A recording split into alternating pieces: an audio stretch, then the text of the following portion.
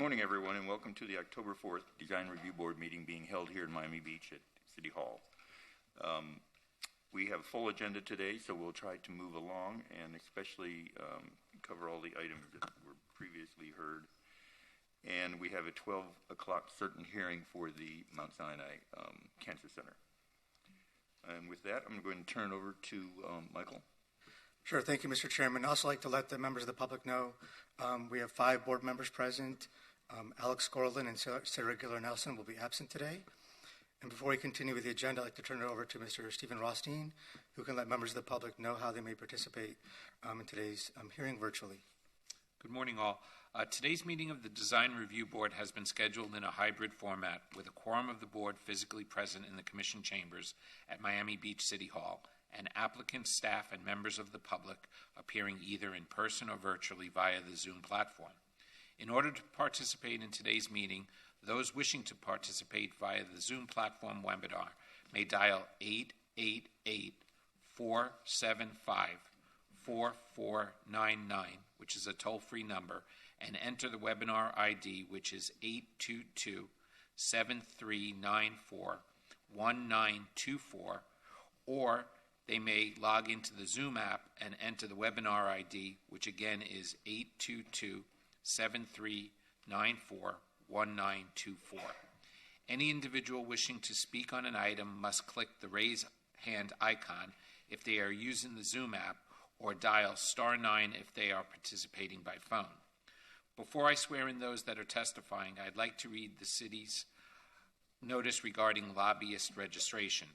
If you are appearing on behalf of a business, a corporation, or another person, you need to register as a lobbyist with the city clerk's office.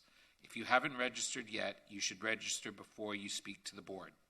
You do not have to register as a lobbyist if you are speaking only on your behalf and not on any other party, or if you are testifying as an expert witness, providing only scientific, technical, or other specialized information or testimony in this public meeting, or if you are appearing as a representative of a neighborhood association without any compensation or reimbursement for your appearance to express support of or opposition to any item. Expert witnesses and representatives of neighborhood associations shall, prior to appearing, disclose in writing to the city clerk their name, address, and the principal on whose behalf they are communicating. If you are an architect, attorney, or an employee representing an applicant or an objector, you must register as a lobbyist. These rules apply whether you are appearing in favor of or against an item, or encouraging or arguing against its passage, defeat, modification, or continuance. At this point, those that will be testifying, please stand and I'll swear you in. Okay, please raise your right hand. Do you swear or affirm that the testimony that you'll be given in this proceeding is the truth, the whole truth, and nothing but the truth? Okay, thank you. And I'll turn it back over to Michael. Thanks, Stephen. With that, we can continue with the approval of the minutes. First, we have 2 after actions here for the minutes. The first is the July 5th meeting.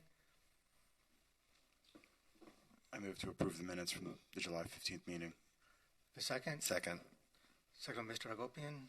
All in favor? Aye. Aye. Motion passes 5-0. Second is our approval of the after action report, our minutes for the September 6th meeting. I move to approve the September 6th minutes. Motion made by Mr. Sheldon. Do I have a second? Seconded by Mr. Comas. All in favor? Aye. Motion carries 5-0. We do have a request for continuance for 2 applications on the agenda.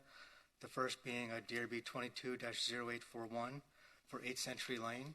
Do we have the applicant here for this application? They do not need to be here. I did receive correspondence from them, written correspondence. They're requesting this application be continued to the December 6th meeting. So with that, I'll ask if we have any members of the public who want to speak, not on the merits of the application, but on the continuance request. If anybody's here in chambers.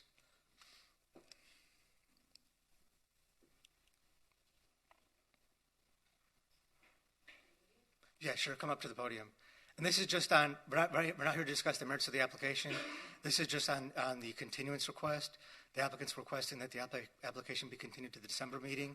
If you want to speak just on that request for continuance, please do We so. would just, as from the Vistas condominium 1 Century Lane, would like to object to both applications and have it on record. Okay, yes, and we did receive numerous emails. Okay. Thank you. Thank you. And can we just ask a question? Can you regarding please the- speak it, and maybe lower the microphone a little bit? Thank you. Regarding the opposition letters, so we've seen online that the support letters have been published, but none of the opposition letters. Could you comment on why those haven't been published online yet? I don't know. Typically, they may not be published. I know we received a lot of them most recently. So if we don't receive them until the last minute, they're not put online. So, but if we have them now in advance, we can post them for the December meeting for sure. Okay, We'll do thank that. you. Oh, yes. I'm sorry. Please, if you could both identify yourselves for the record, your names and addresses. Kara Glazer, 1 Century Lane.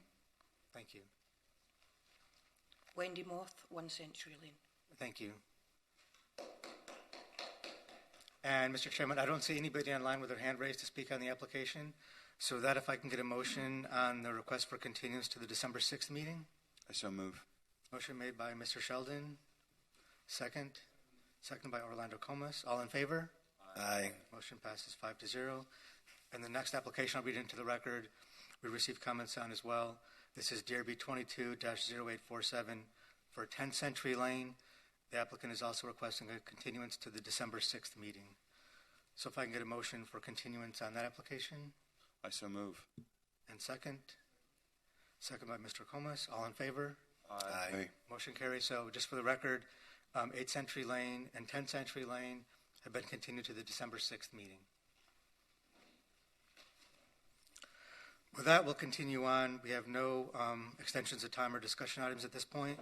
So we can continue with the regular agenda, including items first that were previously continued at the September meeting, from the September meeting. The first being 301 West San Marino Drive. And Giselle will read the description for this application. The first item on the agenda is DRB 22-0833, 301 West San Marino Drive. An application has been filed requesting design review approval for the construction of a new 2-story single-family home, including one or more waivers and variances to reduce the required setbacks for a roof deck to replace an existing pre-1942 home. We should note that in terms of the waivers being requested, one is for the additional 5-foot setback required for an interior side yard, and the other is the additional open space required for a street side yard, as well as a variance is being requested for the setback of the habitable roof decks. The code requires 10 feet from the walls of the building below, and approximately 3 feet is being proposed on the west and east sides of the property.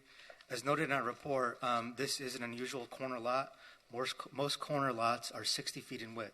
This one is 50 feet in width, which reduces substantially the developable width of the property to only 27.5 feet versus what would be normally allowed for a property that's 60 feet in width with a 37.5 foot width that could be developed.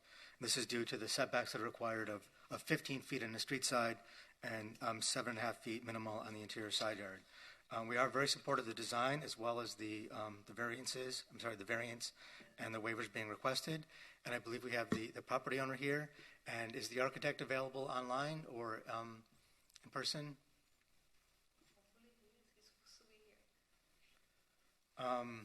Is he going to, can you come up to the podium? Just introduce yourself. Good morning. My name is Pilar Corredor. I'm the owner of 301 West San Marino. Is the architect going to be here in person or virtually? He's supposed to be here. I don't know if he's coming. Well, what we can do, if you like, is we could table this and maybe you could contact him and make sure he's going to come, and we'll continue with the next application and then come back to your application. Okay. I'm sorry Is that about okay? No problem.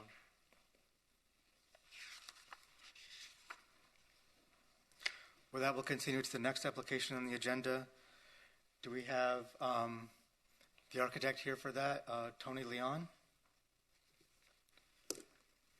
And I don't see him online either.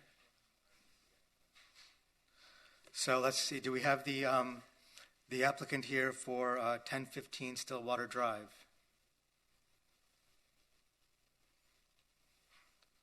And nobody in person or online for 1015 Stillwater Drive? Okay, with that, how about 1840 Alton Road?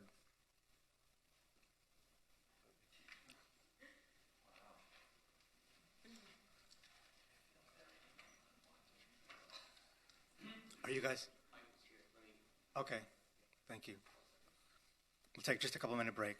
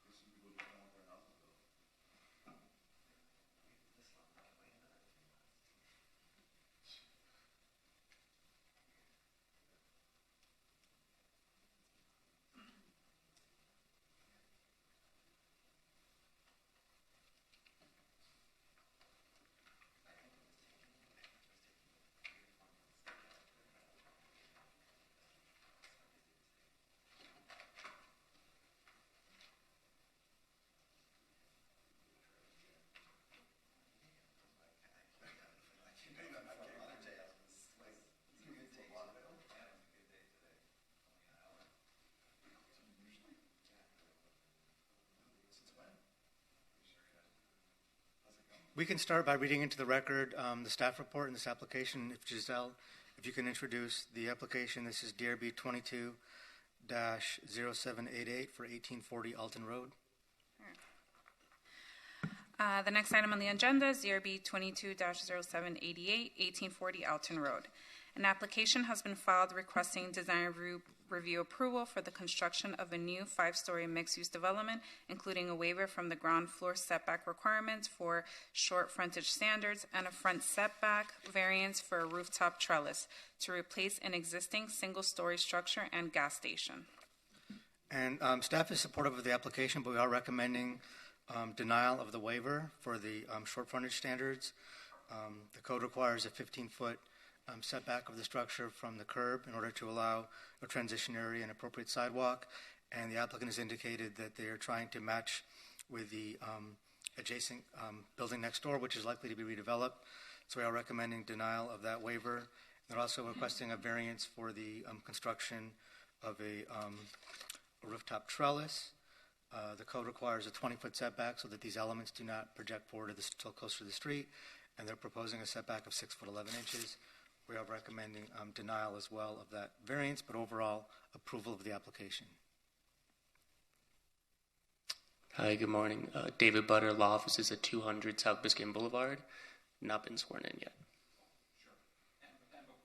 Sorry. And before we start, just have there been any ex parte communications with the board?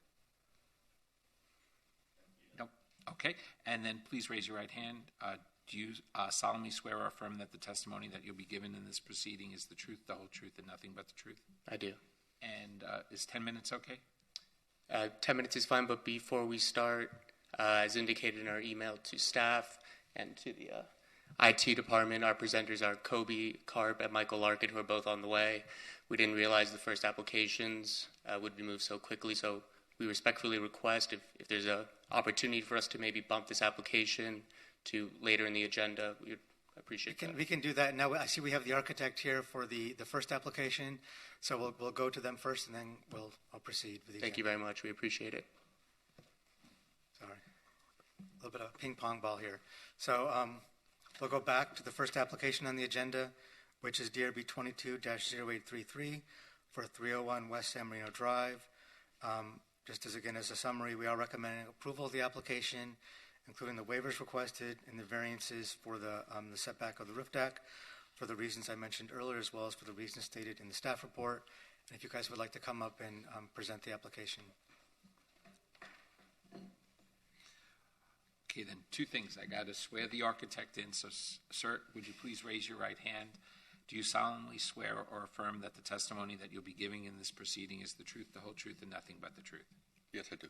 Okay, and board members, have there been any ex parte communications on this application?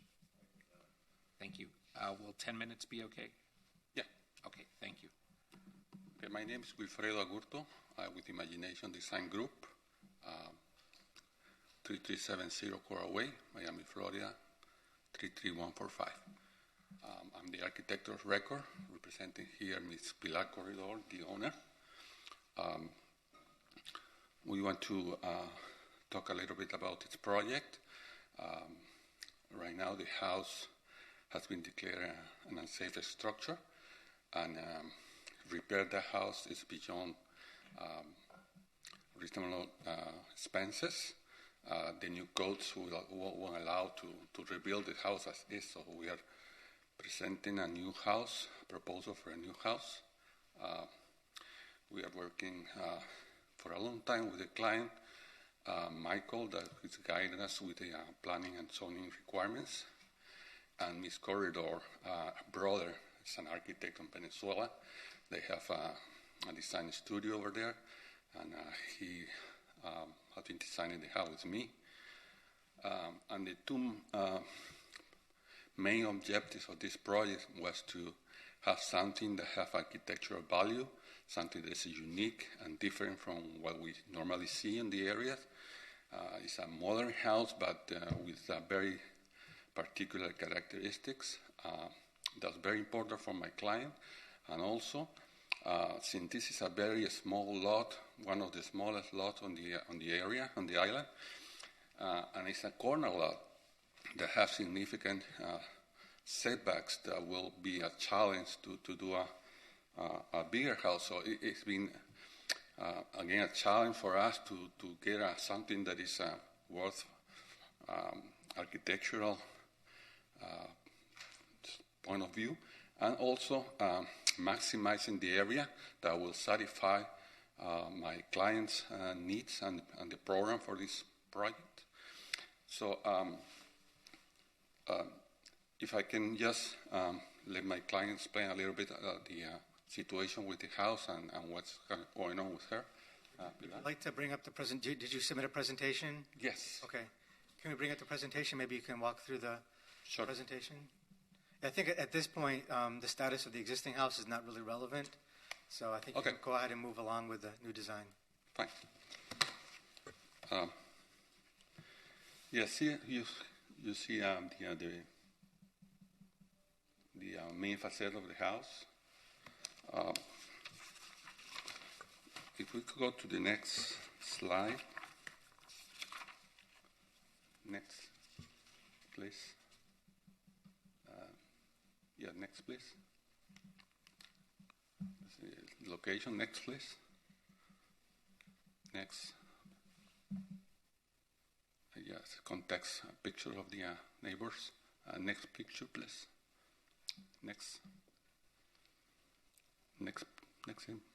slide.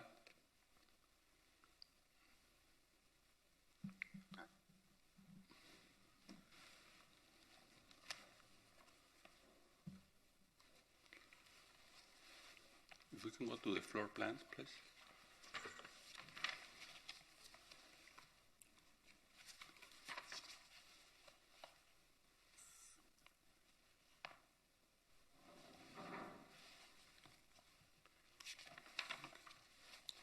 There were four presentation files to the tech team, so I think you have to go to the Arch 1 file next, and then the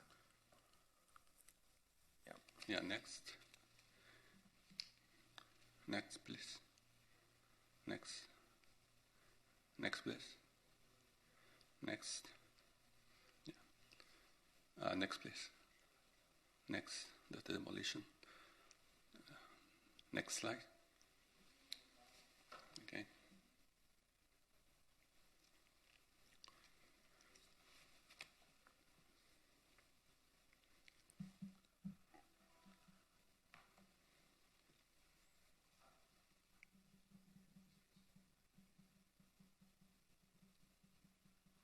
If you guys can bring up the plans that say Arch 2, Arch Plans 2.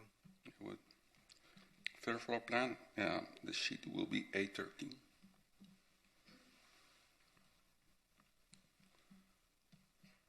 Yeah, that one.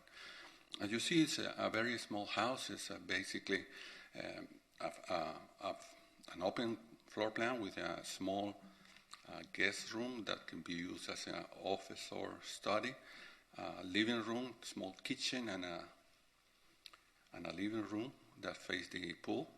We have two small, you see a circular objects, there's a small parlor and a cabana.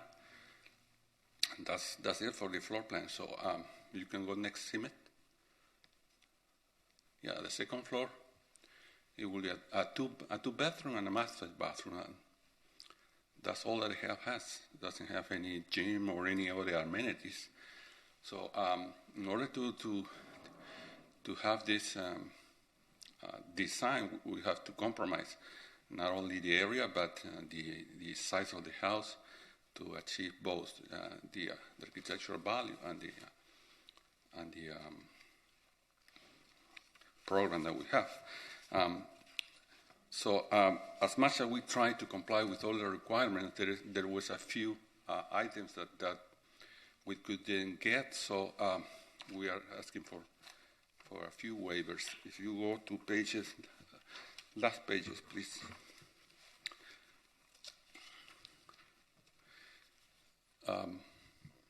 Next.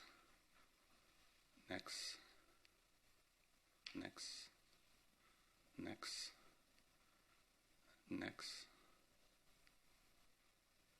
slide.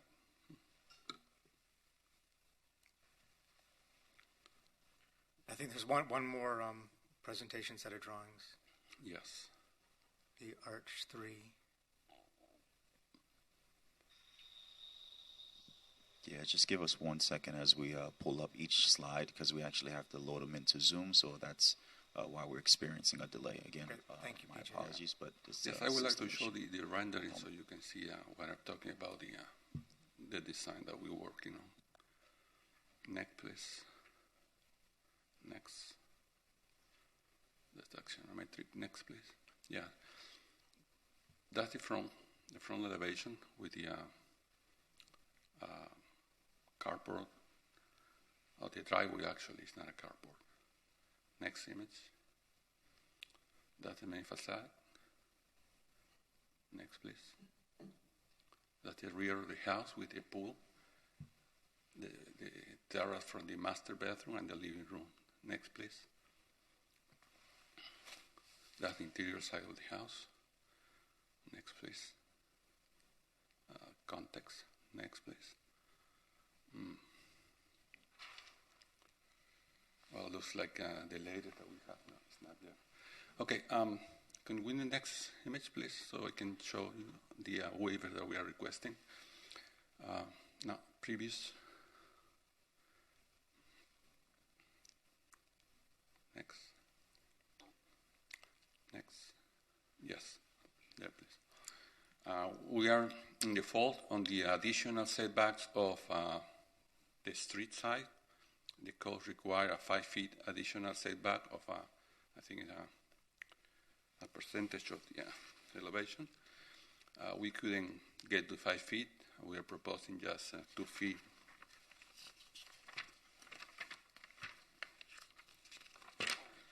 Yeah, 2 feet, 0.14 feet. And also on the additional interior side, we have provided the additional area, but we need to place the spiral stair on that area. If you go to the next page. Yeah, there we are also asking waiver for the 10 feet setback from the edge of the house, so we have a usable deck. Finally, very important for my client, could you go back, please? Couple image. Back there. We are asking waiver for the height of the perimeter wall. Since the house is very elevated and the average sidewalk is very low, having a maximum allowed by the code will all end in a 4 feet high fence on our side, which is not enough for my client's wishes for privacy. So that's the waivers that we are requesting. And actually, just so the board knows, she's no longer asking for the variance for the fence height. We're going to work with her for a code compliant. We discussed that before it was advertised. So we're supportive of the application includes the waivers for everything related to the house and for the variances for the roof deck, but not the variances for the walls. With that, does that conclude your presentation? Yes, if you have any question, I'm here to answer it. Thank you. Anyone from the public wish to speak on this project? Please come forward or raise your hand. And there's nobody online, and I see nobody in chambers. So I'm going to close the public portion and turn over to the board for comment. Yeah, I can start. Thank you. Thank you, Mr. Chair. I really like the design of this home. I can see the challenges you had with such a small, narrow site. And just to kind of clarify, it is a sort of it would be considered a modestly sized home here. You know, I think you're under 3,000 square feet. So I really enjoy seeing the different materiality and the openness and closeness and the glazing and the way the facade things kind of go up and down and sideways, which I think is really nice. I'm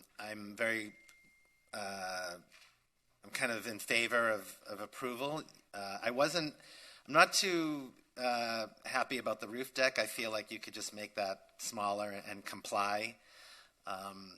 And a couple of just things I would say, if you do get approval here, I don't see a material board as part of the application, or I don't think maybe I missed it, but I just want to make sure that you understand the materiality that we see in the renderings is what we're going to expect you to be submitting to the building department. So I assume I see a lot of kind of, there's some metal panels or something. There's some wood look or wood that I see quite a bit on the facade. I think for the success of this project, we need to kind of keep those things as part of the design. I even see kind of some stone. It looks like at the base you're doing kind of a stone or a variegated stone base around the home. And my other comment was I'm certainly not in favor of this gigantic wall that was going to be on the side there separating, but I guess you've resolved that with staff. So I think you've designed a very beautiful home that I think will be an asset to the neighborhood. Thank you. I don't have any comments regarding the design, but I do concur with staff's analysis that the shape of and size of the lot create a practical difficulty that I believe warrant granting the requested variance. Did we receive a letter of objection about this project concerning the rooftop? I didn't on this one. Okay.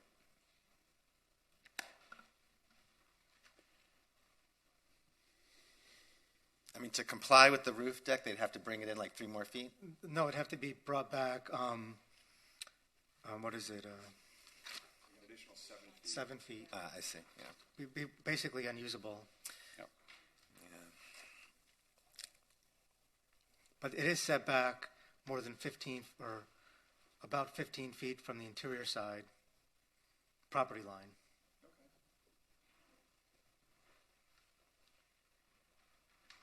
No other comments? Do we have a motion? I move to should we do the design? Yeah, we can do the design. I do have several comments. Is the landscape architect here? Excuse me? The landscape architect? No. Okay. We have a tree survey that shows 25 existing trees, and a tree disposition plan that shows 39.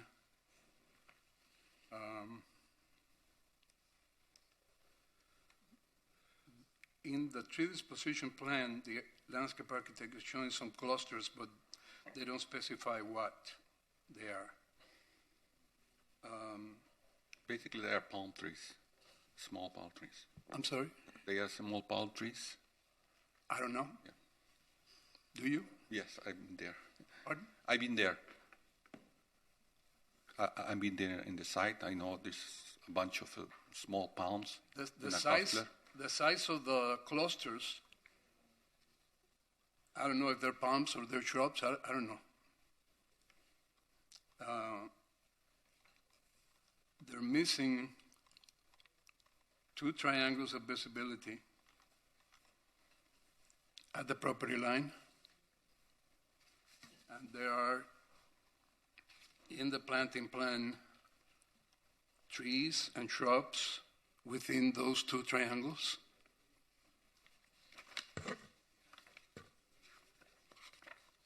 And One of the most important things is that they are encroaching into the right-of-way with the landscape, which is not allowed.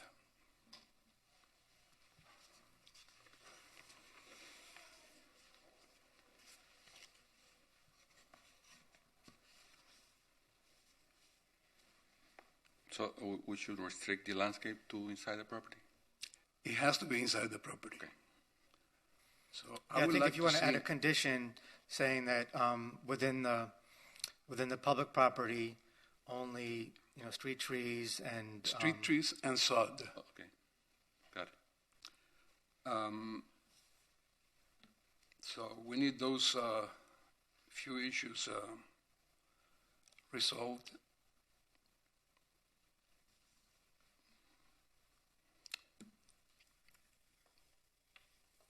So those will be the we conditions. can add that, and we could include a condition regarding the visibility. As triangle. conditions, yeah. Oh, one more thing. The steps on the right-of-way are not allowed.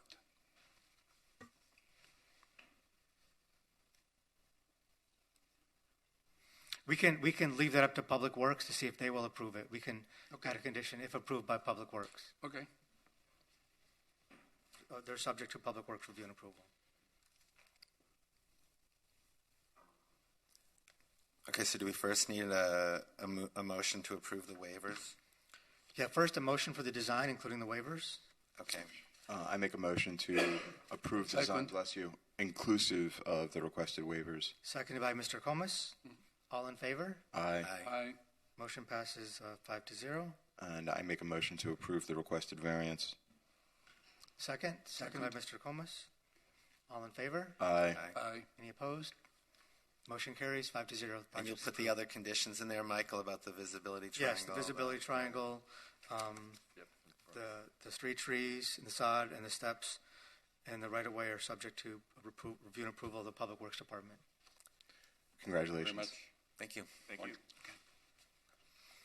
With that, we can move along. I see the architect here for the next application on the agenda, which is DRB 22-0825 for 1311 15th Terrace. Are you ready, Tony? Give us just a second. And just Giselle will read this into the record, and I'll do a quick summary. The next item on the agenda is DRB 22-0825, 1311 15 Terrace. An application has been filed requesting design review approval for the construction of a new 4-story multifamily residential building, including one or more waivers and variances related to the required dimensions for parking to replace an existing 2-story building to be demolished. And just to clarify, the waiver request is for the ground floor clearance requirement. The code requires 10. The board can grant a waiver the code requires 12 feet. The board can grant a waiver down to 10 feet clearance. They're providing 10 foot 3 inches from BFE plus 1 foot of free board. We noted in the staff report, although the applicant did request a variance or waiver for lot coverage, they were including the impervious parking and impervious driveways that were open to the exterior as part of the lot coverage. As long as those areas are pervious, then those can be included or do not count against the impervious areas for the property. So we did ask the applicant as part of the building permit plans to verify that calculation. Based upon what they submitted, they don't need that waiver. The variances requested are for the parking space depth. 18 foot is the minimum. They're providing 16 foot 10 inches and a variance from the minimum required interior drive aisle. The code requires 22. They're providing 21.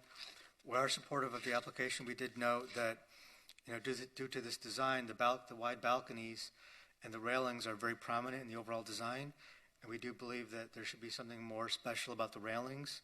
And we are recommending that the architect come up with a more unique design for the railings. And we're also recommending that the glass railings, they were proposing 2 different railing types, glass at the front and pickets on the side. We're recommending that they come up with a new railing design that's used throughout the entire project. With that, we are recommending approval of the variance, approval of the waiver, and approval of the application with the modification to the railings that I noted. With that, I'll turn it over to Mr. Tony Leon to present the application. Okay, and before we start, are there any disclosures from the board ex parte communications? And then, sir, I need to swear you in. Yes, sir. I think everyone needs to be sworn in on this matter. Are you the only one testifying? The gentleman behind you? He might. Okay, just an abundance of In case, caution. yeah. Please raise your right hand. Do you solemnly swear or affirm, bless you, that the testimony you're giving in this proceeding will be the truth, the whole truth, and nothing but the truth? Yes. Okay, and will 10 minutes be okay? Oh, probably less than that. Okay. Well, I Well, was send it number at 20 10. last month, so I know what it feels like to be at the end. So I'm going to try to keep it quick. It's a pretty simple building anyway.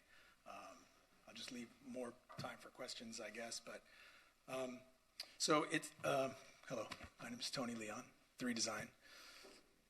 My office at 3260 Northwest 7th Street. So it's a replacement of this existing building that's used as a multifamily building. It's got like 7 or 8 units in it, and we're just trying to make a 6 units, luxury, 1,300 square feet was kind of actually 1,500 square feet was the goal for the client, but it's a challenging site. It's very narrow, so we did what we could, but got 6 1,300 square foot units, and a rooftop pool. We have 6 parking spots. It's very beautifully landscaped, as you can see from the landscape design. And there's a lot of vertical elements to try to create this sort of verticality in a very tight building. So the railings were a big part of that. We went with the vertical railings, not just for the verticality part of it, but it also is, I think, a little safer. We envision that since these are 3-bedroom units, that the owners may be families or someone who has children, so that was kind of part of the reasoning for that as well. Luxury units, 3 bedrooms, trash chute, Tony, private do you want to bring up the elevators. presentation so you can walk through and show the board some of the design? Yeah, sure. We can go to that. That's the survey, the existing building. Next slide.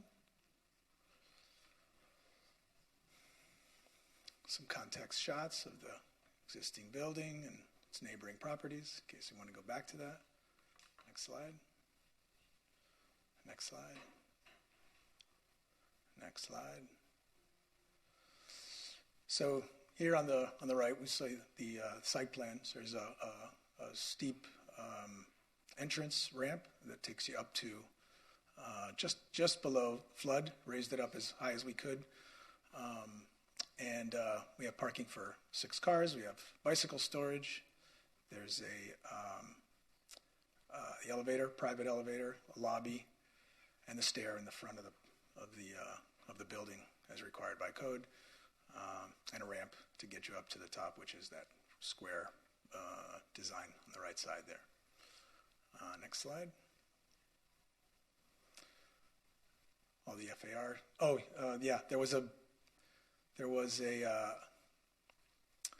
FAR calculation, or was it the lot coverage that you said was just to check it out and make sure? So we looked through it. It looks right. I think we're good. We're under by just a couple square feet, but and the FAR, I did check the FAR calculations again, and the number is actually wrong by just a couple hundred square feet, but it is below the minimum or the maximum. Next slide. Second floor, third floor, they're identical with the exception of the stairs coming from the parking level in the rear. So you see they're nice wide balconies, 7 foot projection. Again, 3 bedrooms, master bedroom with private bath. There's a laundry room, trash chute, private elevator, and the angles in the front are sort of a way to reduce. I needed about 50 square feet of FAR that I was over. So this little angle just kind of got a few square feet out of the FAR calculation, and it makes for a nice design as well instead of just a flat square building. Next slide. and then the rooftop with a pool, elevator access. I had a barbecue up there, but not an allowable roof projection, so the barbecue area will go away. Elevator machine room. There's equipment pads in the rear at a different level, much lower than the pool deck. So from the pool deck, you would be seeing over that, and try to just kind of block out, looking at the smaller buildings that are adjacent. So by wrapping a landscape area around the pool deck. Next slide. A couple sections just to see the building height. See that on the rooftop, the pool deck sticks up just slightly above the pool. Sorry, sticks up just above the pool deck, kind of allow for a little seating ledge around the pool. Next slide. See the verticality of the lines. In the railings here, we tried to minimize the number of vertical railings by slowly, progressively kind of spreading them out. And as it got wider than 4 inches, we had to, slip in a piece of glass so that to prevent falling. We can look at that with staff, I suppose, if it's decided that it should be relooked at. Next slide. That design in the railing turns the corner, so on the sides, we're following the same design of the railings as in the front. Next slide. This is the rear. Some planters to kind of soften the view from the master bedrooms that are facing north. Next slide. And the renderings. The lobby on the ground floor is an area that's open, so the louvers sort of create this semi-private space, but the actual elevator lobby is enclosed in glass behind it. And you can see it's lushly landscaped.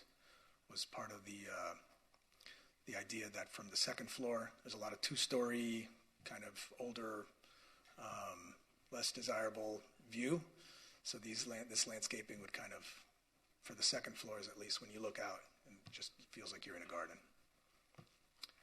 Next slide. Material palette, it's pretty simple. Pervious pavers and stucco, concrete, glass, and louvers. Next slide. My landscape architect was here last month, but we never made it. Couldn't make it this time. So I can't really talk too much about it, but anyway, the next 5 slides I think are the landscape plans. Just kind of scroll through those if you'd like. Some materials, landscape plan, some samples, and I think that's about it. Yep. If you have any questions. Yes, sir. To complete your presentation. Yes, sir. Anyone from the public wish to speak on this project at this time, come forward or raise your hand. And there is nobody online, Mr. Chairman? Okay, then I'm going to close the public portion and turn over to the board for comment. Go ahead. Sure. Thank you, Mr. Chair. So I kind of echo staff's thoughts about the railing and some of the exterior elements, I think. I find that east view to be a little, I don't know, I think there could be more. To me, it could be, in some areas, even on the front view, the 15th terrace view, the metal louvers kind of alternating with the glass in the what I guess is the stairwell. It's hard for me to tell exactly what that is, but I assume you can maybe work with staff on refining what those metal louvers actually are, so that they become something a little bit more interesting. Because I think overall the building is kind of it's basically a rectangle or a square, and I think the way this building will present the best is that in these these details, which is basically the railing, the planters, and kind of these louvers. So that was kind of my first thing when I looked at it, and I'm trying to figure out how this parking garage, the parking area, will actually work, and that's why I'm bringing it up, just because you're asking for these variances on the parking spaces. So, and I guess we're allowed to approve variances for any size parking spaces, I guess, or. Well, the code has certain requirements for certain size lots. Yeah. So if this was a lot that was less than, I think it's 60 or 65 feet in width, then the parking spaces are allowed as of right to go down to as little as 16 feet. So they're above that. Yeah. So I mean, it's obviously very tight in here, just in general. So then the variances mean you can even have smaller spaces. Obviously, cars are not really getting any smaller; they're just getting bigger. And then I'm super curious. I guess the space here that's the 8.6 by 23 feet. This person pulls in, and then they kind of do a modified parallel park when they want to get into that space, and then they do like a modified 6-point turn to get out of. It looks like a big mess to me under there. It's a tough spot. Yeah. It's a tough parking spot. But it does have its maneuverability just based on, some typical standards for turning around. And in the back in the back of I shouldn't say the back. The north side, which is the back, the cars that are parked in those spaces, is there a wall there, or can they bump out into that grassy area? Yeah, they can bump out into that. Well, they could bump out into the grassy area.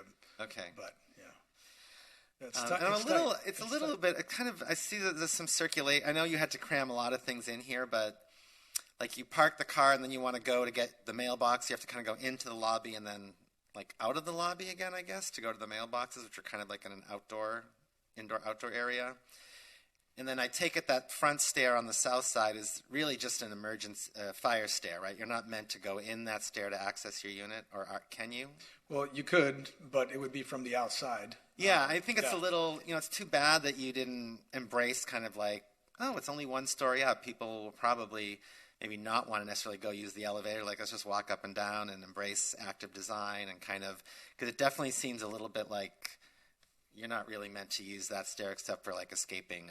Well, I think, Jason, we did ask them to add some windows and open that up, so it's not just an enclosed stairwell to make it more inviting. So I think, let me see if the renderings show that sort of view. It would have been nice if you could have found a way to access the stair from the lobby, so you could actually, use the stair and still it could function as an exit stair. I think would have been nice. I think part of the problem, it's such a tight space that stairwell in the front, it's pretty compressed in order to fit the elevator and the trash room. And you see that the edge of that trash room is lined up exactly with the edge of the handicap parking spot. Like, it's super tight with 100-foot depth. It's just, it fits. Well, and that's my overall concern, right? Yeah. Is that when things are so tight and exact, it works if you can get this, but in reality, sometimes I get concerned that at the end of the day, when you build this, something's going to So I know you tried to, you're trying to fit, I think, a little bit of like a square peg into a round hole here, which I think you've done very well, but there's just like no tolerances for anything, and that just gives me a little bit of pause. But I would like to see a little bit more energy spent on the railings and the exterior a little bit. I know it's a very simple building, but I think in its simplicity, it needs to be a little bit more refined. I'm going to echo a few things that you said. One is I don't think the parking garage works, period. Until we see tracking diagrams, I won't approve it, personally. Second is I think the stairwell in the front that you mentioned could be rearranged to allow access from that little lobby area. It's possible. And third, the railings you should start all over on the railings. In fact, the facade is really quite boring. It's a stucco building with sliding glass doors. It looks pretty cheap to me. And there may be a way for you to improve the quality of it. That's my 3 comments. Okay, I echo the comments of my board members. In the landscape plan, you're showing a 10 feet triangle of visibility, and it's 15 feet. That's going to make it difficult for you to have 4 street trees, which have to be within the 6 feet of the property line without redesigning that area. Even some of the walls would probably end up within the 15-feet triangle. So that you're going to have to review. You mean the low walls that are around the ramp? Because those walls are very low. I don't have dimensions, but once you put in the 15 feet by 15 feet triangles, this is there's no walls. Is the black line a low wall around the driveway? It's a low. Sorry, which line? Are you looking at you're looking at the landscape? I'm looking at the landscape plan. No, those aren't walls. That's just a little. That's a band. That's just a curb. You're talking about in this area here, where the square is. The two angle. No, that's just the driveway. That's just the driveway. That's a different. That's a band. That's a material. Yes. Okay. That's a materiality. But anyways, the area will have to be redesigned to be able to accommodate the 2 street trees in the area.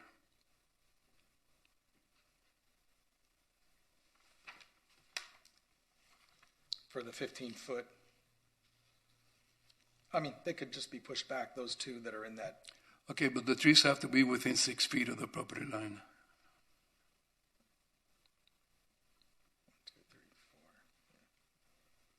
4. It may be a matter of placing 2 trees, because it looks like you have them flanking either side of the driveway, having the street trees to one side and maybe a smaller tree, or the tree closer to the property line next to the walkway that you have leading along the side of the property. So rather than flanking the driveway would be to one side of the property.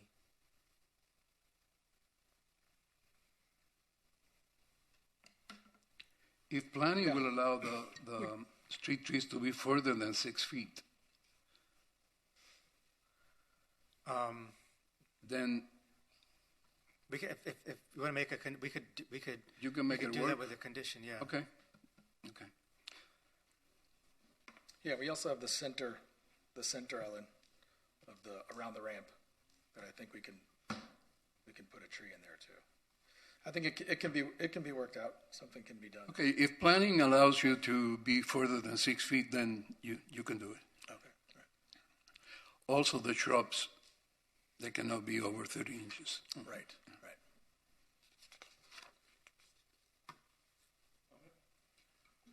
Yeah, I have to echo everybody with the railings. The picket railings, pretty bad. And from the front, the building's interesting. From the side, it's getting less interesting. And from the back, it looks like any building that was built in the 70s, other than the planners. So I would just say, it's almost like you just gave the back no attention. And if you could maybe do something to that whole stairwell instead of just railings, and do some kind of wrapping that would give it an architectural thing.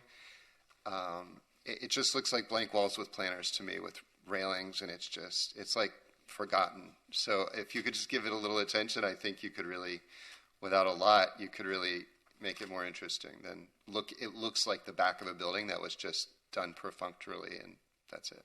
So, and I agree with the parking thing. I mean, that's going to be. I appreciate having 2 units for each, 2 spots for each unit, but it just looks like they might not. There's only 1. Okay, there's only 1 per unit. Okay. Yep. So, I mean, you're looking at, if they're families, they're going to have SUVs. It's like going to be rough. So I don't know what you do to that. I think the good thing here is it's a small amount of units. So it's not like if somebody's doing a 6-point turn in the parking garage, they're going to be interrupting, a high volume of traffic flow. I think they'll just have to learn to live with the spaces that they have, provided under the building. Like I said, the variance, the drive aisle is 21 versus 22, so that's reasonable. And then, like I said, the space that's mentioned as the parallel space, yeah, you could drive into it easily. You're going to have to do a few points to turn around and come back out, facing out. I guess the real issue is, you need 5 votes for the variances.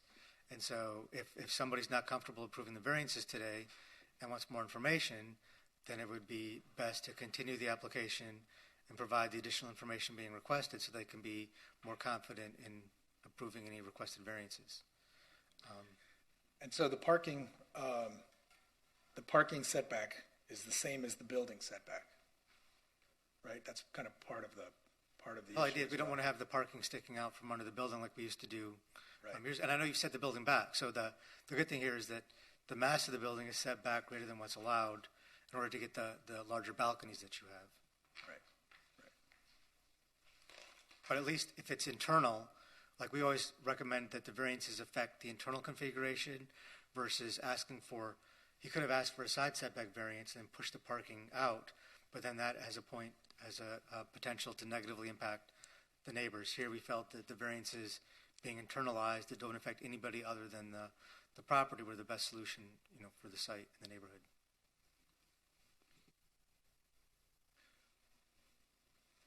Yeah, I guess I'm not really sure if that's the case. I don't know. Like, functionality is important too. So, I would move to continue the application to see further development on it seems like the design of the actual building and the facade is something that we would like to see. That sounded like a motion. Yes. Second. Tony, would you have enough time to redesign the elements being requested here and give us drawings by Monday? Or do you need an additional? Cause that's a lot to do, I think, by this Monday. So do you want to have the board continue this to the December 6th meeting? Well, I think if it's Monday, then, getting renderings done, coming up with multiple iterations of it is a bit tight. I would recommend, I think that the December meeting is... And the parking, I would just like to see something to kind of explain or show us how that might work. Yeah, you can to show kind of address Jim's issue. You can show the size of the car, the maximum size of a car that can fit there, and the maneuverability diagrams for those. Well, it'd probably be a minimum size, right? I think whoever has a small car maybe would use that spot. I mean, it's a tight spot. You should factor, like I say, what is the there?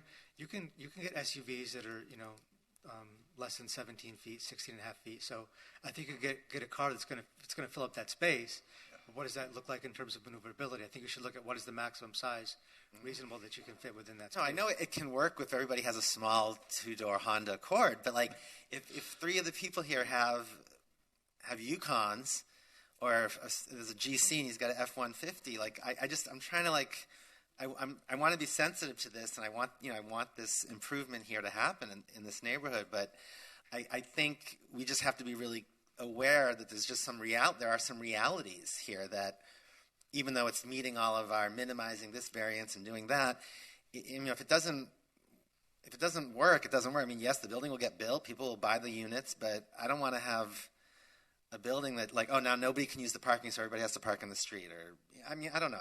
I think.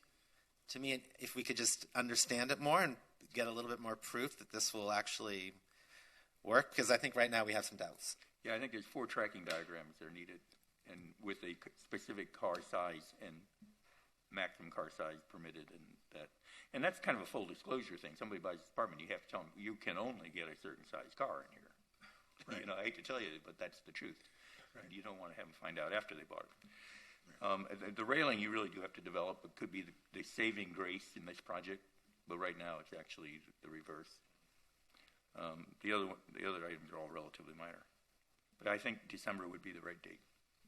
So that was motion made by Mr. Agopian, seconded by Mr. Sheldon to continue to the December 6th meeting. All in favor? Aye. Motion passes. We'll see you. Can I ask one quick question? Sure. Would it make more sense to ask for the variance to the parking so that the parking can stick out and give the full 23 feet and a full 18-foot parking spot? Does that? We'd have to re-advertise it for a modification of the variances. So I think it's best to try to figure out what you can do with see if that diagram works. I think because like I say, you're only asking for 1 foot 2 inches variance for the depth. Whereas, a tandem parking space can be 16 feet. And if the lot this is an unusual lot. It's not very deep, but it's wider than normal. If this was the typical, 60-foot wide lot, then you could do as of right a 16-foot deep parking spot. I know, but like it's like the compounding of the variant. Like the spaces are smaller, the drive aisle is smaller. Like it's just kind of like, okay, so eventually you do get to a point where you start adding all those things up, and something just it actually may not work. And I would be thinking like, oh, maybe it does make sense to push the parking out a little bit more. Maybe I'd be more, maybe that would be a better solution to me than cramming everything in and then creating this weirdly. I mean, you have structural columns down there. I mean, I don't want like a car like. Have you ever been to Brickell City Center? Yeah, I know. No, believe me, I don't want to be in parking places between where the parking cars. is horrible. It's like, yeah. Okay, and it feels like that if in a smaller lot, it would be as of right. That to approve a variance seems a little, I don't know, almost like it's. We just don't want it to be unfunctionable. I've been to the Realtor Association has a parking lot that literally the cars do not fit in the spaces. Remember when they used to do compact lots? You cannot get out of your car when someone parks next to you. You have to climb out a window in the back. So we don't want you to create a space that doesn't work, because then you try to sell that. You get a reputation. People are like, well, you can't use the parking spaces. It's worthless. And then people get really angry at the city. Why did they approve this? So we just want to make sure it works. If you can go to a similar space that has spaces of that size, but when you take one variance of the size and then the variance of the maneuverability, you get to a point where you can't turn around. And if you have to back straight out of the thing, maybe that, but you gotta be clear with yourself and with what you're selling that it's going to actually work, because if it looks like it's going to work and it doesn't, it's wasting everyone's time. I mean, it doesn't benefit anybody. It'll save you trouble on the end, I promise you. Yeah. Would the board be more inclined to have them request variances to move the parking out into the required side yards versus having it internal? If the screening were done right. I mean, you're talking what, 2 feet? It's just another foot and a couple inches, right, to make it a real size parking space. We're talking just foot and a couple. And you could gain a foot in the drive aisle. I mean, like it might be a better solution because it actually it fixes a bunch of other things. I mean, you're trying to do the right thing. Nobody is saying that you guys are trying to push something too big for this little. You're doing what you can with what you got. Right, but we're trying to, But the parking lot at 1610, for example, if it were 16.6, that extra inches that we gained just from reducing the parking size could go towards the backup space, and then we end up with a 23-foot backup 22-foot backup instead of 21, but the spots would be still bigger than the minimum of 16. So maybe it's reducing the parking size to even smaller, but giving the full backup space. I think maybe you look at a variety of solutions and maneuverability based upon the cars and see what works best. Okay. Very good. Thank you. Thank you.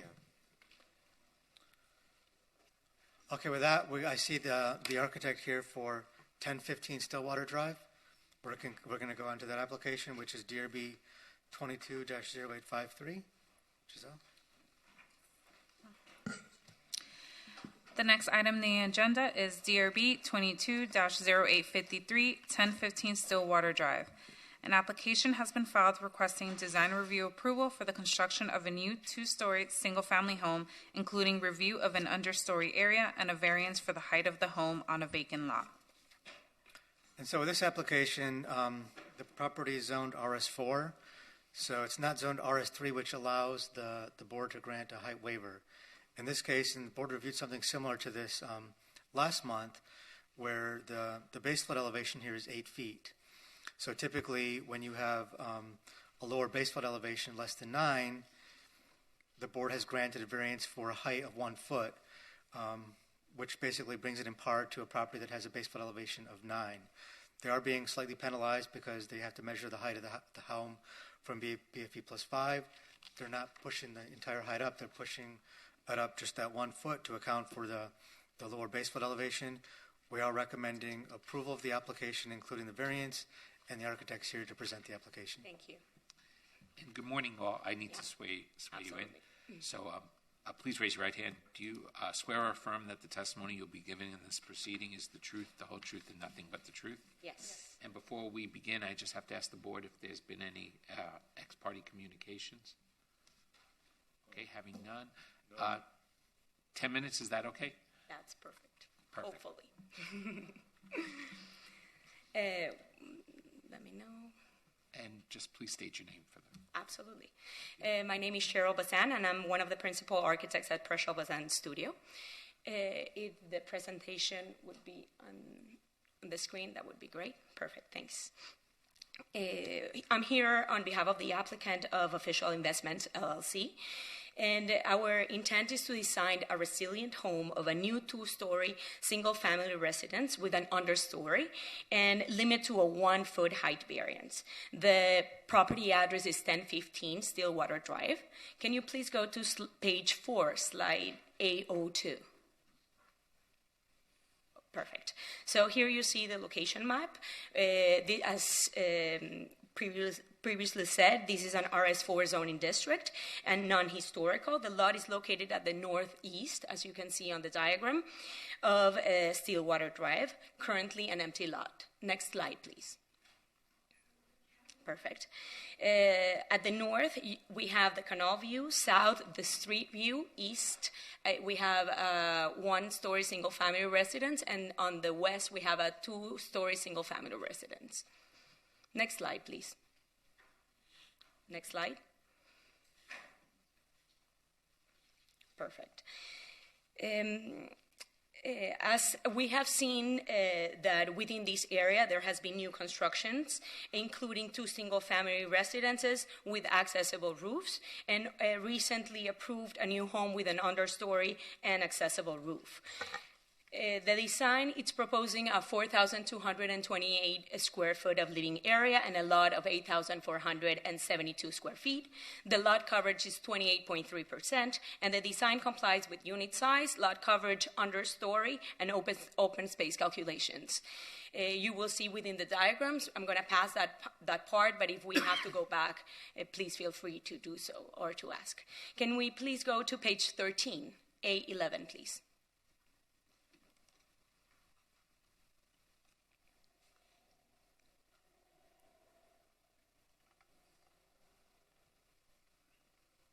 Thank you. Within this diagram, what we're looking is all areas marked in orange are the areas that are 1 foot above the 24 feet. So that's the 1 foot variance that we're seeking. And all the areas in yellow are a parapet, perimeter of 4 inches. And the idea is to create an eyebrow throughout all the perimeter of the house in order to decrease that height that we're seeking and to understand from a street point of view that the overall height is lower.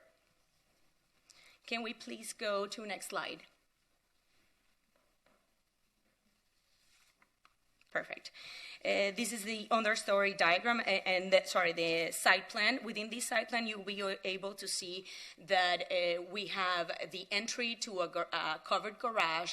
Towards the east side, we have the corridor stair, and when you pass through, everything is integrated with the landscape, and the idea is that when you pass through, we have a garden that is in front of the main circulation system of the home, it's something that you will be looking at towards on the first floor and second floor. Towards the back of the property, we have covered terraces with on pavers set on sand base, and then we have the pool looking towards the canal. Can we go, please, to the next slide? And it's the next slide as well, please. Perfect. This is the first floor. As we said before, we have the corridor stair on one side, and then we also have the enclosed stair at the center location.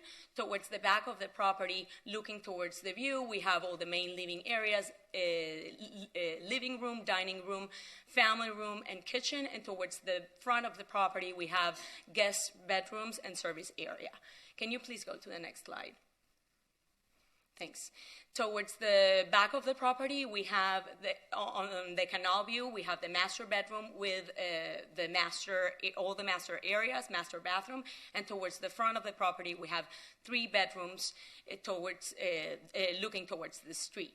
And in order to create less visibility of these bedrooms and more privacy, we have created the corridor breezeway concrete wall. You will see it later on the elevations. conditions. Can you please pass to the next slide? Perfect. So on the roof plan, we have the HVAC equipment, and the idea is to create it at the center of, or to locate it, sorry, at the center of the property and at the center of the building. Next slide. The main idea of the home is to create an airy volume that it's integrated within the neighborhood and within the landscape that we're proposing, as well the landscape that it's on the front of the home, as well as on the landscape that it's in the interior of the home. You will see that we have floor-to-ceiling windows looking towards the front, but we try to mitigate with that privacy with that concrete breezeway block wall. Can you please pass to the next slide? Perfect. On the elevations, on the side elevations, we incorporated a few fenestrations, and we also have different materialities in order to give dynamism to the whole volumes. You'll be able to see that right at the front of at the front of the property, you're able to integrate visually the landscaping that is within the center of the home. Can you please pass to the next slide? And I believe it will be, I'll tell you, give me 1 second, please. Can you please pass to page 826? So it would be slide 28. Perfect. So here is the volumetrics of the home. As we said, we have a big open courtyard right in the middle of the home, and then we try to integrate that landscape from the front of the property in order to mitigate the volumes, the volumetrics. At the back of the property, you will see that we also created an open space on the roof in order to integrate the volumes towards the sky. You will see it a little bit more clearly on the renderings. Please, next slide. And next slide.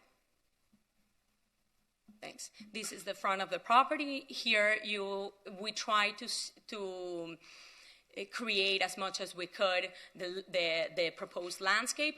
From this rendering, what's missing, it's a few palms that go all the way right on the front, but we try to remove them in order to really see what's happening on the architecture.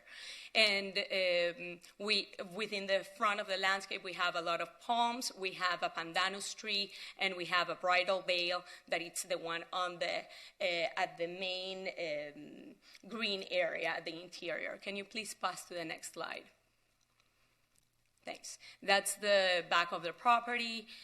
As we said before, the idea is to do an area design to create airflow, and landscaping integration, indoor-outdoor an indoor-outdoor tropical design for this property.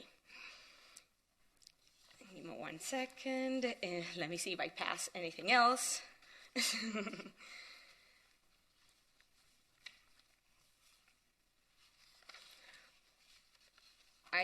Well, for landscaping, I believe the landscape designer should be online. If not, I can explain a little bit what's happening. On the existing lot, we had one tabebuia tree and one frangipani, and 2 Brazilian pepper trees that are, those are invasive species. We're planning to mitigate with 3 black calabash trees and 1 ligustrum. At the front, as I said, we have palm trees and the pandanus utilis right at the entry. We had on the east and west side facades, we have Spanish stoppers, Jamaican capers, and fishtail palms.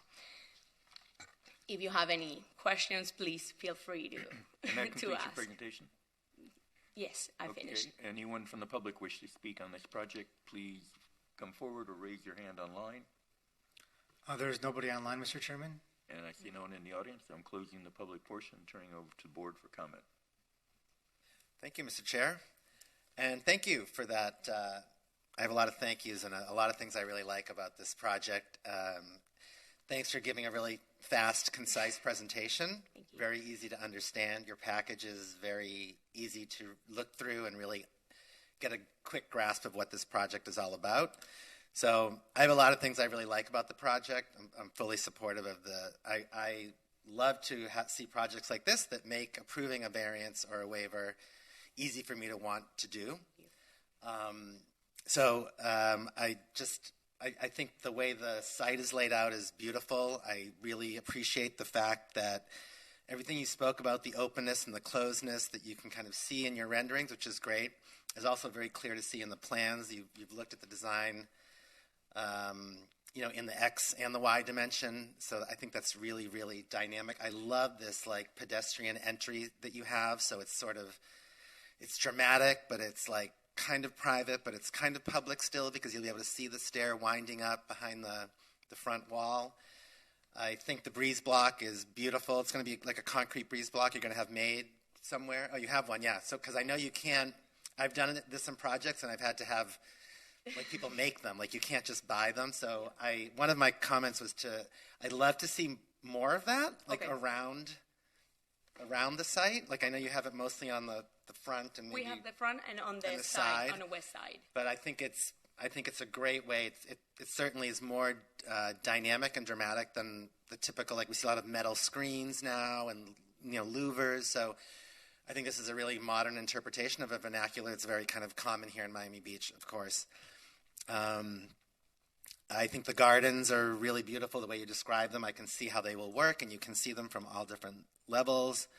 And you can particularly see how a home like yours, compared to the home next door, which is the more classical home, is kind of like two big boxes, basically, and how the effort that you've put to kind of modulate your home I think is really quite nice. I'm just making sure I get... Oh, and I see a little bit of maybe bamboo in the landscaping. Yes, we have a little bamboo on the side. I'm not a fan, but that's just me. I'm not the landscape guy, but I mean, I don't know. I find that it kind of does the job and gets everything done. It grows really fast, but it's just, as you know, it's a grass, and it just the leaves and the branches and the growth and the spreading and the clumping and the whatever it does. I don't know. I find it to be a little bit obtrusive. Okay. So my thing would be to maybe find something else. Okay. And thank you for presenting an elevated home. As the person that is here to kind of promote the water, sea level rise and whatnot, I'm really happy to see a great use of the understory here.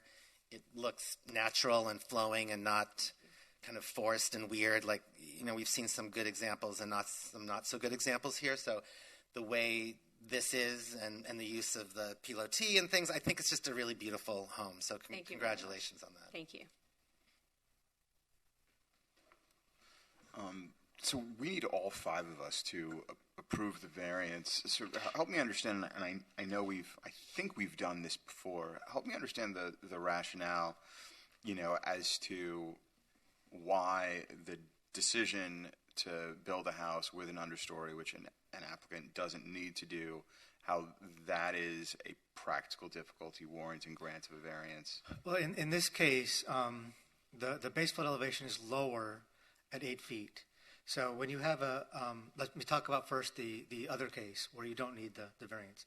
When you have a base flood elevation of +9 and a minimum freeboard of +1, you're putting your first floor at, you can go actually BFE +5, so 9 +5 +14.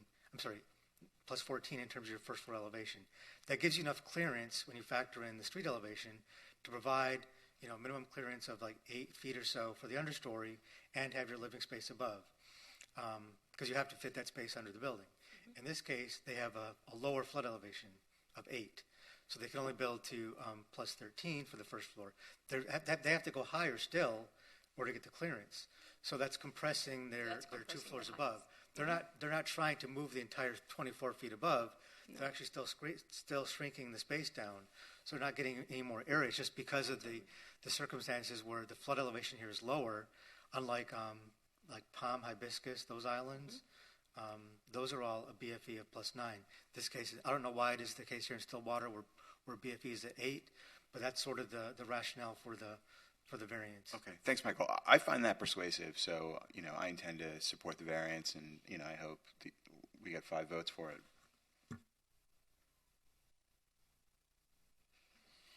Hi. Hi.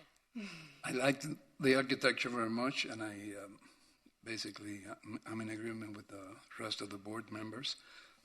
Regarding the landscape, there is a palm and a shrub within the triangle of visibility, which needs to be removed. Okay.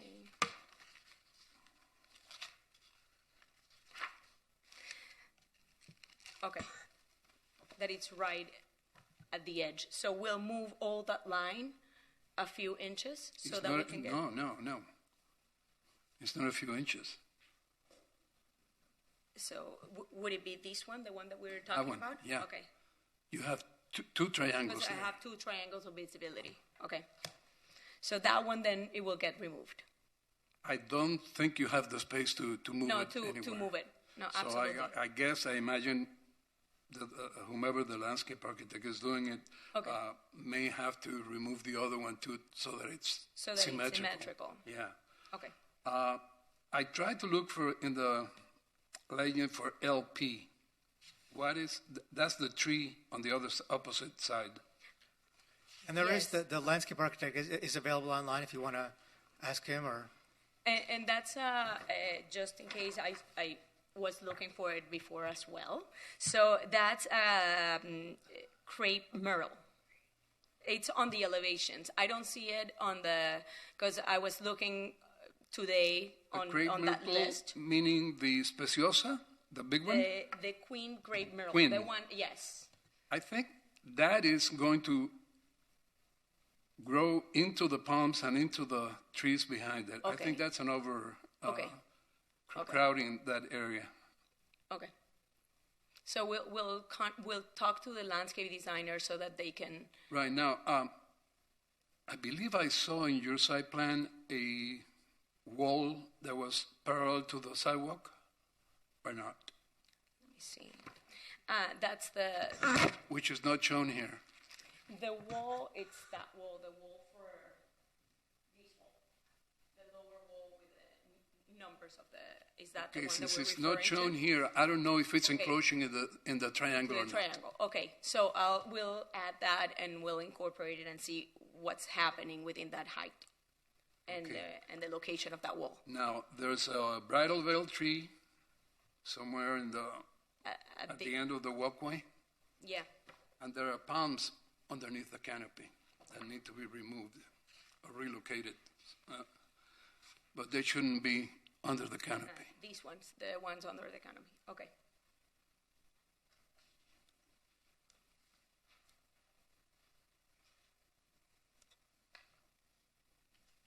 Basically, that's it.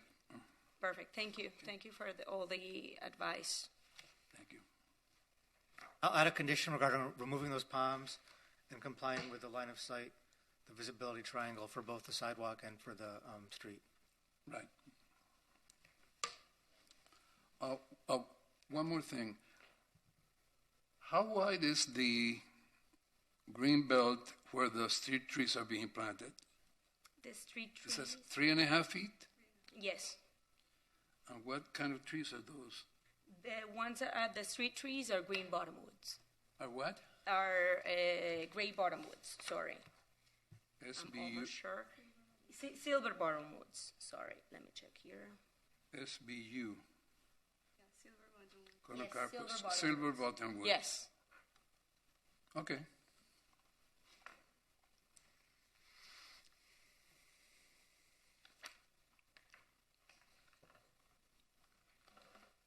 Any other comments? Any comments? Sorry. Go ahead. So I move to approve the design. And second? Second. Second of Mr. Agopian Bichia. All in favor? Aye. Aye. Approved 5-0. And for the variance? And I make a motion to approve the requested variance. I second. Orlando Bichia that time, seconded by Orlando. All in favor? Aye. Aye. Motion passes 5-0. Thank you. Thank you very much. Thank you. Thanks. So with that, we'll go back to DRB 22-0788, 1840 Alton Road. We already read this into the record. This is for the construction of a new 5-story building, including a waiver from the short frontage standards for the ground floor setback and a variance related to the rooftop trellis. As indicated previously, we are recommending against both the waiver and the variance for the setback, but are recommending approval of the application with the conditions in the staff report. And now we have the architect here to present the application. Okay, Kobe, I need to swear you in. Please raise your right hand. Do you solemnly swear or affirm that the testimony you'll be giving in this proceeding is the truth, the whole truth, and nothing but the truth? I do. And from the board members, are there any ex-party communications? None. Okay, and 10 minutes, will that work, Mr. Larkin? Yes, that's all good. So, good morning, Mr. Chairman, board member, staff. Michael Larkin, 200 South Biscayne Boulevard, here representing the applicant. Could I have the presentation pulled up, please?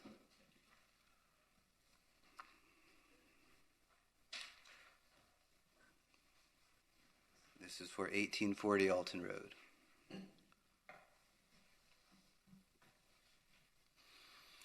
Great. So, as staff indicated, we're seeking design review approval for a mixed-use office building at 1840 Alton Road.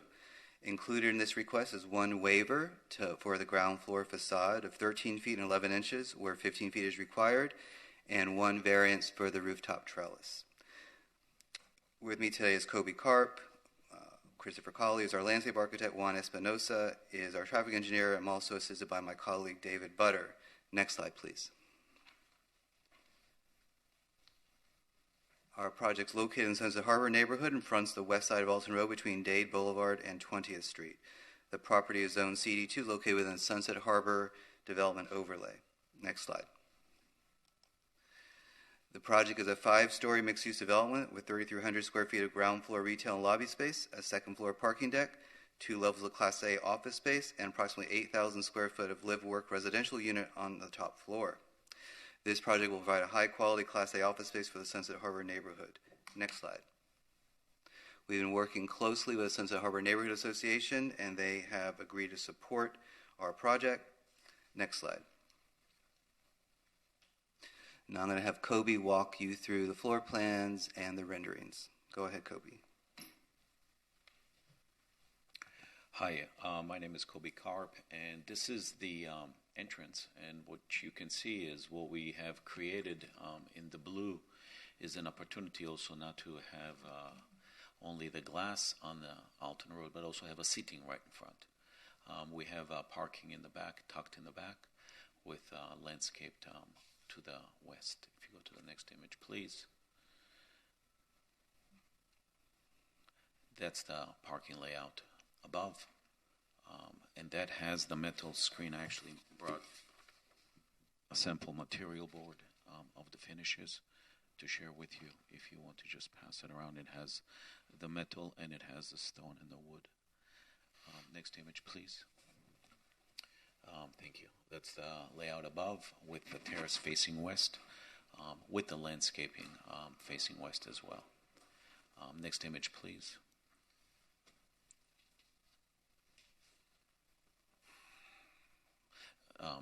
That's the footprint of the office. Next image, please. And that's the footprint of the residential. Next image, please. That's the rooftop with the landscaping and the planters and the terraces. I've actually made a study also based on staff's comments, and I've shared it with Mike Belush for that. If he allows me, I'll share that with you as well. It's the images of what the trellis would look like.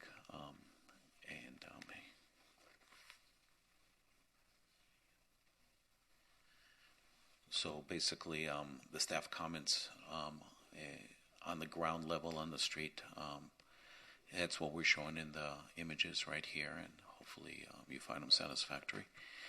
And that's it. Next image, please. That's the 3D image next to the tire station. Next image, please. That's the section. Next image, please. This is the image where it shows the ability for the lobby. The screen mesh metal is what I shared with you as well.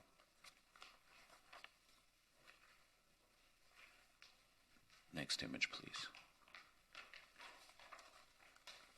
That's the ground level. Next image. Next image. And that's the front facade of the building. If you have any questions, I'm here to assist in any way possible. Thank you. We'll keep it on that slide for a second. Can we pull it back up? So as a part of the application, we are requesting a variance from the setback regulations as they apply to the rooftop trellis. Specifically, we're asking to set back the rooftop trellis 6 feet, 11 inches from our front property line rather than 20 feet where are required. As Kobe pointed out to you all, this is a strong part of the framing of the building in the southeast corner. We feel it's appropriately sized. The regulation is really intended to prevent you from having so many shade structures and so close to the front property line that it looks like an additional story. I think if you're looking at this rendering, you can tell that the trellis really does not look like that. There's ample open space all around it. So we're respectfully requesting the grant of that variance. Next slide, please. Oh, sorry. So that's all we have. I'm happy to answer any questions you all may have. Thank you very much. Thank you very much. Anyone from the public wish to speak, come forward at this time or raise your hand online. We have one member online, Mr. Chairman. Sarah, actually two now. First is Sarah De Los Reyes. Good morning. Good morning. Good morning, Ms. De Los Reyes. I need to swear you in before you address the board. Please raise your right hand. Do you solemnly swear or affirm that the testimony you'll be giving in this proceeding is the truth, the whole truth, and nothing but the truth? Yes, I do. Okay, and I'll give you 2 minutes to address the board. We have worked very closely with the developer and the architect in regards to this building. We're very supportive. We came out with a really good deal in giving them space inside and actually reducing the height of the structures on the rooftop and in front of the building, the sidewalk, that we needed a wide sidewalk there because of the way the cars come by. And I appreciate the fact that you guys are hopefully approve this and we can actually get this building done. Thank you. Thank you, Sarah. We have another speaker online, Marilyn.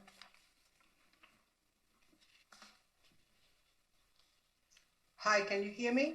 Yes, good morning, Marilyn. I need to swear you in before you address the board. Please raise your right hand. Do you solemnly swear or affirm that the testimony that you will be giving in this proceeding is the truth, the whole truth, and nothing but the truth? I do. Okay, and I'm going to set the clock at 2 minutes. Thank you. I'll be brief. My name is Marilyn Freundlich, and I'm also with the Sunset Harbor Neighborhood Association. And we, like Sarah just said, we have been working closely with this developer. We think it's a beautiful project, and they were kind enough to, for example, make sure that there are not going to be short-term rentals in that residential unit that they're going to have.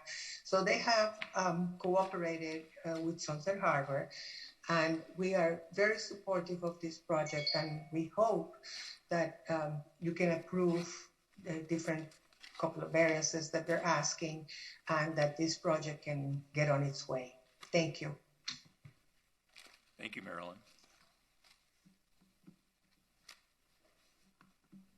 With that, there are no other speakers online. I see nobody else in the chambers here. Okay, then I'm closing the public portion and turning it over to the board for comment. Could we go through the variances for a while? I know about the rooftop canopy one, and if you could, Colby, point out exactly where that is in one of the renderings, that would be great. Yeah, sure. If you can just take me to the ground level floor plan. So ground level will be the waiver, and then up top, the variances with the rooftop trellis. Yep, A3.00. Basically, what I have at the ground level is a setback that I need another. Yeah, I think the variance is the only thing we're talking about. Thank Correct. you, Michael. So the variance would be the rooftop trellis, if you want.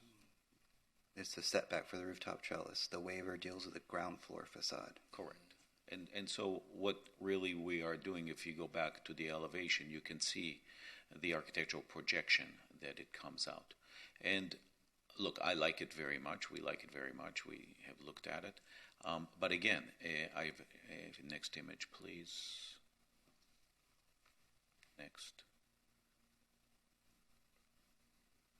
There it is.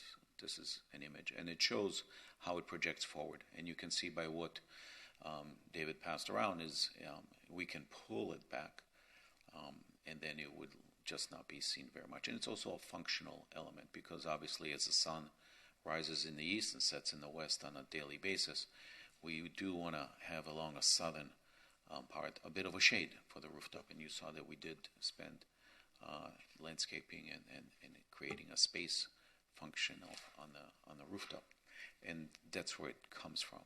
So, thank you. So to help clarify for me, the drawings that we were sent, the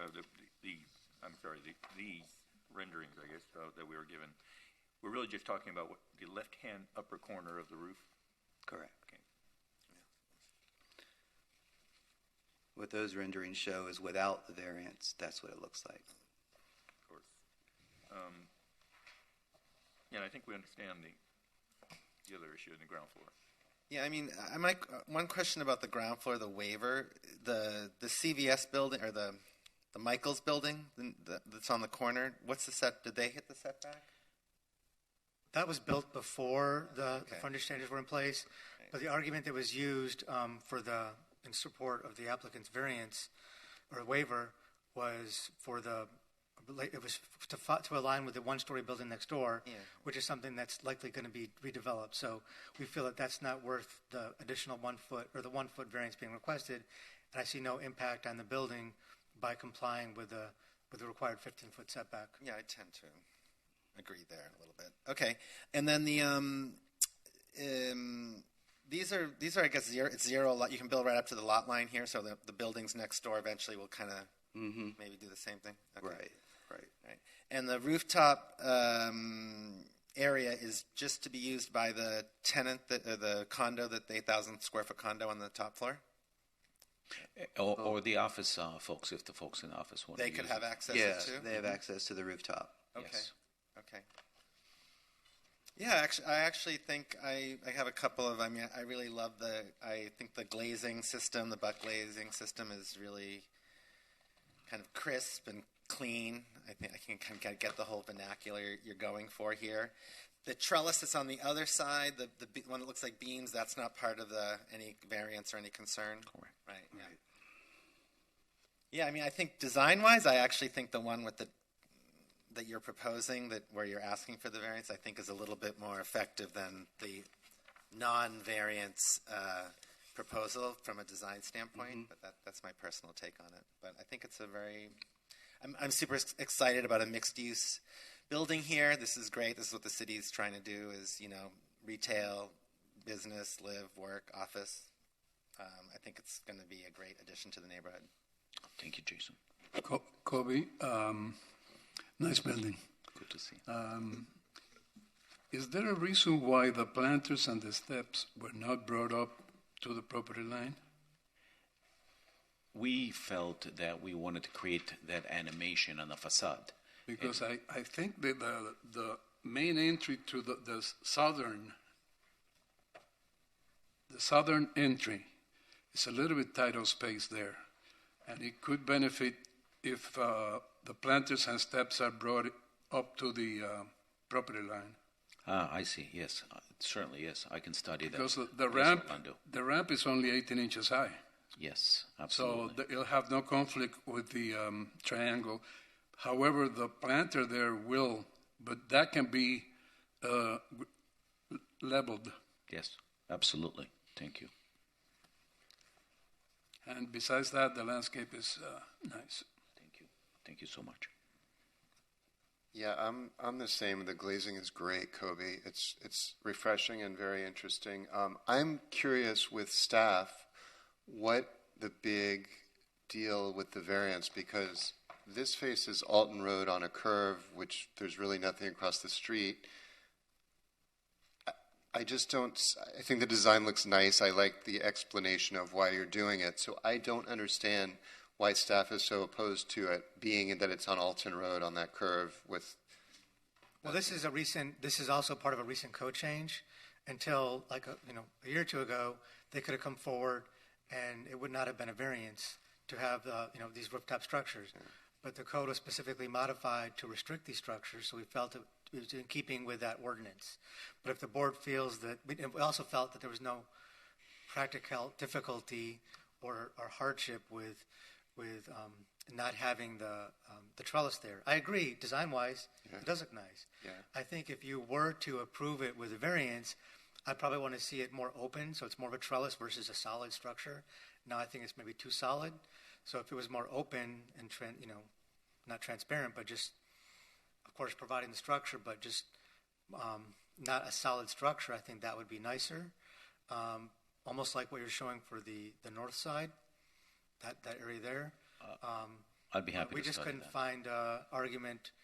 Plus, it's a tall wall. If this was next to a building, not a vacant site, I mean, it's going to be very difficult to develop that little tiny lot. That 8,000 square foot, I mean, that's going to be, I can't wait to see that one. They're not going to be see what they try to shoehorn in there. Yeah, that's going to be difficult to build up to block a wall there. Yeah.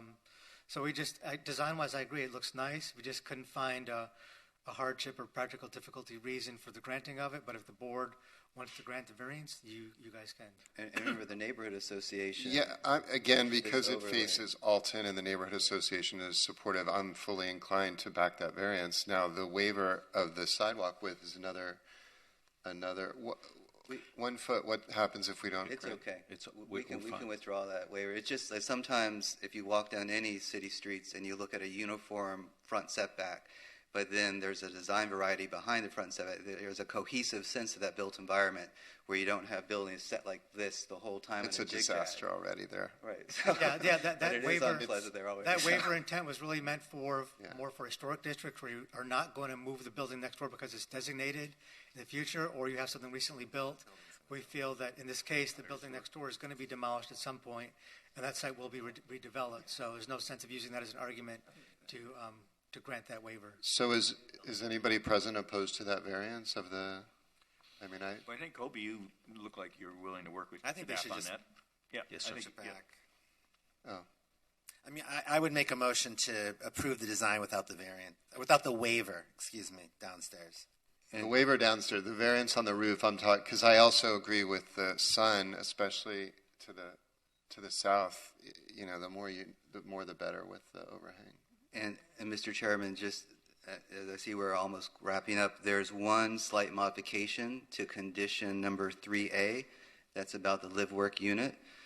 The way it works now in the code is that you have a base FAR of 1.5, and then you get a 0.5 bump for residential or hotel. We've discussed with the planning director, and he feels that residential doesn't sufficiently cover the concept of live-work unit. So he wants this regulation and the CD2 regulations to specifically say residential, live-work unit, and hotel. So we'll be going for the city commission asking for an amendment to that. But just so we don't have to come back here before you all, we'd just like some flexibility built into that particular condition that I've already talked to Michael about last week. Yeah, we can accept this condition. It's just right now, if the code amendment passes, then the live-work unit could be considered, as part of the increased FAR allowance for residential units. If the code amendment is not passed, then you wouldn't be able to take advantage of this. We'd have to modify that unit to be truly a residential unit. Right. Okay. But in terms of, I think everybody agrees that the waiver on the ground floor is not needed. But in terms of the variances, is there anybody that's not supportive of the variance request for the rooftop trellis? I see none. Okay, so if we can get a motion first on the design without the waiver. I move to approve DRB 220788, not including the waiver. Second. With this amendment. Second by Mr. Comas. All in favor? Aye. Motion passes 5-0. And can I get a second motion on the variance? And then I make a motion to approve the variance for DRB 22-0788. Second. Second by Mr. Comas. All in favor of the variance? Aye. Motion passes 5-0. Thank you. Thank you, ladies and Thank you gentlemen. very Thank much. you, Orlando. Much appreciated. Thank you. I'll miss the gas station. Okay, with that, we're going to move on to the next application, which is DRB 1960 Normandy Drive. The next item on the agenda is DRB 22-0850 1960 Normandy Drive. An application has been filed requesting design review approval for the construction of a new 4-story mixed-use building with workforce housing and including a variance from the side setback requirements. So as the board may remember, this was reviewed and approved by the board last month, with the exception of the traffic portion and the variance, which was continued to a date certain of today. Since the prior meeting, the applicant has revised the setback on the east side in the variance that they were requesting. Previously, they were requesting a 0-foot setback along the future alley to the east. They've moved that back to the 5-foot recommended by staff, which is the typical requirement for a rear yard facing an alley. This is an unusual circumstance because it's surrounded by alleys or future alleys on 3 sides and Normandy Drive on the north. In addition, they modified the design slightly to extend some of the design elements of the frontage over the driveway to minimize that cavernous impact. They've also, the traffic study has been reviewed. There were still some concerns and comments from the Transportation Department. I passed around the applicant's proposed recommended conditions to address the outstanding transportation comments. So we're supportive of the application, are recommending approval, including the additional conditions that I just passed out. And with that, I'll let the applicant provide an update and summary for their application. Before we start, I know everyone's been sworn in that's here, but have there been any ex parte communications? I see none. Okay, 10 minutes, Mr. Larkin? Yes, sir, that's great. So good morning again, Mr. Chairman, Board Member Staff, Michael Larkin, 200 South Biscayne Boulevard, here representing the applicant. We didn't know whether we were going to be able to go forward today because our traffic study was submitted late, and it was our fault. But planning staff, and transportation departments have gotten together, and we've proffered some conditions that completely resolve their concerns. So they're permitting us to go forward today. Our architect, Gustavo Berenblum, is via Zoom, as is Tom Hall, our traffic engineer. But can I pull up the presentation, please?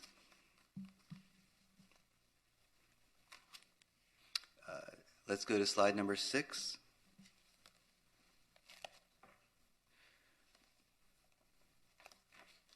Okay, I don't have my glasses today, but I think that's it. I was in a rush to get here this morning.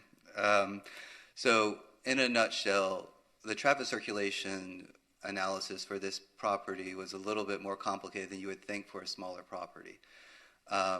What we have on Normandy Drive is ingress and egress, which makes good sense. What we were struggling with is we wanted to be able to go on Normandy to Verdun and then take a left, head south, and then take a right, head east into the parking area. But what our traffic engineer discovered when he really studied this is that when cars leave Walgreens, they form a line heading northbound, which would preclude us from taking that left and then going eastbound into the parking area. So the real change here has been for our ingress and egress for Verdun, it's going to be egress.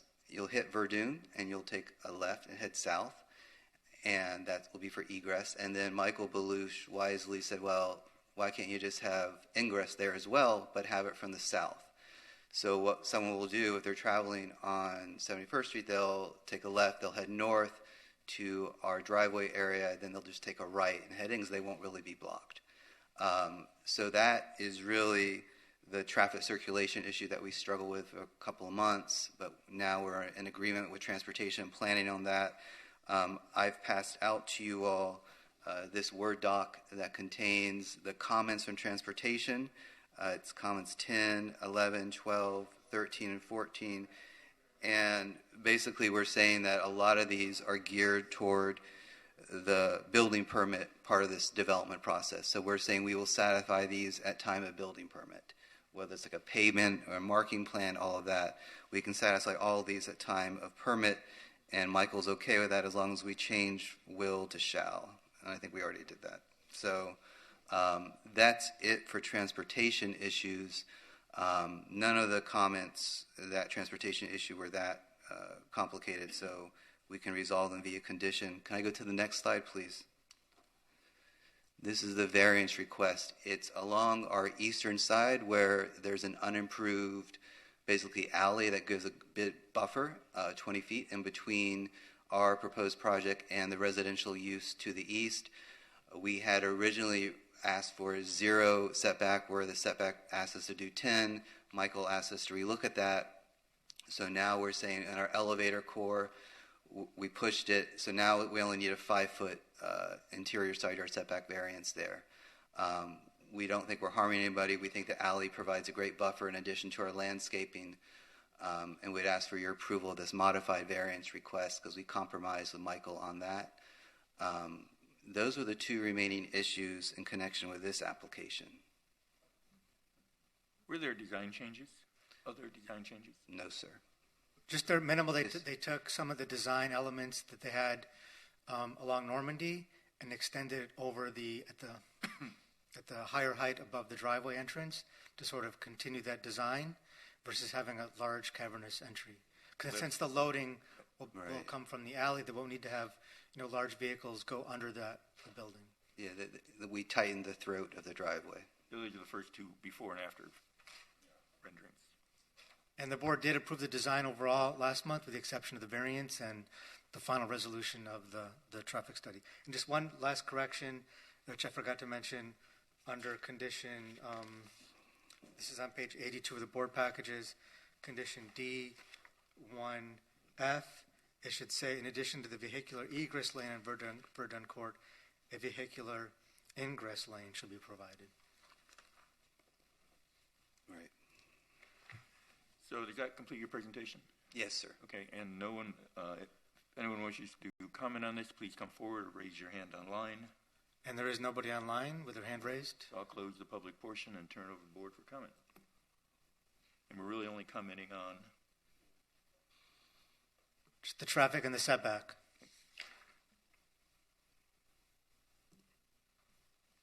So we're just asking a motion to approve the variance?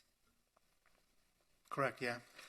Okay, I move to approve DRB 22085 and the said variance number 1.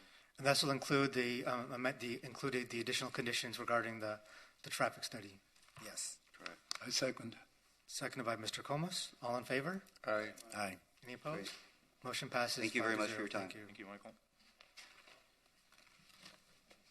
Now with that, we do have 4300 Alton Road, the Cancer Center, set for a time certain of noon or shortly thereafter.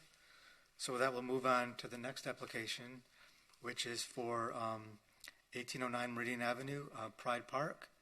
Just want to make sure we have, sure, so we'll continue with this. Giselle, can you read this into the record? Sure.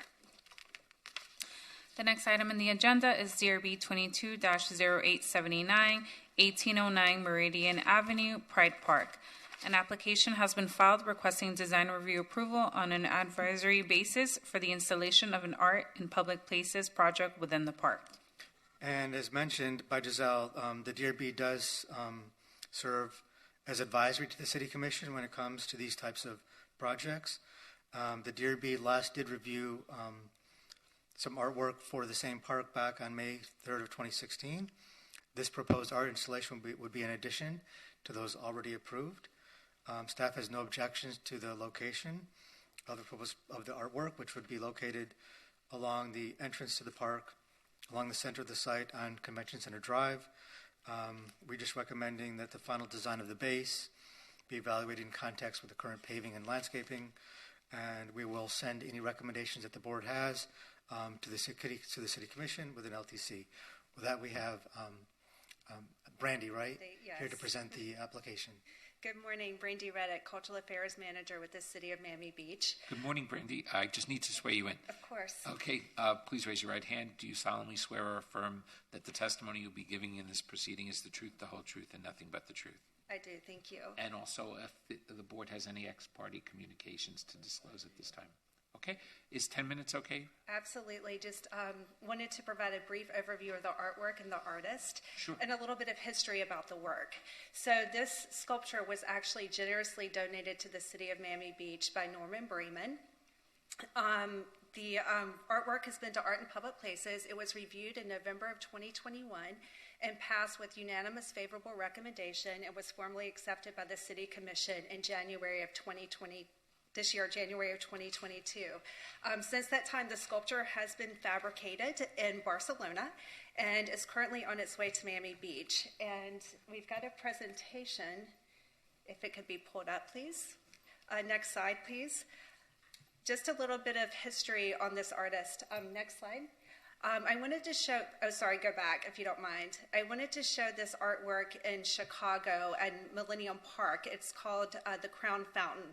This is one of the most famous public artworks in the United States, created by Yame in 2004. It was a $17 million artwork that was privately funded. It consists of 1,000 faces that are photographs of citizens of the city of Chicago. As many of you may have seen, the faces come on for a period of 5 minutes. And when their faces are exploded, their mouths pucker and spit water into a fountain below. And this artwork really incorporates Yame's desire for dualism, light and water in all of his works. This was one of the first public artworks to integrate LED technology, and it took him about 2 years to photograph all the residents here. So, like I said, once again, one of the most important public artworks in the U.S. Next image, please. This is from a body of his work, commonly called the Alphabet Series. This is a picture of a work in the Musée Picasso in France. Yame typically uses alphabets from different cultures in his work, and they contain sometimes contain quotations from classic literature by poets such as Shakespeare or William Blake. Next image, please. This is a series of his work called The Elongated Faces. This work is in Madison Square Park. And this body of works actually originated from that fountain series I showed earlier. He was very intrigued by the way he could elongate and proportionate faces in a computer and translated these into sculptural formats. Many of these works are created in marble and alabaster, and in his words, this series of work really show the spirituality of a person. The next image you'll see is another one of the elongated faces. This is on the campus of Harvard. The next image, just showing placement around the world. This is a work, once again, from the Alphabet series, and you see different languages here. This work is in Tokyo. And next image is a work in Toronto, once again, one of the elongated faces. Next image is a placement of one of the sculptures in San Diego. And the next image is in Rockefeller Plaza, and this was a temporary artwork that was created for the 2018 edition of Free Sculpture. The next image, please. This one, yeah, and this one is entitled Behind the Walls. This was created in collaboration with the Noguchi Museum, and as the artist states about this work, sometimes our hands are the biggest walls, then can cover our eyes, and we blind ourselves to so much of what's happening around us. So once again, he's really promoting the spirituality of the work. Next image, please. This is a work that was placed in New Jersey in 2020. And next image, we'll get into the work that's proposed for Miami Beach. It's from a series called The Mesh Heads. Next image, please. This is a sighting of the two works in West Britain, United Kingdom. And the beautiful thing about these works is the translucent nature of them allows the sculpture to both be a sculpture and a reflection of the landscape around it. And this works both in nature and, as you'll see in the next image, the piece in Alberta, Canada, which it really plays off the landscape of the architecture in this photograph. Next image, please. This is the Fairmont in Los Angeles, once again placed around architecture. And next image, please. This is Minna, the work that is specifically proposed for Miami Beach. She's the image of a 14-year-old girl and is one of these wire mesh sculptures. Next image, please. She's composed of stainless steel, hand-welded. She's 17 feet tall by 17 feet wide and proposed to be placed on a circular base designed by the artist that is 18 feet in diameter. Next image, please. Next image.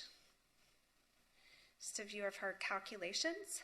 And she'll also have lighting in the sculpture base, little circle lights that will uplight the sculpture. Next image, please. And next image.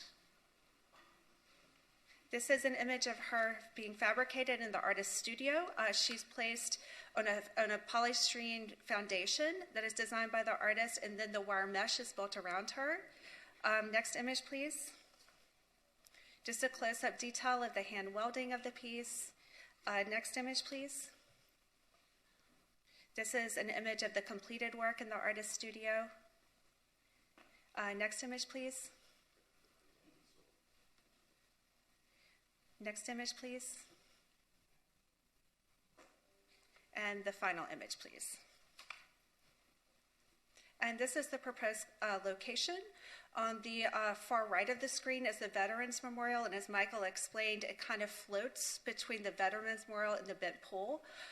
The artist gallery, as well as represented from the artist studio, visited Pride Park a few weeks ago, looked at this location from every possible angle, from the second story of the convention center, from the botanical gardens, from the future site of the hotel, from our building here at City Hall, and all landed on this location as being the most visible. She will slightly angle toward the entrance of the convention center and will be just in line with the bent pole sculpture by Green and Draxet. And I'm happy to answer any questions about the artist or the artwork or location.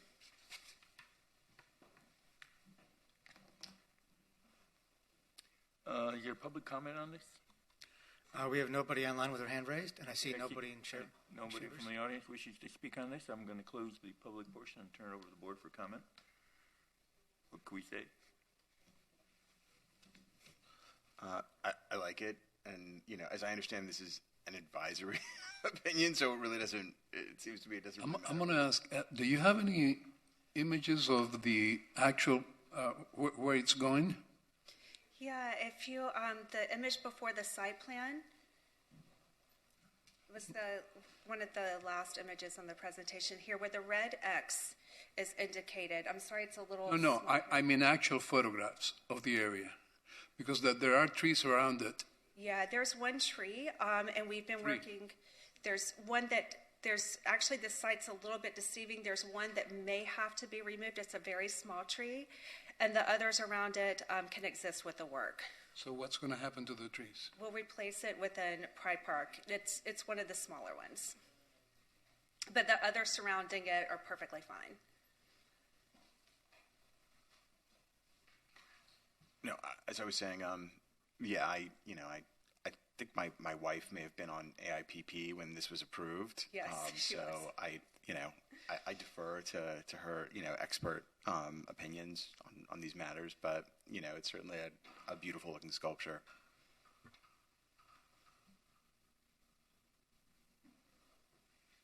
Yeah, Michael, what are we to do? Is there a motion to be made? There should be a motion. If you have any comments, just a motion supporting the location and supporting the artwork in the location that's been presented. Okay, I would move to make a motion in support that the DRB supports the location and the sculpture, with the condition that any tree mitigation be dealt with as required by code, or tree replacement. Work with planning. Work with staff and planning. We have a condition regarding the final determination of the landscaping and paving to be reviewed, so it's fine. We have a second on that motion? Second. Beat me. A second by Mr. Comas. All in favor? Aye. Motion passes. Thank you. So moving right along, we'll continue to the next application, which is DRB 21-0676 for 1790 Alton Road. The next item on the agenda is DRB 21-0676, 1790 Alton Road. An application has been filed requesting design review approval for the construction of a new 5-story mixed-use building, including one or more waivers and variances for the width of a drive aisle due to the location of loading spaces. The application will also require conditional use approval from the Planning Board for mechanical parking and for a restaurant exceeding 100 seats with an occupancy greater than 125 but less than 199. And just for the board's reference, the Planning Board did review and approve the project. back on September 20th this year. In terms of this application, the applicant is requesting a variance from the requirements in order to place loading within the drive aisle. This would reduce the width of the drive aisle to only one way during times of loading. We are supportive of the variance due to the tight nature of the site, as well as the fact that the parking would be all handled by valet. So the valet can handle the operation of the parking and any conflicts that result with the loading operations. As a condition of the planning board order for a conditional use permit, they are required to have a person present to manage all loading and deliveries on site at that time. So we believe that with the valet and the dock master that they can handle that to ensure it doesn't result in any backflow or traffic impacts onto the neighboring streets. We did have some concern regarding the design of the ground floor south elevation, which is designed to be a solid wall facing the street where they're proposing a kitchen. And we did have concern regarding the occupancy of the roof deck because of the size of it. We believe the occupancy would be larger than what the plans are showing. We are recommending that the application be continued so that the occupancy could be resolved with additional landscaping. However, the applicant is going to be proposing some modification to the design or some additional modifications to the conditions, which we may be open to the board approving the application, provided the conditions that we see from the applicant here, as well as any sort of design modifications they may have made as part of their presentation. With that, I'll turn it over to Mr. Marrero on behalf of the applicant. Morning. Mr. Marrero, before you start, I just need to ask for any ex parte disclosures. And then, has anyone else going to be speaking that I need to swear in for this matter? Okay, for all those folks, please raise your right hand. Do you solemnly swear or affirm that the testimony you'll be giving in this proceeding is the truth, the whole truth, and nothing but the truth? Okay, and is 10 minutes okay, Mickey? Yeah. Good morning again, Mr. Chair, members of the board. Mickey Marrero from the law firm Burke Haverdell, Fernandez, Larkin, and Tapinas, here on behalf of the property owner, Sobe 18 LLC, and its principal, Ronnie Finvarb. Also joining us today, Jennifer McConaughey-Gayoso from McG Architecture, Christopher Colley, our landscape architect, and my colleague, Emily Balter. As Michael mentioned, the project is a 5-story mixed-use residential building with 12 units, and the first and second floor are 2 different restaurant operations. The first being almost like a market-type restaurant where you can get deli-type stuff, nice wines, baskets, things of that nature. The second, more of a sort of high-end restaurant experience that we're excited to bring into Sunset Harbor. A little bit of history on the site, which I think some of you might be familiar with. There have been probably others. I can tell you our firm's been involved with 2 prior projects approved on this site. It's a very difficult site based on its location and its size and all the routes around it. We worked on a Madani furniture store that was approved but was unable to go forward. And more recently, we were here before most of you for a bank building that was approved but ultimately was unbuildable by the developer. One of the issues on the site has always been the access and which road.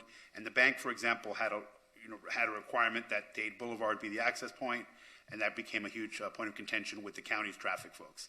Here we have a use, and there was when Mr. Finvar first bought the property, there was a proposed 36-unit hotel. A DRB application was actually submitted, but the code changed before it got to you all. So this is a modification of that project. So again, it's a 5-story residential project, 12 units, ranging from about 800 square feet to almost 1,300 square feet, 4 on each floor. If I could get the slide presentation up.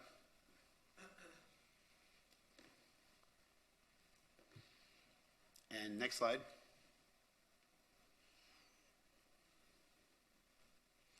And there's a section of the building, 81-seat restaurant on the ground floor, 179 on the second floor, and the 12 residential units are above with the pool deck above.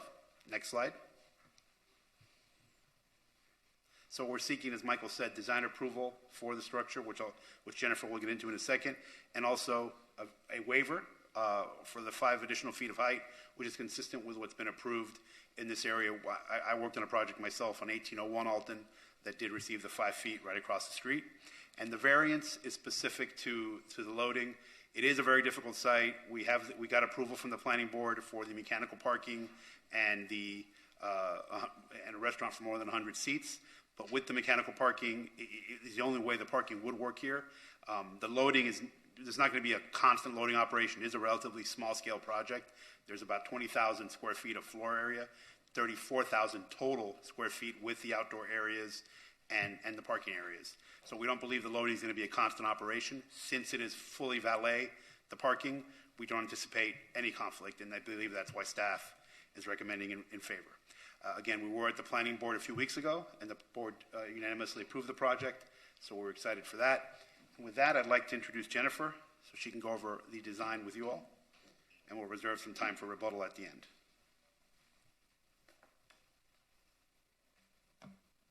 Hi.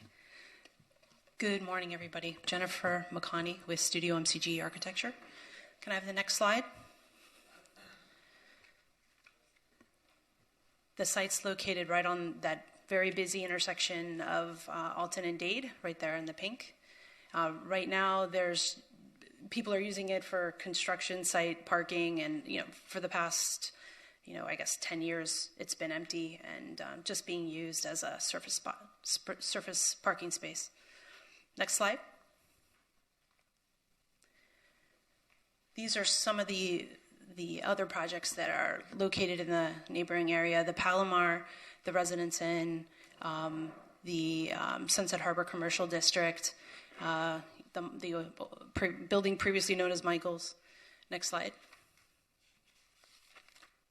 And then these are some images of the site. It's a small site, but it's on a very important intersection. Everybody passes it. Most of the people here pass it every day, but it's just been fenced and grassed. Next slide. This is the ground floor, showing a colored depiction of what the uses are at the ground floor. Everything you see in pink is part of the ground floor restaurant, which also includes the kitchen. We opened up and provided glazing along probably about 75% of that facade that wraps around the corner. So we have the lobby, we have the cafe kind of on the nose of the building, which is what everybody sees on Alton Road. And then we have the kitchen also along Dade Boulevard, which is a more kind of heavily trafficked intersection. I think people we tried to get more of the pedestrian traffic along 18th Street and along going towards Alton, because that's where we think most people are walking. And then we've hidden all the parking for the project. The parking that's shown there is for the residents, and then we have 2 loading spaces along the drive aisle. But as we've been working with the planning board, we're going to have a full valet on site 24/7. Next slide. This is the second level of the restaurant.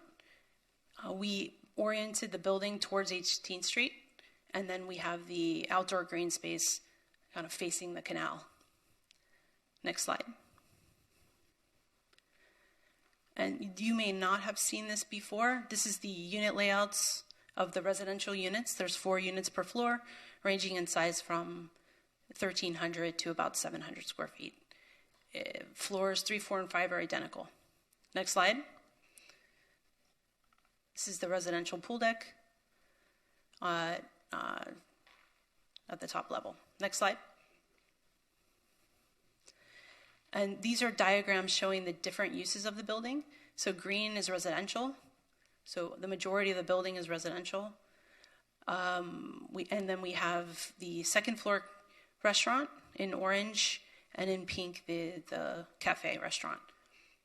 Next slide. And these are some images, aerial images of the project. The screen on the outside is a brise soleil that it's attached at each level. So it's about 40 feet tall and covers the entire facade. And then I have a material board too.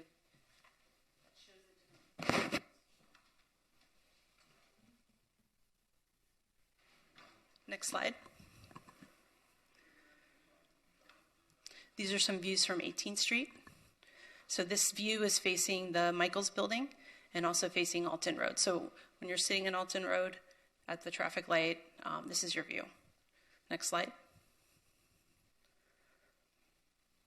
This is a view, and this is what Michael Belush had mentioned in his comments, that he was a little concerned about the solid wall where the kitchen is. We're definitely willing to open up a little bit of that kitchen because they are thinking it is could be gourmet kitchen, but the building does need some sort of solid wall to hide some of the services that are there, since we do have almost all of the facades along the street. This is what it looks like now, and then the proposed image is next slide. And this is a view of the proposed.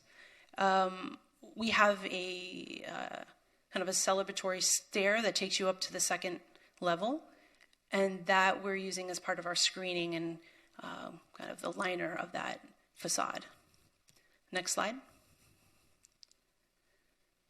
Again, the view from the air looking at Sunset Harbor. Next slide. Yeah, and if our landscape architect is also here, if you have any questions for him. Thank you. And I would just conclude, and we can discuss if we get to a point where hopefully we're making a motion. There's a couple conditions that I spoke to Michael about last week. One is condition 1B. There is a proposed ordinance that would affect this property. It's been referred to the Land Use Committee and will be discussed later this month. That ordinance, if approved, would allow additional occupancy in that outdoor balcony. So what we propose is, unless adding the phrase, unless an ordinance is approved to changing the occupancy to that condition. If the ordinance is not approved, we'd have to modify as Michael proposes. But if the ordinance is approved, we would be able to have that additional occupancy. And the reason for that amendment, the proposed amendment, is because this property really is in the very corner facing Dade Boulevard and Alton Road, and the potential impacts to the existing residential units would not be felt. And the other one would be on condition 1D. With regard to the kitchen, we're willing to work with staff as best possible to create some openness, as Jennifer said, but we are very limited with the shape and size of this building, so we do need some back of house. There needs to be some solid wall, but we'll work to make it a little better if we can. And with that, we'll conclude. Thank you, Mickey. Excuse me. Anyone from the public wish to speak, come forward now or raise your hand online. We have two people online. The first is Sarah De Los Reyes. Sarah? Hi, this is Sarah De Los Reyes. I am the president of the Neighborhood Association. In regards to this building, first the rooftop. We prefer the rooftop to not to have any bar or to run any event in the rooftop because this is a short-term rental building. So we want to make sure that is, and no speakers, there's no speakers allowed in Sunset Harbor. Yes, there is an ordinance out there to change from 40 seats on the second floor to over 100 seats outdoor on the second floor. We have tried to do a deal with the developer in trade. If he gives up short-term rental, we will be able to maybe extend that area to have more seating out there. But we are not giving up the no speaker in Sunset Harbor because it's not fair to the rest of the commercial environment in Sunset Harbor that not allow outdoor speaker. I just want to make sure you're cognizant of that, because on the second floor, the ordinance on the second floor currently in Sunset Harbor only allows 40 seats and no speakers on any second floor or rooftop. There's not allowed any rooftop bars or restaurants in Sunset Harbor. I just want to make sure that's clear and you guys understand. I have no problem with the way the building is shaped. It's 12 units, the parking. I have no more comment about that. I just want to make sure you guys are aware. Thank you. Thank you, Sarah. The next speaker is Marilyn. Good morning, Marilyn. You'll have 2 minutes.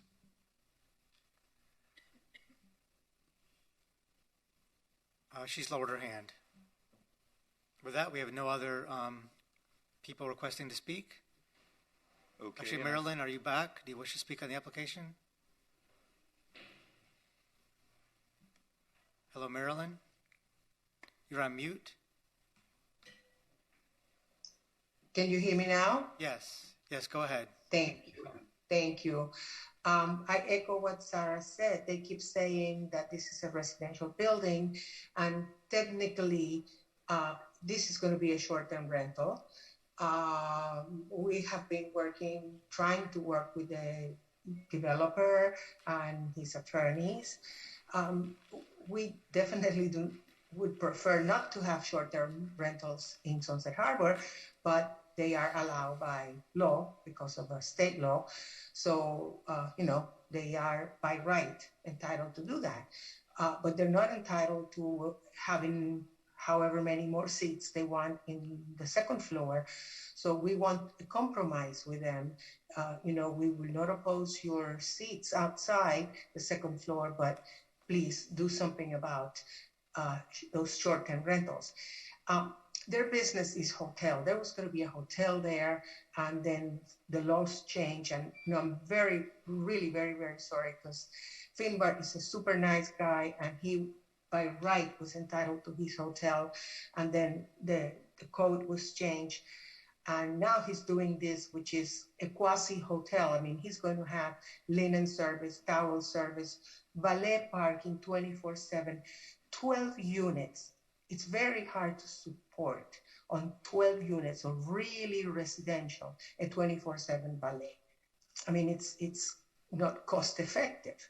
So obviously, what they are doing is, renting for 2, 3, 4 days. And that is not what we want for our neighborhood. But again, as of right, they can do it. But they do have to compromise a little. And then speakers, I know that's not in front of you, but that is totally out of the questions. If we have speakers in every restaurant in Sunset Harbor, this would be worse than the MX district. Thank you. Thank you, Marilyn. And that's our last speaker. Okay, and I see no one else, so I'm going to close the public portion and turn it over to the board for comment.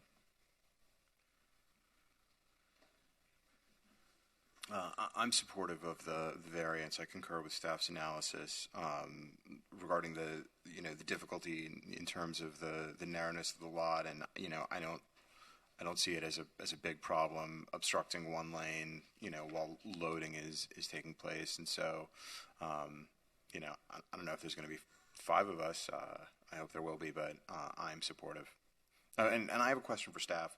I understand that the formal recommendation is for a continuance, but is that still staff's recommendation? No, I think if the applicant's willing to work with us on some design modification for the south, and provided like the condition that Mickey read regarding the possible ordinance amendment, which allowed them to go forward with a higher occupancy for the roof deck, so we can the board could approve the application with those additional conditions. We're comfortable with that. Okay. Just to note, too, I know there's some mention, the planning board did review the operation. The code does not allow speakers on the exterior. I think there was a condition of the planning board order that says no speakers on the exterior. The rooftop bar is not permitted. That's been noted in our report. So those strict code requirements are things that they will have to comply with unless the ordinance was amended and they went back to planning board to revise any conditions regarding their operations. Thanks, Michael. Yeah,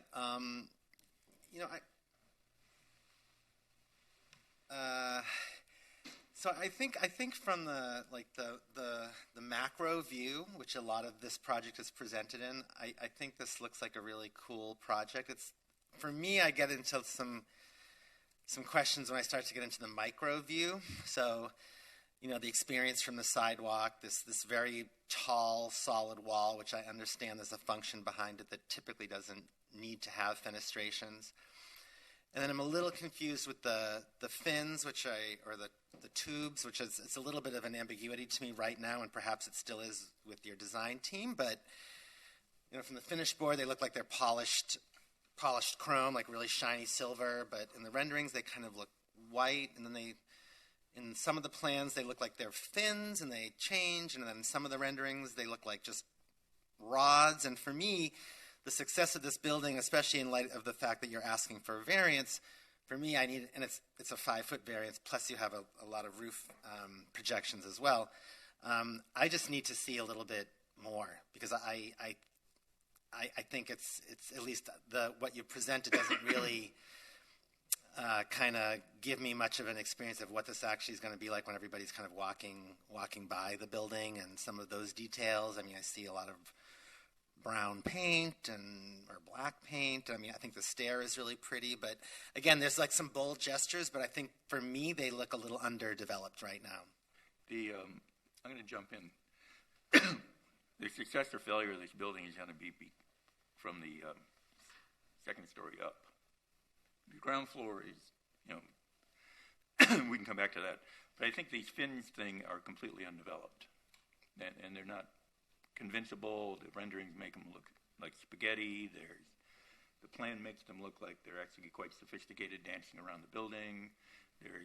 I think you have to have a model to convince us of this, even a partial model of a facade, say a quarter scale like piece that shows the fins and their character, the glass wall behind it, how that's broken up. I think that will be what might make it and break it here. We do have the project modeled. It's all in Revit. We could. I think some of those renderings are model. A physical three-dimensional wood, or showing the real colors and the real textures and all the issues that my colleague here brought up. Okay. And maybe include the ground floor. Make a slice of it all the way down. On our material board, we do show the finishes of the fins. And we're talking model. Yeah. Carry it in, put it down. We look at it. None of the renderings show that finish of the fin, right? It's just the lighting. I think the lighting on those renderings, because it is like a. I hear you. But it is a polished. Personally, I wouldn't want to approve what I'm looking at right here. It does. So it sounds like a continuance. Are there any more comments before? Mickey, what do you need more out of us? Well, I think it's a limited scope of what you're asking for on more detail on the second floor and up on the. No, I think taking it from top to bottom would be the clearest thing, and it doesn't have to be the whole building. We're talking about a slice, a representational slice of all the materials and finishes, and making it of a scale that is convincing. So if there's no other comments for the board, I think with that we can be ready for the November 1st meeting. And I don't know whether or not we want to continue on a discussion on the variance, because I don't have a problem with the variance personally. I think it's kind of a fact of life for that. Yeah, I mean, I think you wanted to get the 3 levels of residential in here. I can tell that they're not, they're nice units, but you're going to have really, low ceiling heights to get the 3 levels. Would have been better to probably have 2 levels and then kind of keep it down, maybe. But, you have 9'6" slab to slab, so you're going to have, at best, an 8'6", 8'3" floor to ceiling, which relatively would be considered low for a high-end condo, but now that I'm hearing they're probably going to be short-term rentals, it's not such a big deal. But I think I think we need a little bit more. I need to see more to really entertain, I think the variance is justified here because the building is just so well-designed and beautiful, and that's kind of how we work here. We're a design review board, and we take all these things into consideration. So it's hard for me to support it right now, knowing what I'm seeing right now. I think just one last thing, maybe to talk about the variance. If they were to not propose a variance, they would probably have a wider, driveway entrance or wider drive aisle or more back of house area and less sort of active storefront. So maybe they could, describe that more further what the building would look like without the variance. I think what they're trying to do is, fit a lot within this building, which is, and then also maybe talk about. I think the intent here is this would be a short-term rental apartment building based upon the documents I saw from the planning board application, which mentioned, linens and delivery and things like that. So maybe that's an argument for the, lower ceiling heights, but then it makes it harder for it to be converted or sold for condos in the future. You know, I do want to say of all the examples I've seen on the site, this is the best one that's come down the road. And I would support, That's I why this has support been the project going more back than, over 10, 15 years with Yeah. several projects and nothing's been built here. I mean, the waste would be a bank and things like that. But regardless, I think we want to support this project and get it approved. Yeah, for sure. Yeah, and the other things about noise and all the ordinances that you need to comply to, my assumption is that the building will comply, the seating, the sound, all this stuff. And this is this is really like the farthest away from residential in that whole neighborhood. Like I really don't see that being an issue with residents. I mean, truthfully, like it's far from everything. So, Mickey, if the board continues it till November, are you okay with giving us any sort of revised renderings? You can probably, fine tune things for the presentation, but if you can give us the substantial information by next Monday, then you could stay on the November agenda. Is there a chance that we could look at the renderings again? This is Ronnie Finbar. Can we look at it again, or is it just not detailed enough? Look at it now? Look at it to approve it? Correct. No? Okay. No, I think we made our comments clear. Yeah, we'll be ready for November 1st, and then we'll have.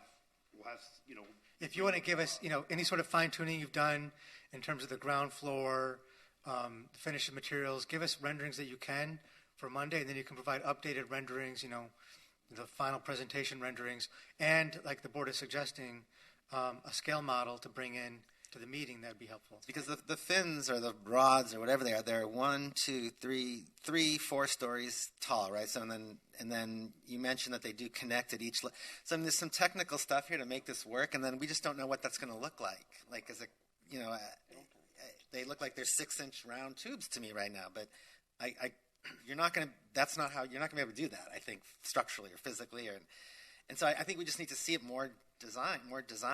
It's such a big element, as Jim has said. That's a good point structurally, because if you're going to have to support those back to the slab, that should be shown. It's going to look totally different. It's going to change.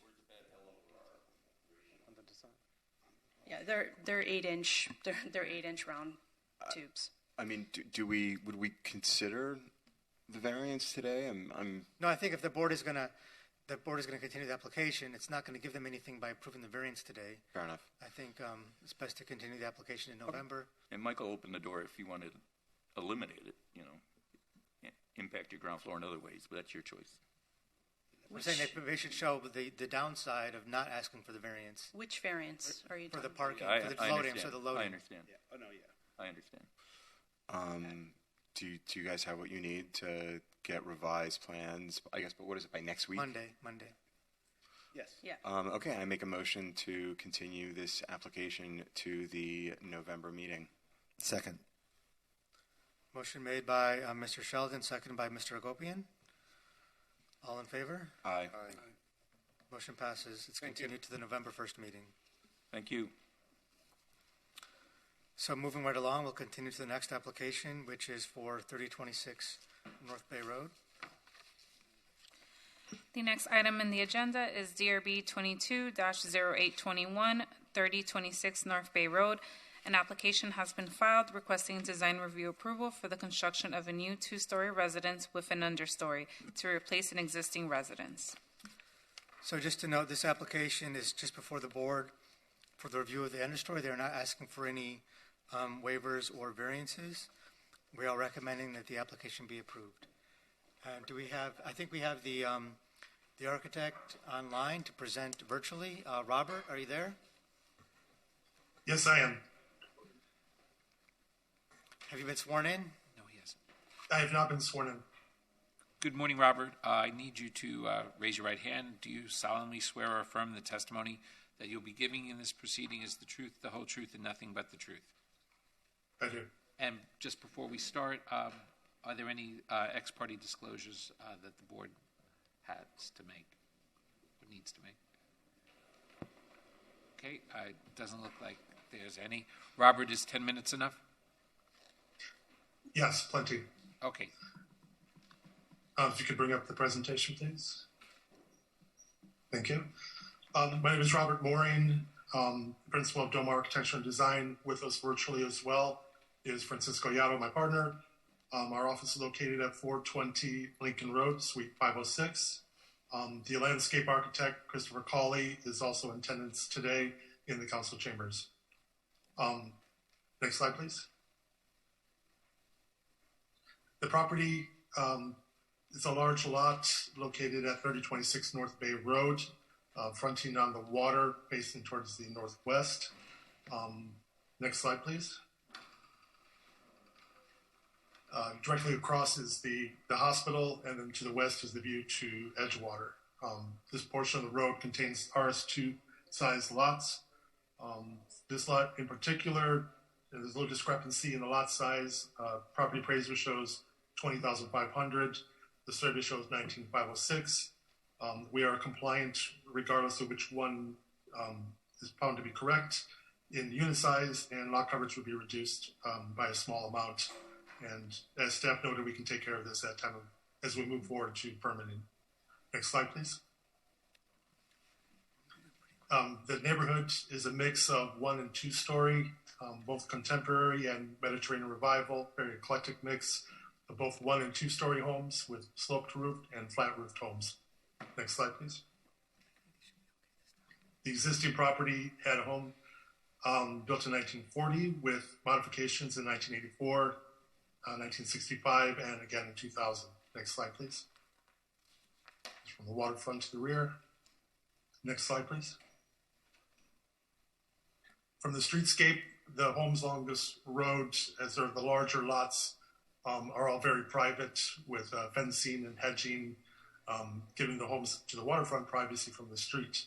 The homes, the dry lots across the street are more exposed to the street front. Next slide, please. So in our design for the home, we wanted to kind of address that neighborhood context. So at the streetscape, we're proposing a 1-story elevated structure. It's the guest house. This is an understory home, so the entire home is lifted up on pilotis. To the front is a 1-story guest house, and then behind that, towards the waterfront, is a 2-story home. In between is an elevated courtyard garden. Beneath that is the understory with the motor court circulation, garage, elevator vestibule, and storage. In the design of the home, we wanted to do kind of a tropical modern to mix it up a little bit with some of the homes we've done in the neighborhood. This is more of a faceted, angular design with this kind of play on transparency on the facades with these louvers for privacy to the guest rooms and bathrooms along the front, mixed with a Venkat travertine that as you go from the ground level, because this home is lifted up, we kept it more of a open-faced travertine. And then as you go up, it's more refined with a home finish. And then the roof profiles are clad in a thermochromex or similar lined plaster that will age and patina over time. The streetscape here is a fence with hedging behind it, kind of a layered again of that transparency and opaqueness that occurs on the architecture of the home. Next slide, please. From the waterfront, as this is directly across from the hospital and the causeway, the lower level of the garden, we're proposing to be screened for privacy to the garden space, but the second level of the home then turns to address the view across the water. Next slide, please. And at the rear of the waterfront, this is removing the hedge for clarity. Again, you can see this angular design, kind of an L-shaped to address the view to the west, with the elevated terrace off the living spaces on the first elevated floor with a pool in front of it. And then the second floor is the home's private living spaces. Next slide, please. So we are compliant in terms of all the zoning data, lot coverage, unit size. The lot coverage, as mentioned before, is compliant with a 20,500 square foot lot. We can reduce it as we move forward with permitting for if it is found to be a smaller lot. And the rest, in terms of open space and other zoning parameters, are compliant. Next slide, please. So let's look at the floor plans really quickly. So in citing the site plan here, the 2-story residence is located towards the waterfront half of the lot, whereas the front has the 1-story guest structure and an elevated garden in between. Next slide. So starting with the understory, you have vehicular access to the south, going underneath the elevated home, you can circulate around to the garage there at the front, under the front guest house. The homeowner will then go up through this open garden courtyard of the staircase, which has a tree in the middle, which is open to the sky. Beyond that is the understory foyer with an elevator and storage. And then the other to the waterfront, this fill on the southwest corner, that's under the pool. And then the remainder portion of that is a glass enclosure meant to display water sports equipment. Next slide, please. First floor, this is the main living level of the home. It is at plus 15 NGVD, that's base flood plus 7 feet. Now in RS2 lot, we have 28 feet, so we took 2 feet out of the overall building height in order to give us more room, ceiling height in the understory, but we're still compliant with the overall building height per code. Guests would come up the grand staircase on the top right corner, arriving into this elevated courtyard garden. The homeowners, most likely on a day-to-day basis, would come up the staircase in the middle that winds around the tree. Both land in this elevated courtyard garden. The main home features the primary living spaces and 1 bedroom facing the courtyard. All the living, dining, kitchen, family, etc., facing the waterfront. There's an infinity pool, and then a large grand staircase going back down to the rear lawn terrace and to the dock. At the front is a guest house, 3 small bedrooms. Next slide, please. And the second floor, the living room is a double height. You can see here, front to back, glass as you arrive into the home. Then features the family's primary living spaces, the master suite, 2 guest suites to the view, and then the second VIP suite overlooking the rear garden. The front and rear structures are connected by a roof structure with a trellis as part of the architecture. So it's kind of a layered look as you go from the street, where the volume pushes more towards the waterfront. Next slide, please. And the roof plan just has the HVAC equipment centralized on the roof. Next slide, please.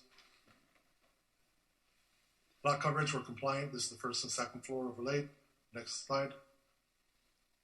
Composite, compliant at 30%. Next slide, please. Unit size for understory. Next slide. But could you go back 1 slide, please? There was a staff comment about the garage to be not being included. We were asked to indicate the area of the garage, 598 square feet, to the different hatch. But if you look at the math at the bottom center of the screen, we did not include that 598 square foot in the understory area calculation. So calculations do not include the garage as currently shown. Next slide. First floor, compliant. Next slide. Second floor as well. Next slide. And front and rear yard open spaces are also compliant. Next slide, please. These axonometric views give you an idea of the volumetrics of the home. The bottom left is a good one to look at for the courtyard and how the 1-story guest structure at the front works.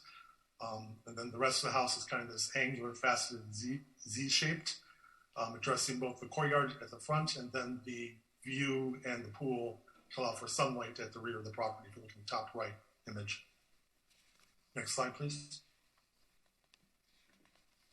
Material palettes, we're looking at a very natural but warm materials. We're looking at this vein cut travertine for some of the facades of the home. At the understory, we're doing ST2, this vein cut unfilled travertine because it's more earthy, as though the home has been carved and extruded up from the ground. And then on the main facades of the home will be ST1, more filled, more refined cladding, marble cladding for that. And then the plasters, PS1 is for the roof line. It's a plaster with lime in it, so it'll have a lot of patina over age and movement and texture. Then PS2 is on portions of the side elevation to break up the material of all stone. How much? And then the glazing. How much more time would you want to complete your presentation? 2 minutes. 2 minutes. The glazing is clear. We have these metal screens that look like wood. It's a powder-coated process. Stands up well to the salt water. Next slide. And these are the elevations that are in your package. Just shows the height. We put the additional height to the understory to make it more open and airy. Next slide. This is the section elevation through the courtyard, showing the main staircase going up. Next slide. The other south elevation. Next slide. In the waterfront, you see the stairs going up to the main terrace level in the pool. Next slide. This is the one-story guest house from the front with the louvered facades and stone cladding. Next slide. And then the section cut looking towards the back side of that guest house. Next slide. And then the front property fencing showing the height. Next slide. We are compliant in height, as I mentioned. The overall building height is 28 feet measured from BFE plus 5. We are raising the first floor finish elevation an additional 2 feet. Next slide. Next slide. And we are compliant in yard section elevations, the front and rear. Next slide. As well as the side elevations. Next slide. That concludes our presentation. Thank you very much. Anyone from the public wish to speak on this project, come forward or raise your hand online. Mr. Chairman, there is nobody with their hand raised online. And before we continue with the board discussion, I just wanted to add one more comment or condition that we failed to mention in the staff report. There's a driveway and curb cut located on the north side of the property. The code for understory homes requires that all parking be located under the building. So obviously that location could only be used for a parking spot. So we'd recommend, as a condition of approval, that curb cut be eliminated and the scale of the paving there be reduced to a pedestrian entrance and gate on the north side of the property. So I just want to add that as our additional conditions for our recommendation. In the draft report. Yeah, I want to add that if the board approves a project, I want the board to include a condition eliminating that north curb cut and changing the driveway, the parking space there, to a pedestrian scaled walkway. Okay, thank you. The gate as well, correct? Okay. No one from the public wishes to speak, so I'm closing the public portion, turning over to the board for comment.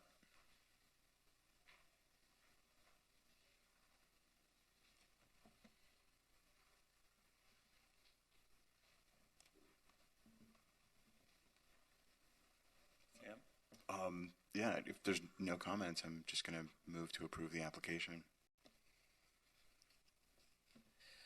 I'll make one. Why not? Because Sarah's not here, and I'm not saying that she would say this, but sometimes she would say something like that your front elevation with all the louvers, we're always trying to create a little bit more interest at the front. And I know it looks like that front building, the entire front is just covered with all these wood louvers, and I would ask maybe work with staff a little bit on, I don't know, did you mention if they were like sliding and they can move back and forth, and maybe just kind of creating a little bit of transparency at the front, which right now has none per the rendering. I think that might be nice to explore. And then one quick question I had, I don't know if it really matters, but on the rear renderings, there's kind of like two versions. One shows a big hedge all along the back, and one does not. So I just want to make sure with landscaping that, I don't know whether you're meant to have all the plants back there blocking the view or not, and which one is actually proposed. Or if one is just not showing it so that we can see the house? Yeah, so we just pulled the hedge off of it one so you can see what was behind it. But the owner wanted that lower garden level to be more private from the causeway, so it would be hedged in. Robert, there's a person from the audience who just jumped up. Yes. Hey, it's Christopher Colley, Landscape Architecture. I just wanted to clarify that question about the hedge on the back there. There's a portion of the view which is looking at buildings across the bay there, which we were trying to create more privacy. In the architectural renderings, it shows like a clipped green hedge. What we were trying to do is do it with multi-trunk silver buttonwood trees. so that they would grow up and have a little bit of a bonsai effect. We'd still be able to see some sparkling water below them, but at the human scale, we would still have screening. Okay. So, because I think the rendering doesn't match your L2 sheet to me. They look somewhat different. There's like some big trees and smaller. What they have is they have 5 silver buttonwoods. Okay. Tree type. yes, sir. Okay. Exactly, Mr. Comas. Thank you. And the property owner has agreed we can work with staff on the transparency of the front facade of the one-story guest house. Great, Perhaps some little bizarre sliding, or they move behind the glass, gives you more of a layered transparency. Yeah, I mean, because I see that like that there's like more. Yeah, there's a lot of glass and there's a lot of louvers. Maybe it's just kind of giving me some vision of the glass is kind of nice. I think to just break it up a little bit. Yeah, but you can we're okay with that. There's one thing that still, we spoke about this the last time, and that is I don't see a front wall or fence elevation. I see it in the renderings, but the renderings also show a hedge, which the landscape doesn't show, and the rendering shows a 4 or 5 feet wide concrete wall, which is within the triangle of visibility. So there's no definition of what the front wall or fence looks like.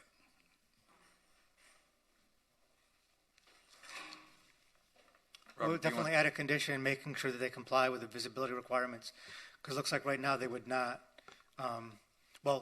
First of all, they're going to have to remove the driveway and curb cut on the north side, so that'll eliminate that issue, and they'll have to show compliance with the driveway on the south side, from the sidewalk and from the roadway. Yeah, the fencing would comply with pull back the hedging on the driveway side, correct?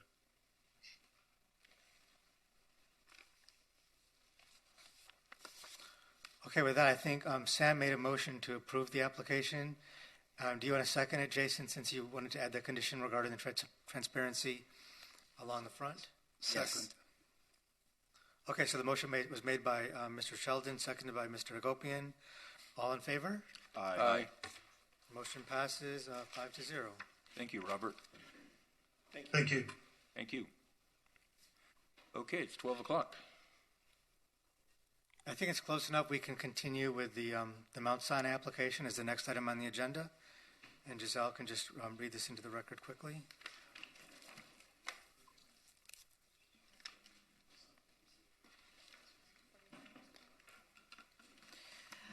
All right, the next item on the agenda is ZRB 22-0845, 4300 Alton Road. An application has been filed requesting design review approval for the construction of a new 5-story cancer center on the westernmost portion of the Mount Sinai Hospital campus. And the board may remember this came before you last month, and there were some concerns regarding the transition from the elevated plaza level at the back and the interface with the baywalk, as well as the concerns with the lack of any design for the roof decks. Since last month, the applicant has revised those elements, including incorporating the landscaping and a lower open railing versus a solid wall at the back, and has proposed some designs for the visible portions of the roof decks. With that, we are supportive of the application, are recommending approval, and the attorney's here to present the application. Mr. Kasdan, before we start, I just have to ask if there have been any ex parte communications with the board members. I did meet with the clients virtually last week. And the applicant. I spoke to a supporter on the phone. Okay. I also spoke to a supporter on the phone. I had a telephone conversation. I spoke to a supporter. Okay. And then anyone on your team speaking that I need to swear in? Yes, I think everyone needs to be sworn in. Okay. Then, gentlemen, if you could please raise your right hand. Oh, sorry, ma'am, also. If you guys could, do you solemnly swear or affirm that the testimony you'll be giving in this proceeding is the truth, the whole truth, and nothing but the truth? Yes. And how much time do you need, Mr. Kasdan? I think 10 minutes should suffice. Sure. Okay. If we would put the first our presentation up before I start. Thank you. Good morning, Neeson Kasdan and Wes Hevia of Ackerman, representing Mount Sinai Medical Center of Miami. I think you're well familiar with this application. With me today is Gino Santorio, the president and CEO of the hospital, as well as our design team from Canon Design, Natalie Petzold, as well as Arjun Bhatt, as well as our landscape architect. And we'll be here to answer any questions you have. I would like to preface this by saying that Canon has done a magnificent job in terms of design. You've seen the work that they've already done with the new Skolnick Surgical Tower.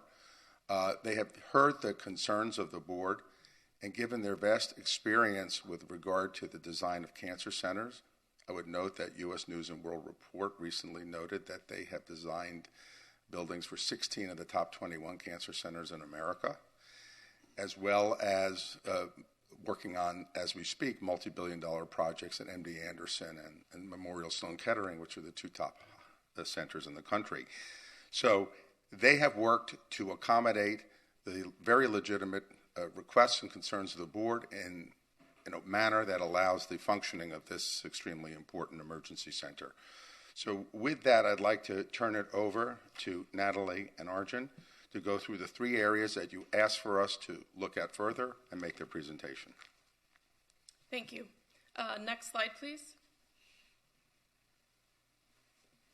Yeah, so very specifically today, we're going to focus on the feedback and comments that you had at the previous meeting. So we'll talk about those exposed roof decks, and then the visual representation within the renderings regarding the landscape, and also how to soften that transition between the retaining walls and the future bay walk. Next slide, please. So specifically around how we're proposing to address the roof decks, right? This is achieving the fine balance of both the functional nature of the building itself, as well as addressing the overall design aesthetic for not just the building, but the surrounding landscape and healing gardens. So just a quick refresh for the program that's inside. So on the first floor, underneath the exposed roof deck is, to be honest, some very expensive equipment, both treatment equipment for the cancer patients themselves, as well as the overall mechanical, electrical, plumbing, head-end equipment in the building. So just want to be respectful of that. On the second floor, the staff and the patients who are in that diagnostic imaging area and might be under quite a bit of stress from the patient's perspective will have a great view out to that roof deck there over the first floor. Next slide, please. And then as we move up the building on the third floor, that will be the physician practices. So that's where the patients will go to see their doctors on a typical visit and or follow-up checkup for their cancer treatment. The staff and patients will also have great view out to that roof deck below. And then as we move up to level 4, that's actually where patients will receive their chemotherapy and infusion. Patients could be sitting there for quite some time, 2, 4, 6, or 8 hours. They will have a great view as well out to that roof deck. And then as we move up, the 5th floor of the building is some future space to be fit out. Next slide, please. So as we looked at, again, incorporating or balancing both the functional aspects of this, respecting what is on the floors below that, we've come up with this proposed solution, which was in our recent submission to you, and it really integrates the overall design of the building, but integrates with the landscaping design and patterning that you see at that ground level with the healing garden adjacent, right? We did not want to propose something just drastically different or new. We wanted it to be integrated. And then what you see here is we're proposing them as viewable artwork and sculpture roof installations as well. I will say this, and you'll see some upcoming renderings. The actual artwork has not been selected. We do have someone on the team who will be working on that. We want it to be very integrated throughout the entire project, throughout the entire building. We will be addressing things like if there's any roof penetrations coming through the building, through the roof, they will be very much minimized. That's a top of mind for us. There will be no major head-end mechanical equipment or anything sitting on this roof either. So it really is visual access from those inside the building, as well as even people coming across the causeway. Next slide, please. So just further representation here, continuing to advance our renderings to indicate that again on the 2 different roof decks at both level 2 and then level 4. So again, doing that through pavers based upon the program in the building for patient safety and infection control reasons in a cancer center. We are not proposing that they would be accessible to any patients or staff, so that will be restricted. And then also looking at, we did study whether plantings or landscape should be up there, and for multiple reasons, we are recommending that it not be included. Worried about water leakage to the areas below, taking into consideration how irrigation would have to be done, and would it be able to be maintained. So again, we really think the best approach is that this is really a visual and artwork type of garden spaces on those two roof decks.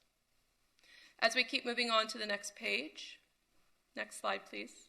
This is then a view from one of those spaces, if you're in one of the physician practice areas, being able to look out. So again, probably different types of art sculptures will be shown there than what we're showing in the rendering, but to give you an idea of the visual aesthetic. And then again, great views back to the downtown Miami skyline. Next slide, please.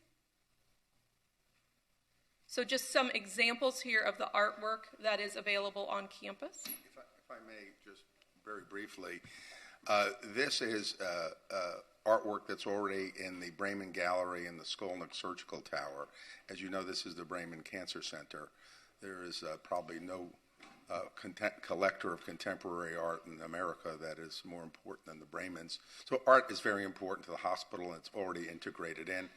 They have also utilized the services of Dennis Scholl as the curator. Dennis is the director of Oolite. Dennis himself and his wife Deborah are among top collectors in America. So the quality of the art and the placement of the art should be exceptional given in whose hands this will be entrusted. Thank you. And I should also note in the Cancer Center design, artwork is intended to be employed in the healing garden outside as well as many different locations through the inside of the building. So it will be very integrated throughout. Next slide, please. This is just an overall image then, again, what the roofscape might be if you're in a drone kind of hovering over the bay or the causeway there. Next slide, please. So next topic we wanted to address, this is just updating the renderings that we had to align with the landscape planting plan. I should note here, the landscape planting plan itself has not changed. In the upper right, you can see a previous image that was presented in comparison to what we're proposing here today. And again, it's just to show the actual lushness and more relevancy of what the plantings are shown in our actual renderings. So that's really the only change here. Next slide, please. And then similarly here, showing the lushness of this as well, but this image and the previous also addresses the third and final topic and comment that you all had from the last presentation, and that was to address the guardrail and how that was done. In the upper right, you can see previously it was proposed as kind of a solid wall, limiting some of that visibility from the garden space out into the bay. In the updated design proposal, you can see that that's been adjusted and updated to include more of a glass railing to allow more of that visibility to occur. Next slide, please.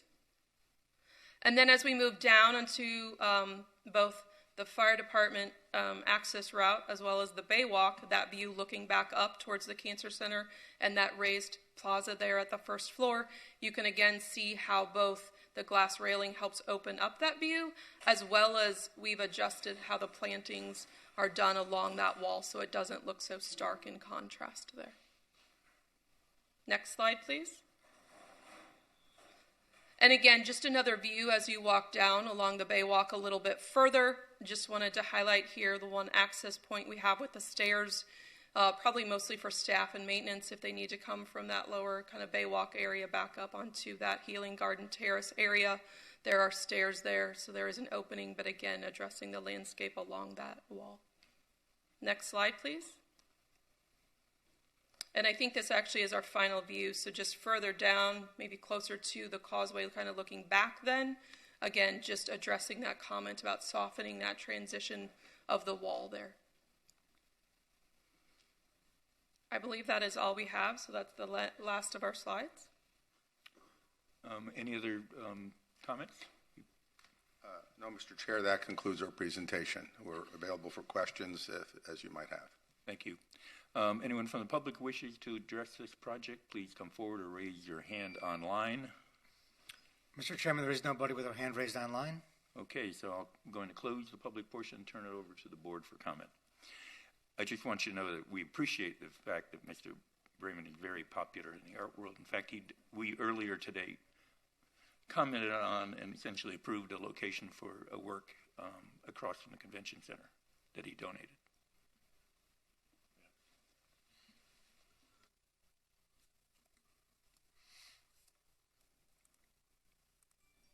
Well, and thank you for listening to our comments from the last meeting.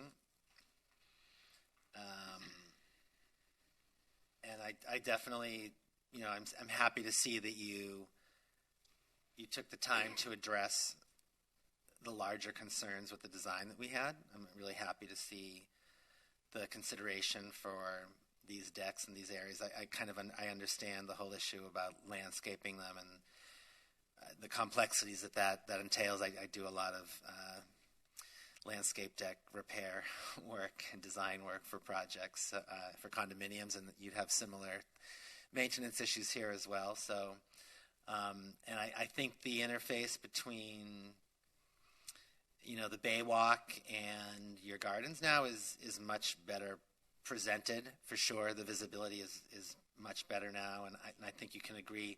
Actually, showing the landscaping that your plans propose work to really enhance the building. I think they look, it just looks the way it kind of should now, and not a little bit random as it did before.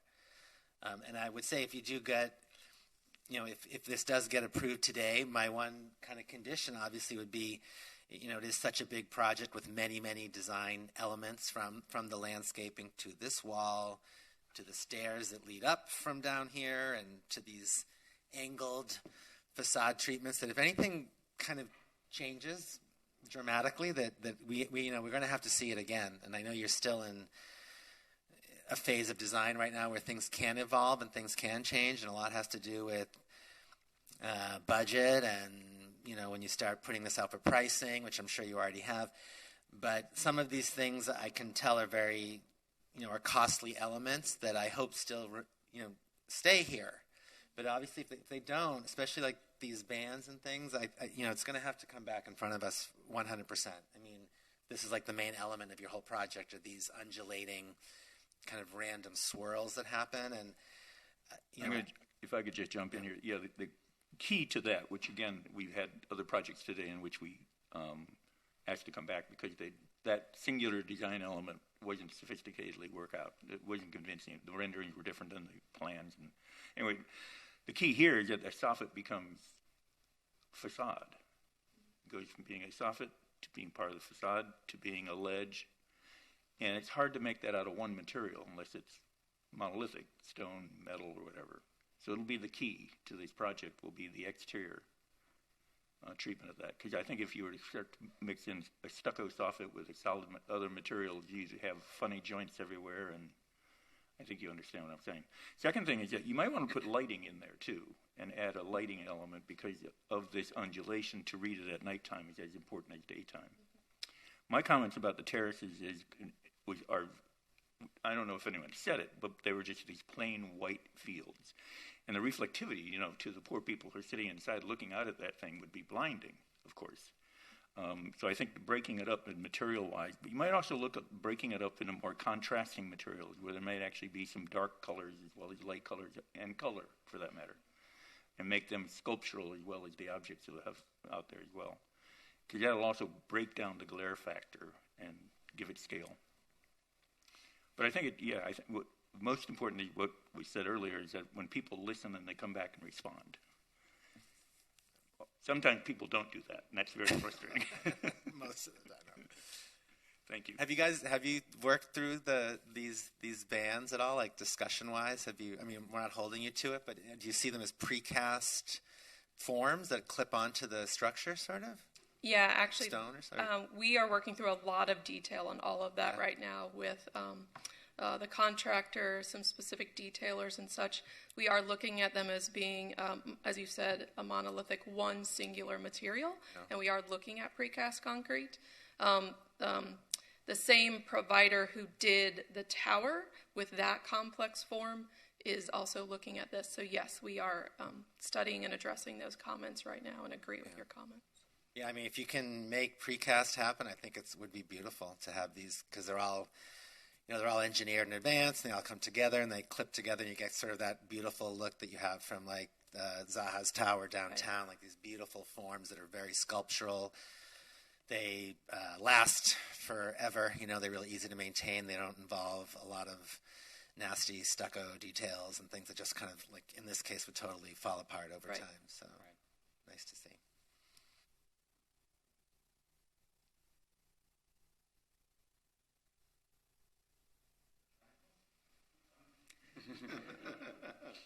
I'm disappointed that you guys are so adamant about not giving any access to those balconies. It's like they're so beautiful. They just beg to go out, but you obviously have your reasons. I wish you would reconsider that, but I wouldn't hold it up for that. So thank you. I think the solution of the wall on the lower level is really nice too. So that was my biggest concern before.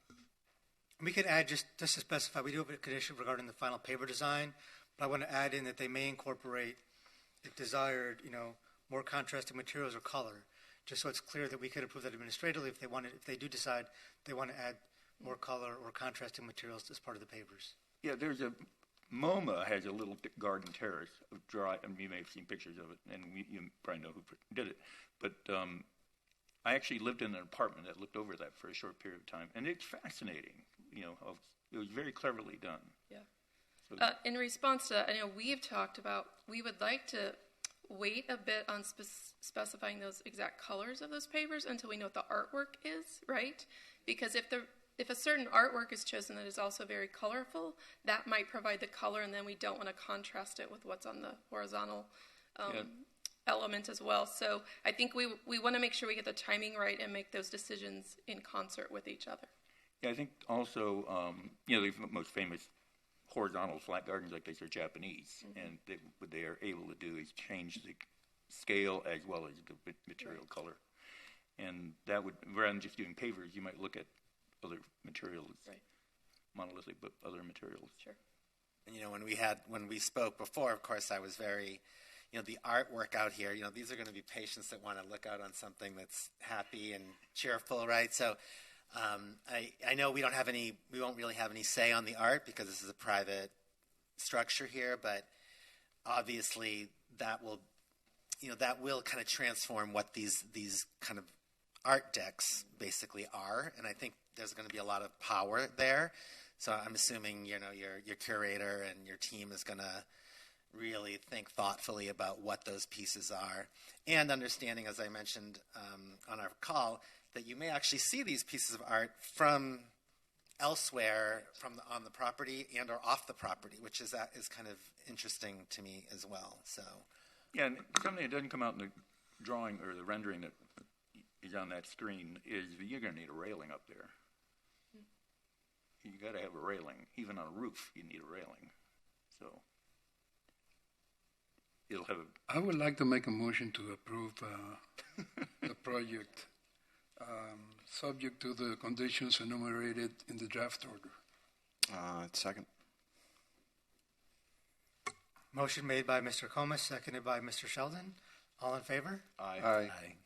Motion passes 5-0. Thank you very much for your support and constructive input. Thank you. I think made it better. Congratulations. Thank you. I believe we do have lunch. Would the board like to take, how long would you like to take a break for? We have 5 more items on the agenda.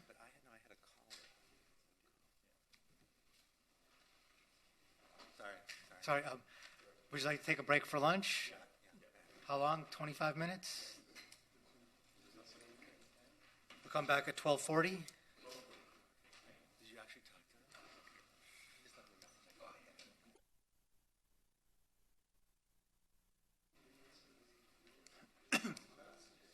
to them? Welcome back, everybody, to the Design Review Board meeting here in Miami Beach on October 4th. We are going to continue where we left off on the agenda. And with that, I'm going to turn over to Michael and take it away. Sure, thank you. So the next item on the agenda is DRB 22-0852 for 225 North Hibiscus Drive. And Jill is going to read this into the record. The next item on the agenda is DRB 22-0852, 225 North Hibiscus Drive. An application has been filed requesting design review approval for the construction of a new two-story single-family home, including a height waiver to replace a recently demolished residence. The applicant is requesting a height waiver. The lot is zoned RS3, but the lot size is 26,250 square feet, so it is a very large lot. We are supportive of the application, including the height waiver, and are recommending that both be approved. I believe the height waiver that's being requested is 2.5 feet. The maximum that they could request is 4 feet. So we are supportive of the height waiver and recommending approval of the application. And I believe we have the architect here to present the application.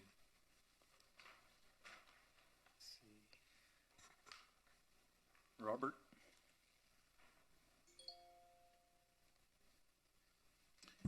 I guess before I swear in the witness, are there any ex parte disclosures?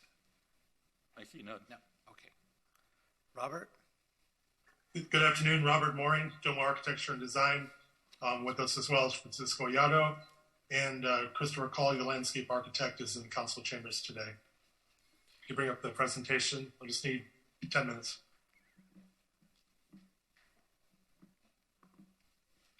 Next slide, please. As Michael had mentioned, this is a rather large lot located on the northern side of Hibiscus Island. It is essentially 1.5 lots, for a total of 26,250 square feet. Next slide. Properties in the center of the island, facing towards the north. Next slide. And the neighborhood consists of a mix of 1- and 2-story flat and sloped-roofed homes. Larger homes, obviously, towards the waterfront, and then a linear park as you enter Hibiscus Island, fronts to the south. Next slide, please. These are aerial photos of the existing lot. Next slide. For your reference. Next slide. Next slide. And from within the property. Next slide. And next slide. The streetscape is a walled property here, very heavy, lush vegetation. It's a mix of walled and fenced and landscaped to the waterfront, and then more exposed homes on the dry lots in this neighborhood. Next slide. In a proposal for the home, we wanted to do a more organic architecture, yet with very warm materials of stone and wood volumes supporting these horizontal roof planes. This home itself has a more fluid lines to it.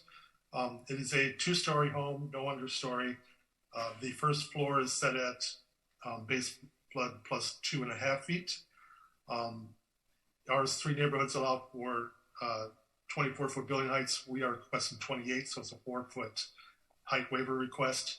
But we are taking 2.5 feet out of what we could build the first floor elevation at if we were to do base 1 plus 5. So the architecture of the home addresses the site. We pushed it to the eastern setback line so that we gain views towards Edgewater and the waterway, and the home features large gardens to the waterfront, to the front of the street, as well as to the western side of the property. 2 levels, the cabana facing the pool and the waterfront, and a small roof terrace with elevator access. Next slide. This shows a home from the waterfront garden. We have several lawn areas for recreational use for family and kids to play. There's an elevated pool at the first level of the home, and then a 2-story structure. Again, very organic and fluid lines, shaded terraces, planters on the second and rooftop levels that allow landscape to cascade over and soften the architecture of the home. Next slide, please. And then from the street, basically is a large glass expanse of the living room grand entryway. We come in to the mortar court, flanked by stone and wood volumes to either side. We have louvers for privacy because those are more private program elements of bedrooms. Then a garage to the right in the wood cladding that you see there. Next slide, please. We're compliant for all zoning data, lot coverage, unit size, and open rear space. Next slide. So the waiver diagram, as mentioned, RS3 allows for 24-foot by right we're requesting 28 as additional 4 feet through DRB review. And this orange hatched area represents what that additional height would be. Please note that the first floor is 2.5 feet lower than what we could do, the full base level plus 5. But when we don't do a 100-story home, we like to keep the first floor a little lower so you have more reasonable transitions to the front and rear and side yards from the home. Next slide, please. So inside of the property, the home is placed centralized, but allows for large gardens to the front and to the rear, and then more accessible use along the western side, which is the top of your page. When you see the program house, the first floor will make more sense to you why we want to open up the house to that side. It's a 2-story residence with a rooftop terrace with a canopy for sun and rain protection. Next slide. First floor of the home, you enter a mortar court, large living space, and then to the western side is a home office and gym.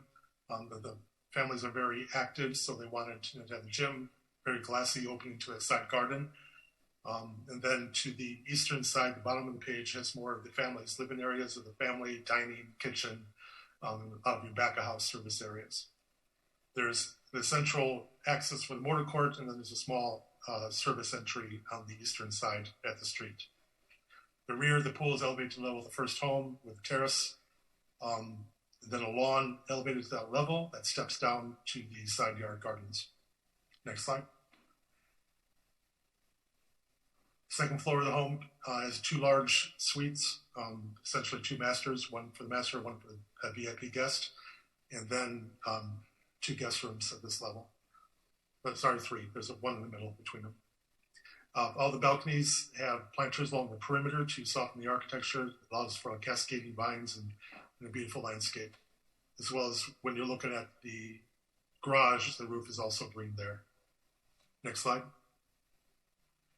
And at the rooftop terrace, elevator access and stair, and a terrace space that is compliant with code in terms of area, and we have a small plunge pool and jacuzzi that's set flush with the terrace, the roof terrace. Next slide. Next slide. Next slide, please. Thank you. Lot coverage, the first and second floor, we're compliant. Next slide. This is the aggregate of the 2 together, showing compliance. Next slide. Either sides, we're also compliant in area. Next slide. Next slide.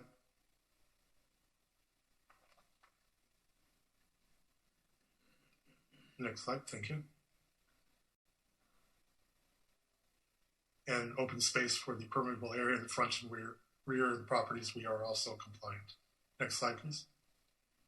The volumetric massing, see the axonometric views, the larger gardens to the front and rear.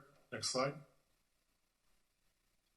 And material palette, warm stone, offset on bronze and wood screening, glass handrails with curved radiuses at all the corners. Next slide. And an elevation from the waterfront in this particular view. Again, we're noting that we're trying to avoid large expensive stucco in this home. Most of the volumes are broken into clean forms of either clad in stone or in this wood material. Next slide. This is from the eastern side yard, again, stone and wood versus stucco. Next slide. From the front, next slide. And from the western elevation. Next slide, please. And this is the front property wall and gates. Next slide. And sections of the property showing the elevator, the roof canopy. Next slide. And through the central garden courtyard within the home. Next slide. And we're compliant in front and rear yard elevations. Next slide. As well as the side elevations. Next slide.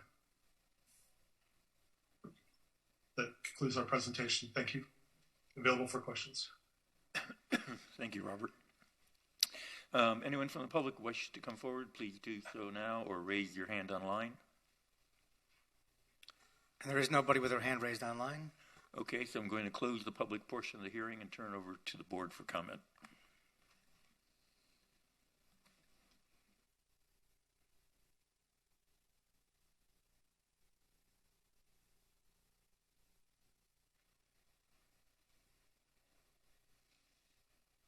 Robert,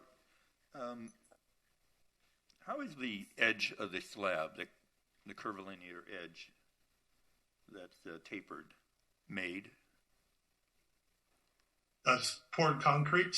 Then we have foam inserts to reduce the weight within those perimeter beams, essentially. Then that is covered in a plaster finish. I'm sorry, what's covered in a plaster finish? The poured concrete? They're essentially perimeter beams cast into concrete, part of the structure. Then the finished material is then applied on top of that as a plaster finish. Okay. It's not the exposed concrete. Thank you.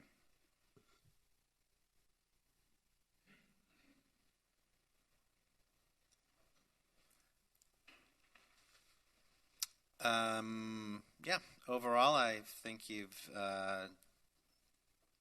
designed another beautiful home.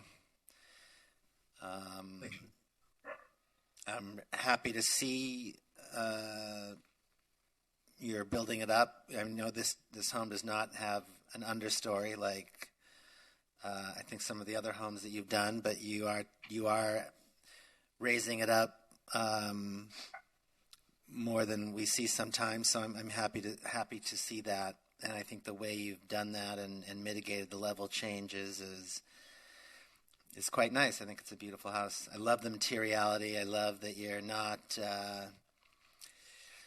typically in you've been working to not use a lot of stucco everywhere, which I think is really nice. So this high level of finish and the wood and the stone or the wood look, the aluminum.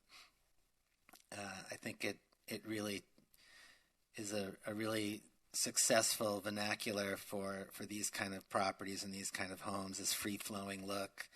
I think it's going to be a very elegant house for somebody. Thank you. I think it's a very nice home. I like the simplicity of the landscape, Christopher. There's only one thing, that is that you're missing the triangles at the property line. Okay, thank you very much, Mr. Comas. I really appreciate it. We'll make sure to pick those up. So you might have to reshuffle a couple of trees. We're totally missing them at the property line. Thank you very much, sir. Okay. Barring any additional comments, I make a motion to approve the application. Does that include the height waiver? Yes, inclusive of requested waiver. Do we have a second? I second. Seconded by Mr. Agopian. All in favor? Aye. Any opposed? Motion passes 5-0. Thank you. Thank you, Robert. Our next application is for 360 South Hibiscus Drive. And next item on the agenda is DRB 22-0854, 360 South Hibiscus Drive. An application has been filed requesting design review approval for the construction of a new two-story single-family home, including a height waiver to replace an existing home. Now, this application is similar to the last application in that they are asking for a height waiver. However, the difference here is that this property has a lot size of less than 16,000 square feet versus the 26,000 square feet for the prior application. With that, as we noted in our report, the RS2 lots, which have a minimum lot area of 18,000 square feet, can go to a height of 28 feet as of right. Because this lot is well under, over 2,000 square feet less than the minimum size of an RS2 lot of 18,000 square feet, with this lot area being 15,750 square feet, staff is recommending denial of the height waiver. With that, we have the applicant's architect here, Mr. Karp, to present the application. Hi, good afternoon. Thank you very much for seeing us again. If you would allow me, I'd like to go ahead with the presentation for a minute to just kind of walk it through. I also have the owner of the home with me, Joel Weinschenker, right here. He's the owner of the property. Next image, please. While we zoom into I just have to ask, have there been any ex parte communications? No. Okay, Okay, thanks. Sorry. And he needs to be sworn in. Okay, and then, sir, would you, let me stop the clock. Sir, could you please stand and raise your right hand? Do you solemnly swear or affirm that the testimony you'll be giving in this proceeding is the truth, the whole truth, and nothing but the truth? Thank you. Okay, Kobe, I'll restart it at 10. Thank you. I'll be brief. Next image, please. So this is the images of the home I'm walking you through. The house was built in the 50s that we're demolishing. Joel is moving his residence and his family here. Next image, please. And that's the home from the back. Next image, please. That's walking through the house. And again, normally we wouldn't necessarily be here in front of you, but the reason we are in front of you is for the height. And as Michael has mentioned, our property is a little bit smaller, but we have support letters. We made it part of the record from our neighbors. We have neighbor support, and we also have homes in the neighborhood which are in context of what we're seeking. The reason we're seeking here is also because we have a mechanical system which has 100% fresh air intake. So normally ducting would be 2 feet. In our case, it is 4 feet. So 2 feet additional on the first floor and 2 feet additional on the second floor. We do not have an ground level. It's not a 3-level home. It's two-story. Next image, please. So this is the entrance to the property. You have a parking on the left-hand side. You have the water garden in the front. Then you walk through the house, which has the public spaces at the ground level with lush and spacious setbacks on both sides, and then the outdoor covered terrace that opens up to the pool and amenity area with nice setbacks to the water. Next image, please. This is the layout of the bedrooms on the second floor. Next image, please. And the rooftop, which is set in away from everywhere else. Next image, please. We have residences adjacent to us, which have been recently been built. Next image, please. And that's the home from both directions. Next image, please. So this is the materials and the finishes. We are looking to do a very nice job with the stone and the materiality of this home. Next image, please. And I guess that's it. But with that, maybe I will let Joel also, if you allow me, introduce himself and say a couple of words. Next image, please. Thank you very much.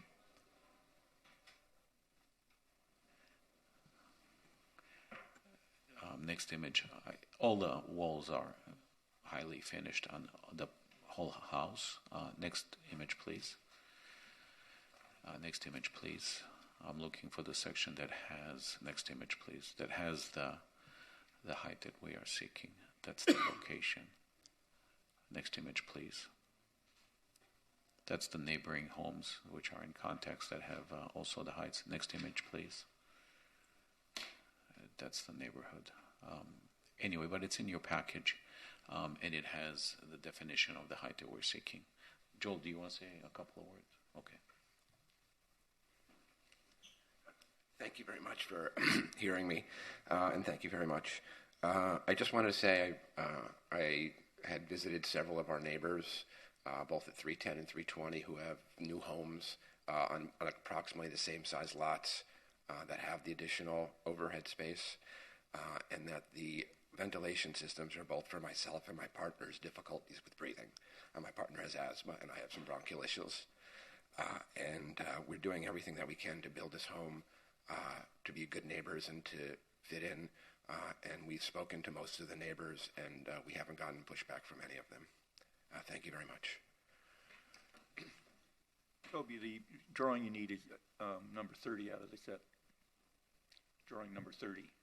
Drawing number Pull it 30. up, yeah. Yeah, if we can pull back up, drawing number 30, please.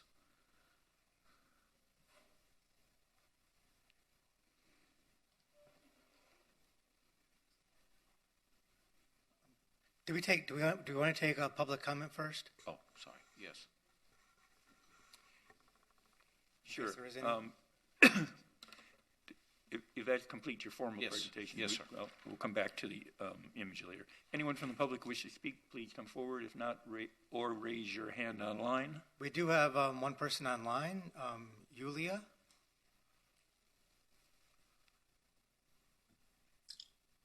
Good afternoon. Julia, before you testify, I just need you to raise your right hand. Do you swear or affirm that the testimony you'll be giving in this proceeding is the truth, the whole truth, and nothing but the truth? I will do. Okay, and I'll set the clock at 2 minutes. Okay, thank you. I am the east neighbor of the Joel. Yes, we met with him, and I will be glad to have him as the neighbor.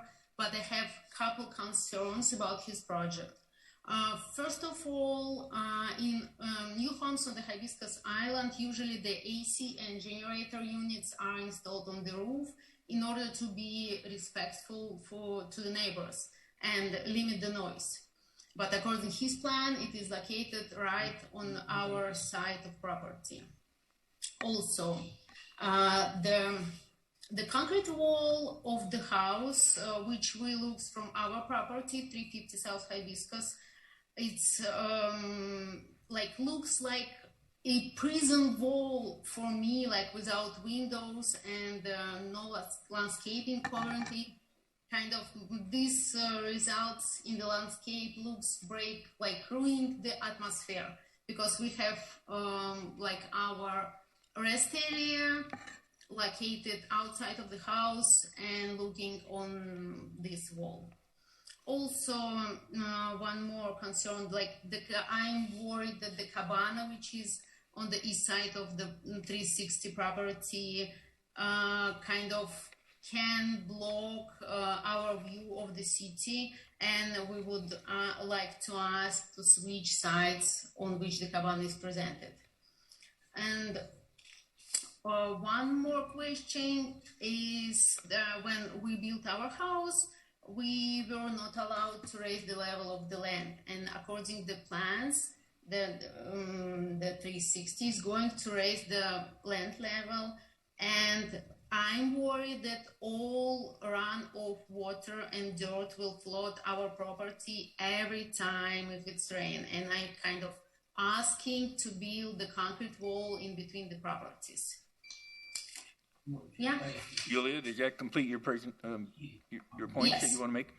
Yes. Okay, thank you very much. Anyone else, Michael, online? No, that's it. All right.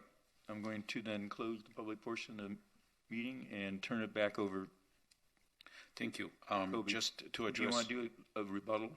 Yeah, to address what Yulia said, and so I look back to Joel. So the generator, we can certainly, if desired, place it on the roof of the house.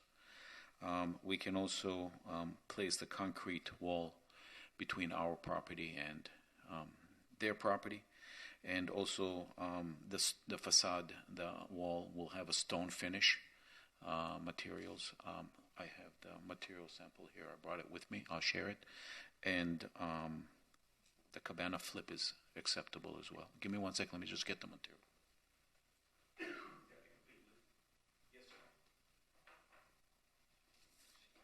I think that's what the board, the commenter was referencing. So just so the board knows, this is only before you for the height waiver. So the board, if you're going to impose any conditions, it would be in support of a height waiver, whether it's 1, 2, 3, 4, and then you can impose additional conditions as proffered by Kobe. If the board denies the height waiver, then essentially they could withdraw the application, and they would not be subject to the additional conditions or any conditions in terms of what the board would apply, and they just have to comply with all the zoning requirements. So I just want to put that out there. Well, and I just want to footnote too that although we may have comments, Yulia wouldn't have gotten any comments then. Yes, sir. You weren't here. That's correct. If this was not an application before the board, They can place their generator. They can, design the home as they wish within the code requirements without coming with it to the DRB. And the neighbors are not notified when a property does comply with the code requirements and they come in for building permit. Yes. I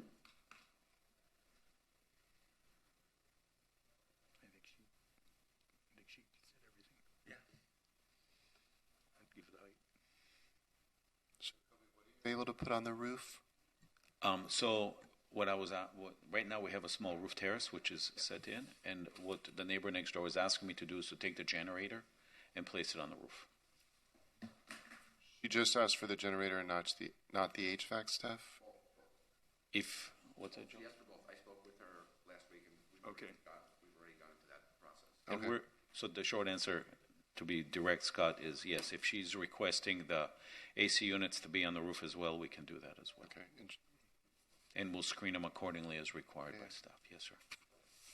Yes, thank you. I mean, it's really the generator that it will make, makes the noise, but, that's very nice of you to. Yes, sir. I also just add, no, she commented on the yard elevation. I don't believe they're asking for a waiver or a variance for the yard elevation. They're compliant. As part of the building permit process, they're going to have civil drawings. They'll have to make sure that all water is maintained and contained on their site. Yes, agreed.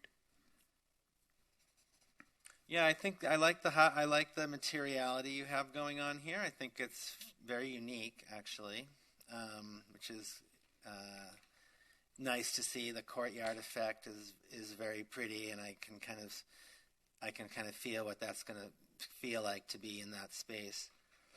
This project is a little bit. Every project is unique, of course. So the previous project where we just approved the height waiver, the similar height waiver, same amount, I think, 4 feet. That property is almost twice the size of this property. Is a little bit more breathing room around it because of that. The shape of that site is a little bit more square. This one's more traditionally like a rectangle. You technically are a little, I think, closer to your neighbors here in Massing.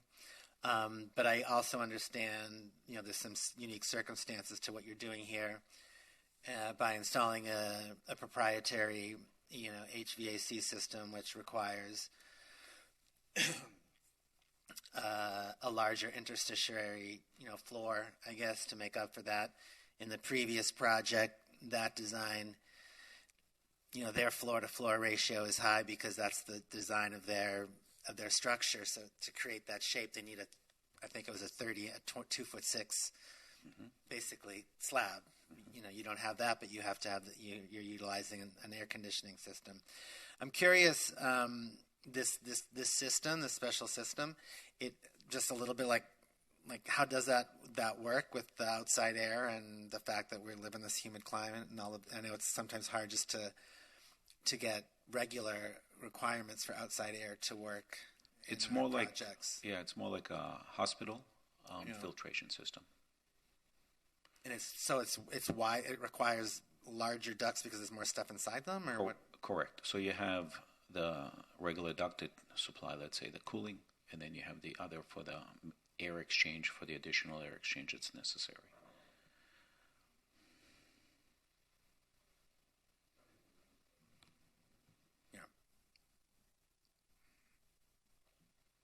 So I imagine there'll be more ductwork. More duct and deeper and bigger, yes. So instead of normally 2 feet that I would have in the ceiling of the first floor and the second floor, now I am at 4 feet. So 2 and 2 is why I'm in front of you.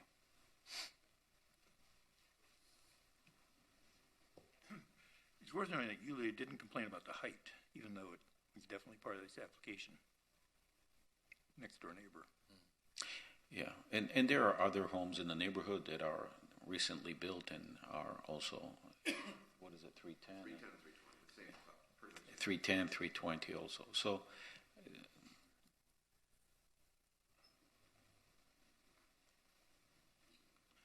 I make a motion to approve the application inclusive of waiver. I mean, that's all we're approving, right, is the waiver.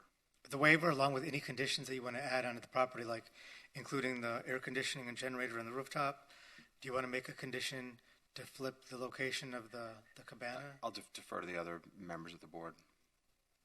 It's like the applicant's Yes, sir. proffering. We are okay with the conditions that the neighbor called upon us, Yulia, specifically the drainage on the site, the concrete wall, the mechanical and the air conditioning on the roof, and the flip of the cabana. What was the concern with the wall? Which wall? So I think that she didn't realize that there is a stone finish on that wall. The property wall. Yes, sir. Okay, so we can require a stone finish on the property wall. Correct. Is that facing both neighbors? Yes, sir. Okay. I still have a comment. Sorry, that was. Did you second that, Mr. Gomez? I have a comment. Okay, go ahead. Kobe, is the front enclosure a CVS wall? Yes, that's what we're looking at. Okay. I'm looking at the landscape plan, and it says 10 by 10 side triangle, and they're supposed to be 15 by 15, and there's 2 missing at the property line. So that creates a conflict with the wall. Yes.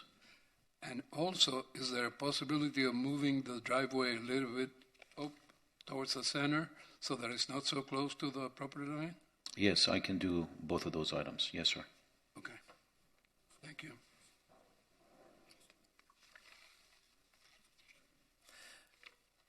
Okay, so with that additional condition there, I guess, to address the driveway location and the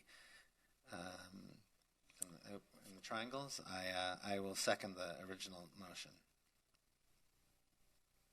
Okay, just a second.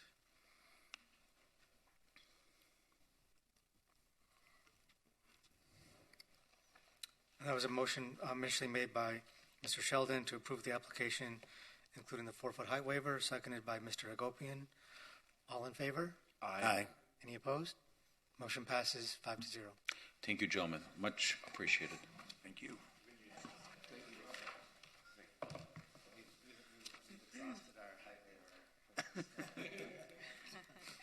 No Sarah today.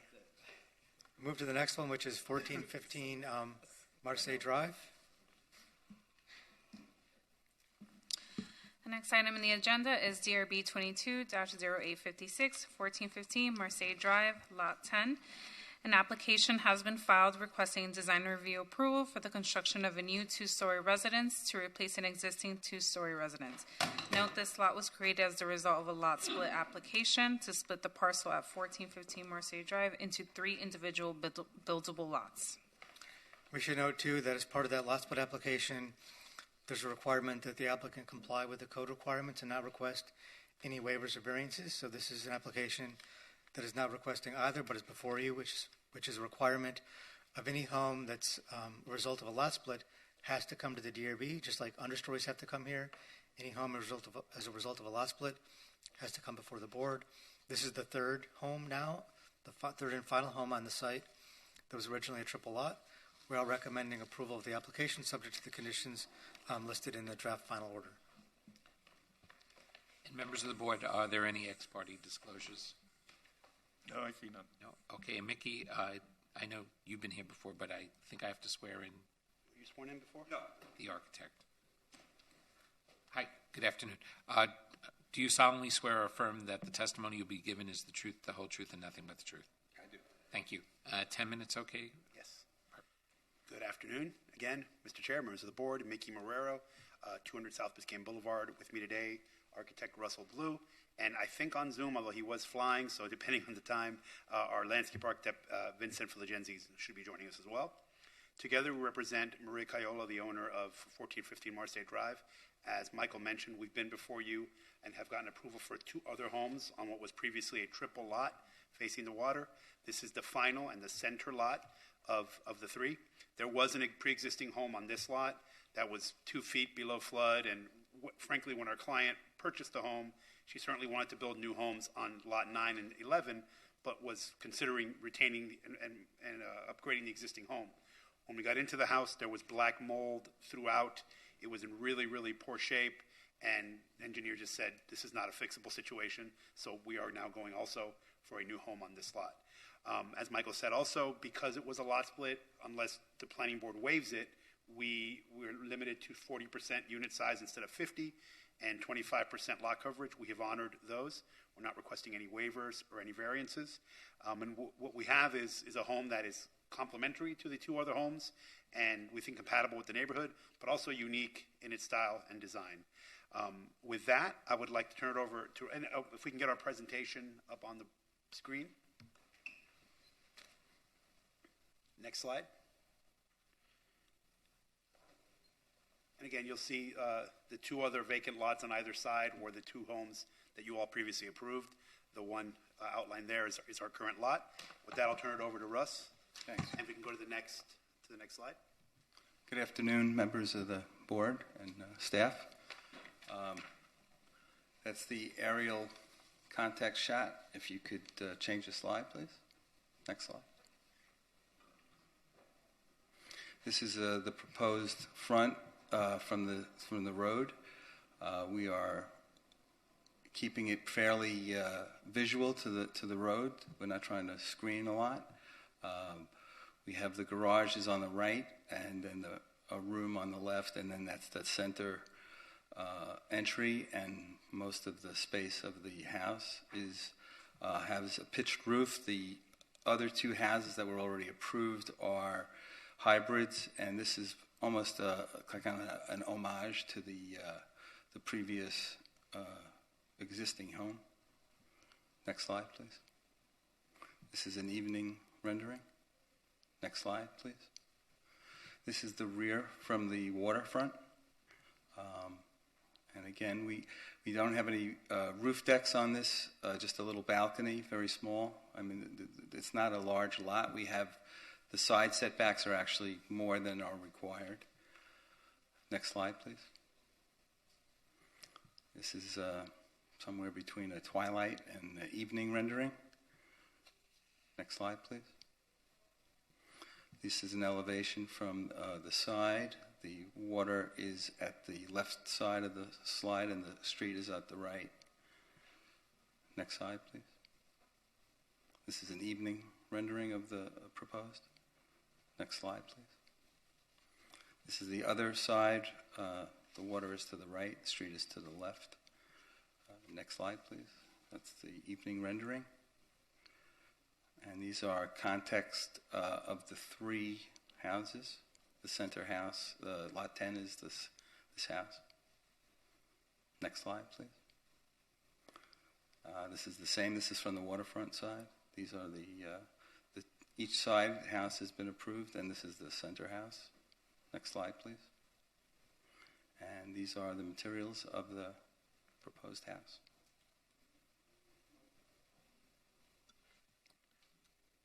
Does that complete your presentation? Yes. Okay. Mickey, you have anything else to add? I don't know if Vince is on Zoom. He might want to speak to the landscaping a little bit. If not, you can just respond to any questions. No, actually, yes. I think if he's under the initials VFD. Yes. Yes. Yes. Hello. Good afternoon. Good afternoon, sir. I need to swear you in. Do you solemnly swear or affirm that the testimony that you'll be giving in this proceeding is the truth, the whole truth, and nothing but the truth? I do. Thank you. So, Vince, I don't know if you have anything you want to add. The next slide was the landscape plan. Sure. So if we can put that up just for a second. Sure, I can speak to this. Really what we've done is we've planted the property lines to provide privacy. There's an ample amount of native trees. The street trees, we're using Bridalsvale to keep it in context with the neighborhood. We've created a fairly lush planting plan. We've got our canopies in the front to compensate for solar gain in the prime areas, and really just trying to frame the waterfront and the rear, and really the courtyards on the side yards. They do allow for a nice green space to be provided to break up the architecture as well. Very pleased with the architect's design. It's something new and refreshing. But please let me know if you have any questions regarding the landscape. Thank you, Vince. So with that, we're comfortable with all the staff's proposed conditions and happy to answer any other questions you would have. Okay, thank you. If anyone from the public wishes to speak, please come forward or raise your hand online. And Mr. Chairman, there is nobody with their hand raised online. So I'm closing the public portion and turning it over to the board for comment. Yeah, I'll start. Just one really quick thing on the staff report, Michael. I think the unit size proposed maximum, just for the minutes or whatever, the maximum should be 3987, I think. So just Thank so you. everybody understands.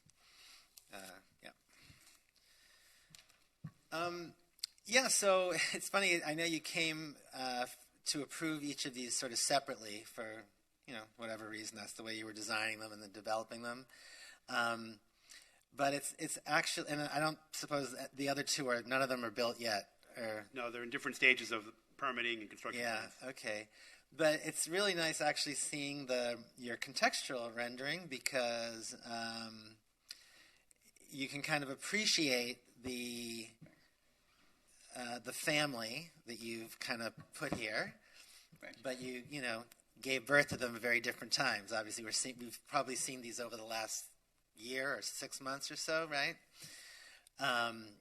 Like it's hard for me to remember the lot 9 one, but certainly the lot 11 one. And it reminds me of some of the development that happened even back on the beach, back in the 40s and 50s, where maybe somebody would be building similar things, but they were kind of different, like little follies here. And I think what you've done with the palette of materials, like I can tell, it seems like they all belong together, even though they're actually quite unique. And in general, I would say, especially this lot and lot 11 are unique. For the beach, I think, vernacular wise. And then this one, of course, sort of gives me this memory, like this funny Hamptons feeling or something, or farmhouse. And I used to live on Allison Island, where somebody had done kind of a modern farmhouse. I think this is probably a little bit more, to be honest with you, like successful in a way, because I think it's a little bit more literal, but I think it's quite nice where you've got all this glazing and you created kind of this kind of easy breezy like beach feel, which is, we're in Miami Beach, so it's quite appropriate. So, I think you've done a really nice job, and I hope you can get them all built. They're basically the same scheme. Yeah. All three of them. But they're from the front. quite different, though, in a way, right? Yeah. I mean, I didn't have a lot of room to work with. No, but this is the whole point, right? No, that you were able to, that you didn't come out and first thing say, like, we had a small site, we could only do so much, this is the way it is. Like, you've actually spent what you've done what an architect should do, and this is really kind of think about creating something that is visually interesting, that's functional. The plans are very functional looking. There's not a lot of, like, what's this thing doing over here? I mean, because of your limited space, you have to kind of approach it that way. You're trying to hit a certain square footage, although you went well below your maximum allowed unit size, honestly. So I think the landscape is, I'm not the landscape person here, but to me it looks very robust and supportive of the project. So I like to see that. But I'll let the expert comment on the landscaping. Yeah. I'm looking at the landscape plan where it says kitchen. Is there an overhang there? Yeah, because How big an overhang? From the edge, it's about 3 to 4 feet. So the royal palm will be at the border of the overhang? I don't know the exact dimension of the tree. Well, just by looking at it, it's approximately, if not at the border, it's 12 inches away from the overhang. And I have a problem with that on both sides. Right. The idea behind that was that it would be centered in that courtyard, not conflicting with the above. But if we have to move the symbol out, we can do that. Okay. Now the triangle of visibility is 15 feet, not 10 feet. And you're missing the ones on the edge of pavement, which could create a problem with the bridal veil on the to the left of the driveway. I'm not sure, but you have to show the triangles of visibility at 15 by 15, and you may have to put place the three street trees on to the right of the. Okay, we'll place that triangle at the 15 and then move that tree to the right if needed. Okay. Where are the gates to the Gates back? are back at by the edge of the house in the front. In the front? Yes. I don't see them labeled. Do you have them labeled in your site plan? Let me see. One sec. Do we self-latching? If you look at A07, there's a gate right at the edge of the house there.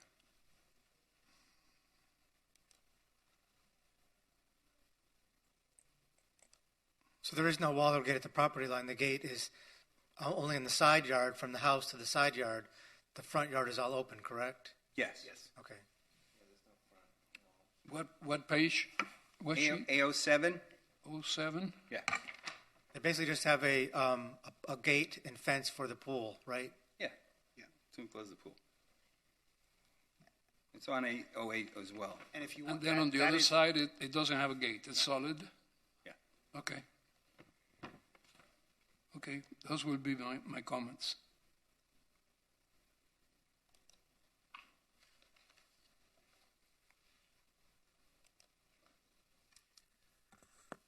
Okay, I make a motion to approve DRB application 22-0856 with the condition to clarify the triangles and the street trees.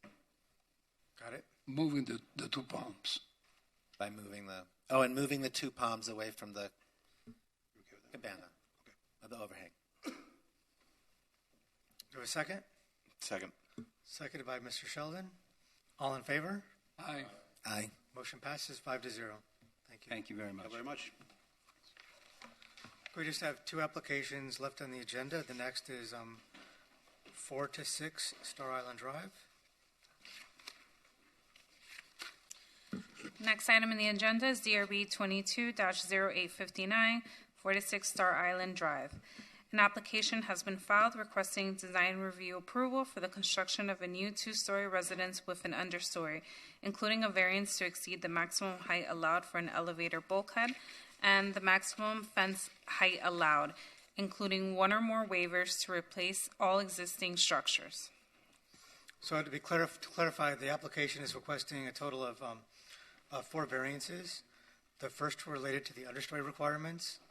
The third is related to the height of the elevated bulkhead. And the fourth is related to the height of a fence along the side property. Staff is supportive of variances 1, 2, and 3 related to the requirements for the understory as well as the height of the elevator bulkhead. We are not supportive of variance number 4, which is for the height of the fence or wall. The board may remember there was an application that was approved for this very same site. I think it was either like a year ago or shortly about that time. However, the applicant has decided to go with this different design at this time. So the applicant previously did receive and request variances for the understory requirements. They have a large pond and landscaping in the front. This is a similar situation for this property, although the design is very different for the home. So in summary, we are supportive of the application, including variances 1, 2, and 3. However, we are recommending denial of variance number 4 related to the height of the wall. With that, we are recommending that the application be approved, and Mr. McDowell is here to introduce the application. And before we start, just any ex parte disclosures? I see none. And then I need to swear in your team, I believe. Correct. Of those testifying, please raise your right hand. Please stand and raise your right hand. Do you solemnly swear or affirm that the testimony you'll be giving in this proceeding is the truth, the whole truth, and nothing but the truth? Thank you. And 10 minutes? I would note that Rob Ladomo is on remote and has already been sworn in also. So make your presentation, then we'll all go look at the model. I was going to maybe invite you to look at the model first. No, I think that will help do everybody. all the drawings first and then the model. Okay. So for the record, my name is Carter McDowell with Bills and Sundberg, 1450 Brickell Avenue. I have with me Liana Konzlowski, my associate, who's been working on this file with me, and our architect is Domo. Francisco is here in the room, and Robert, who's going to make the presentation, is remote, has already made a couple presentations to you today. Jerry Rowland, who's the project manager for the owner, is also here with us. A small anecdote about the model. The model maker lives in Fort Myers and actually took the model with him, left Fort Myers as the inn was approaching, finished it here in a hotel room, and had 4 feet of water in his house. So he deserves a medal and a lot of help. We're sorry that that happened to him and to many, many others. This application is ironically simpler than the one you saw a year ago. There were fewer variance requests, and it is 18,000 square feet smaller than the house that was before you a year ago.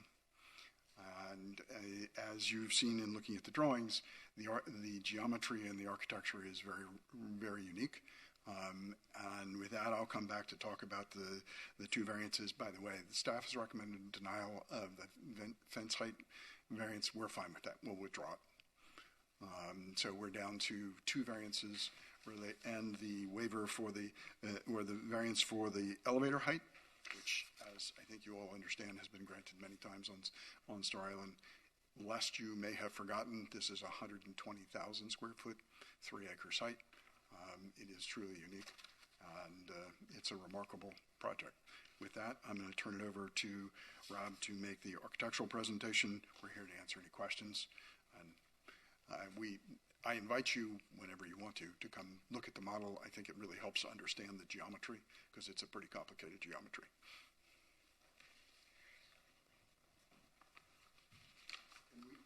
Robert? Can we get our presentation pulled up, please?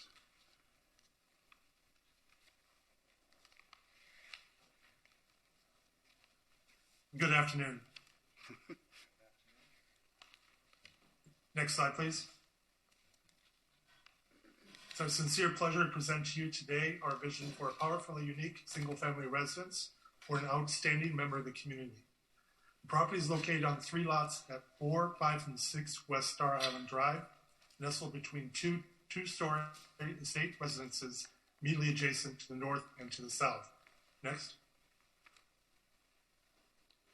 In sight of the new residence, we are cognizant of placing the home in a manner to minimize impacts to the neighboring properties and to allow for a dramatic sequence of exterior and interior experiences as one traverses the property.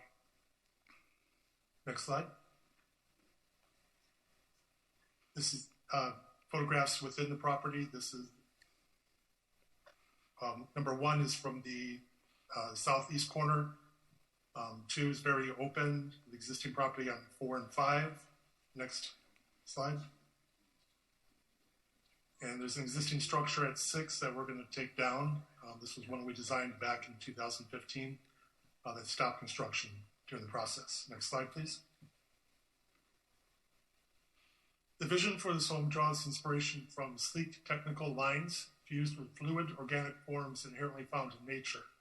The architecture evokes geological processes in Florida in the way that the land is carved by the sea and rock is eroded and permeated by nature. By doing so, we endeavor to create a warm and welcoming home embedded within a garden, one that visually recedes to and is structured by the landscape. As such, the property is heavily landscaped, creating a lush, verdant oasis within the city and affords privacy to both the homeowner and neighboring properties. Next slide, please. This shows the general layout of the site. You can see in the model as well, the 2-story residence. The main portion of the home is sited to the waterfront with a small guest structure in the northeastern corner. And then there's a very green design in the green roofs of the home that kind of disappears within the landscape. Next slide. The understory is under the main structure of the home at the rear. It is accessed via a ramp down on the northern side yard and via service drive on the southern side yard. The northern side is raised to allow for vehicular access up to the home to drop off people, and they drive down and park beneath the home. Next slide, please. Ground floor of the home has been thoughtfully designed to minimize its impact with both private and service programs contained within its minimal structural pavilions, allowing the remaining living spaces to be free of columns and flow from the interior out onto graciously shaded terraces facing both the waterfront and the internal terrace lagoon. Upon entering the property, you traverse along to a mortar court. You have views into the lagoon, then a grand entryway up across steps up to a water feature and entering the home. It's primarily entertaining and social spaces on the first floor of the home, and then a gym to the south facing the lagoon. And the rest of the pavilions are mechanical pavilions supporting the HVAC and electrical stuff, etc. for the home. Those are tucked underneath the green roof structure in the northeast corner of the property. The home is designed around several significant pieces of art. The lagoon will feature a large sculptural installation. Shown here are two large Jaume Plensa sculptures from the property owner's collection. And the entry garden breezeway terminates with a second installation. The owner has several Ai Weiwei trees that are planned for the space. Please note that the art will be on rotation from collection. In the ground floor, the terrestrial garden emerges with the fluid architecture, generally sweeping upward and dramatic cantilever green roof structure, which softly drapes the ground floor in an accessible roof garden. This occurs in the south eastern corner of the property.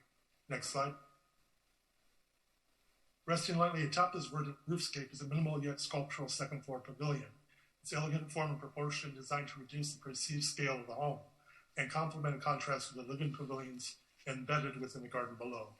This pavilion contains the home's bedrooms and private living program uses and is offset from the north, east, and west facades, creating a hierarchy within the architecture. A small second floor guest house is sited at the northeast corner of the property, overlooking the internal lagoon. Next slide, please. And capping this pavilion on the second floor is a green roof with a roof terrace and canopy. Next slide.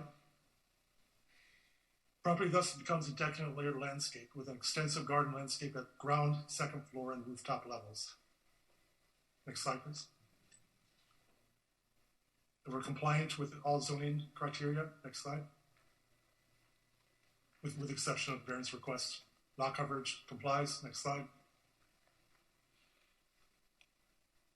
This is the composite of them together in compliance. Next slide. Unisize complies in the understory. Next slide. As well as the first floor. Next slide. Second floor. Next slide, please. Next slide.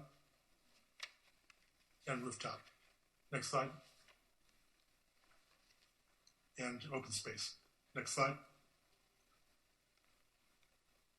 These are volumetric models showing you the massing from each view. Next slide. Next slide. Next slide. Just give you an idea of the ramping of the green roofs. There's a pathway that the owner can traverse the green roof to access the second floor bedrooms, then down to the gardens. Next slide. Interior palette warmed with several complementary stones in the palette, as well as bronze and glass and glazed elements of wood. Next slide.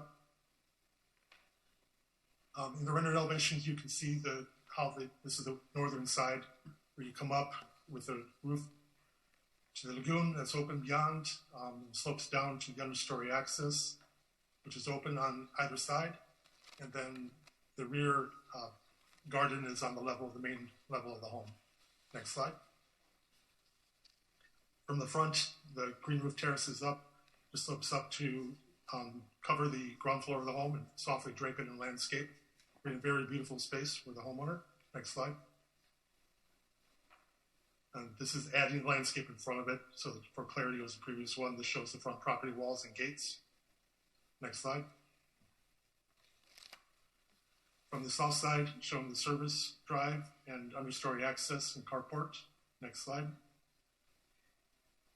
And from the waterfront. A lot of glazed openings and landscape and livered wood. Next slide, please.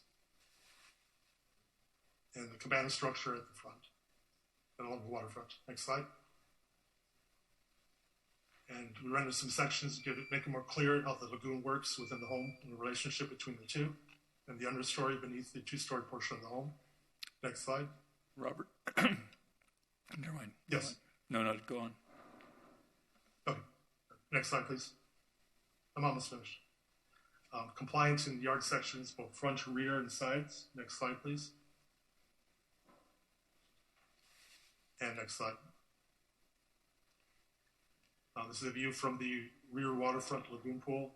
The second floor is set back, so it really helps to minimize the impact of the home on adjacent properties and public frontages. Next slide. And from the lagoon pool in the center of the property. The ground floor is rendered in stone because it's of the earth, and the second floor becomes lighter in the scrim of wood. This is showing the two Joma plans, the sculptures that we are planning for the pool. Next slide. And then from the rooftop. Concludes the presentation, available for questions. Just very quickly, the variances that we were asking for are associated with two things. The understory, and we do not meet the 50% openness on the east side that faces the drive with that internal lagoon. We would literally have to cut a chasm between the lagoon and the house to do that. So we're asking for a variance there. We do meet the open space requirements on the north and south sides as required. We do not have a drop soffit or other element on the north and south sides. It's a narrow opening. These lots, as you remember, are 400 feet deep, and it's set 42 feet away from the property line. As you, I believe, know, the applicant or the principal of the applicant is also the neighbor to the north. And then there's the small variance for the elevator override that has been granted numerous times on Star Island. With that, we're here to answer any questions. We invite you to come down and look at the model. I set it so that you're looking at the street front view because I thought that was probably the most appropriate view for you. We obviously can turn it for you if you don't want to come down. And it's accurate but not complete because of the gentleman's circumstances with Ian. Okay, thank you very much. Does anyone from the public wish to speak, come forward, or raise your hand online? There is nobody online. Okay, I'm going to close the public portion of the meeting and turn it over to the board for comment. But I'm going to go look at the model in the meantime.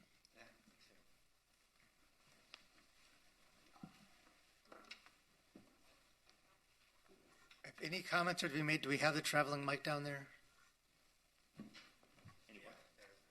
If anybody's going to make any comments, they should speak on the traveling mic.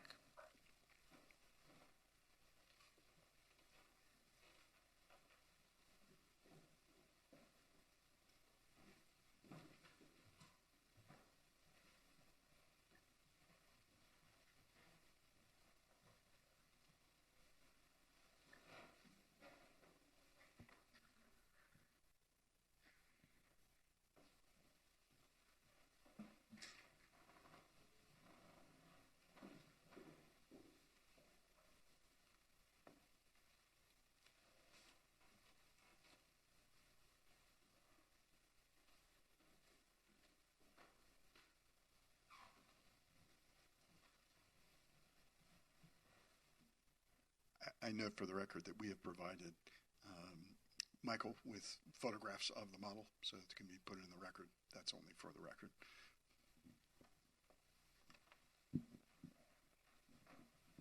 Are the lagoons usable, swimmable, occupiable?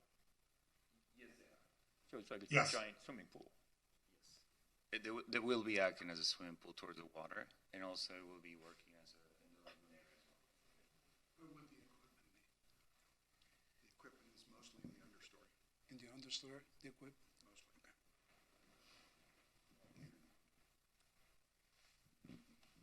Okay.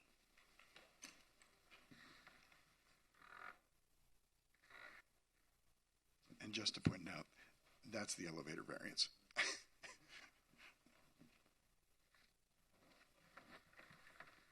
Yeah, we're proposing a Otis Gen 2 elevator that requires 12-foot 10 hoistway height.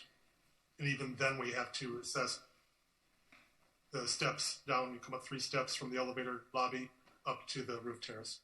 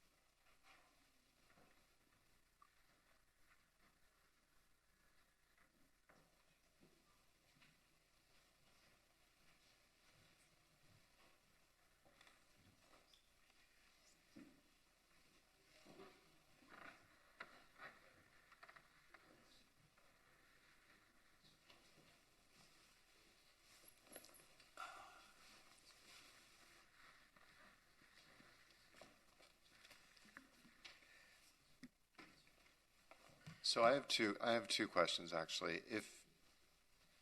If you get a variance on the understory with the opening, does the understory still function as it's supposed to function?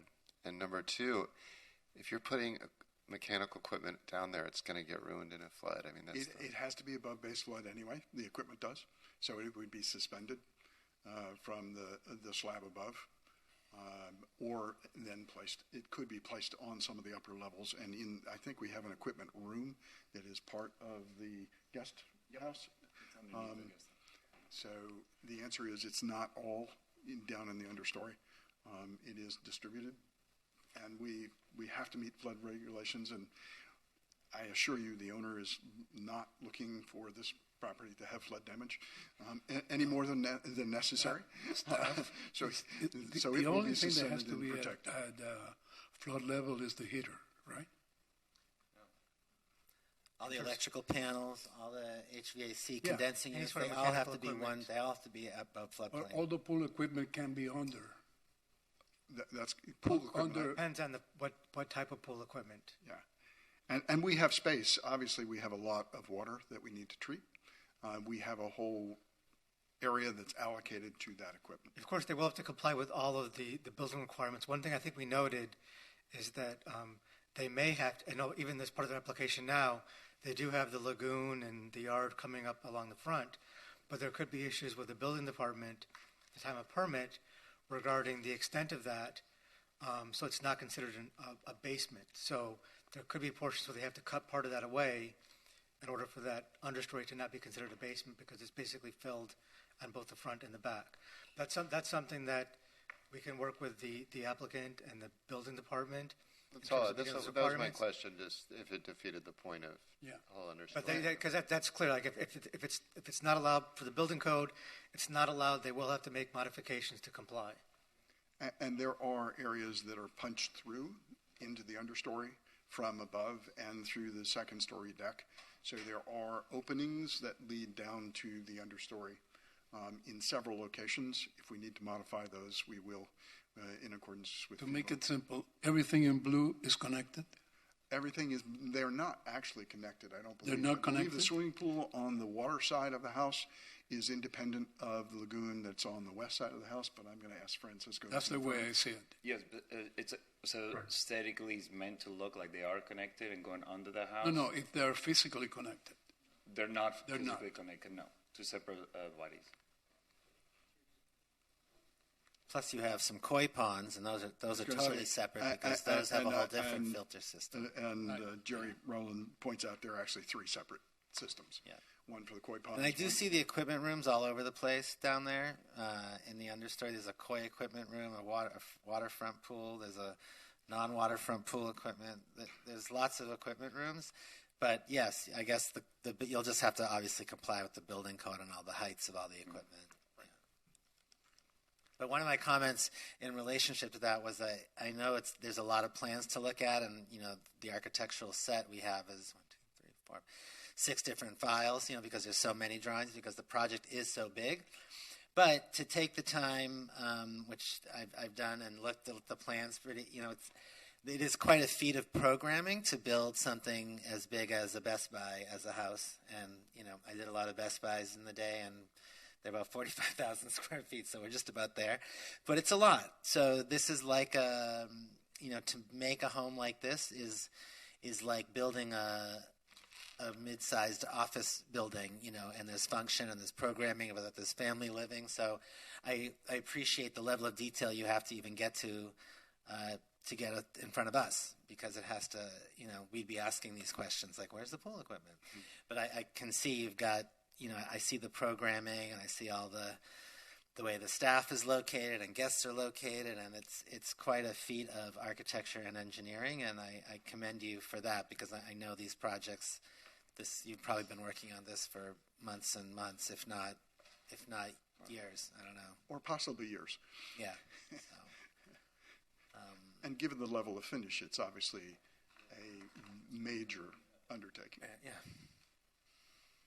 Happy to see it's not, it is not another 18,000 square feet big, which you could do by right. So that's, I think the way your team designs, and it's kind of an encapsulation of architecture and landscape, which is really nice on properties like this. The whole property is the home, so it's really impressive to see these sort of landscaped planes flying around all over the place. Very interesting to see that somehow you're able to create landscaped roofs everywhere, and other applicants we see just can't seem to figure out how to do it. So someday maybe you can teach a seminar about how you guys successfully create maintainable, landscaped, wet, basically, swimming pools on top of roofs, which is basically what landscape planters are. There's a lot of water in those, so.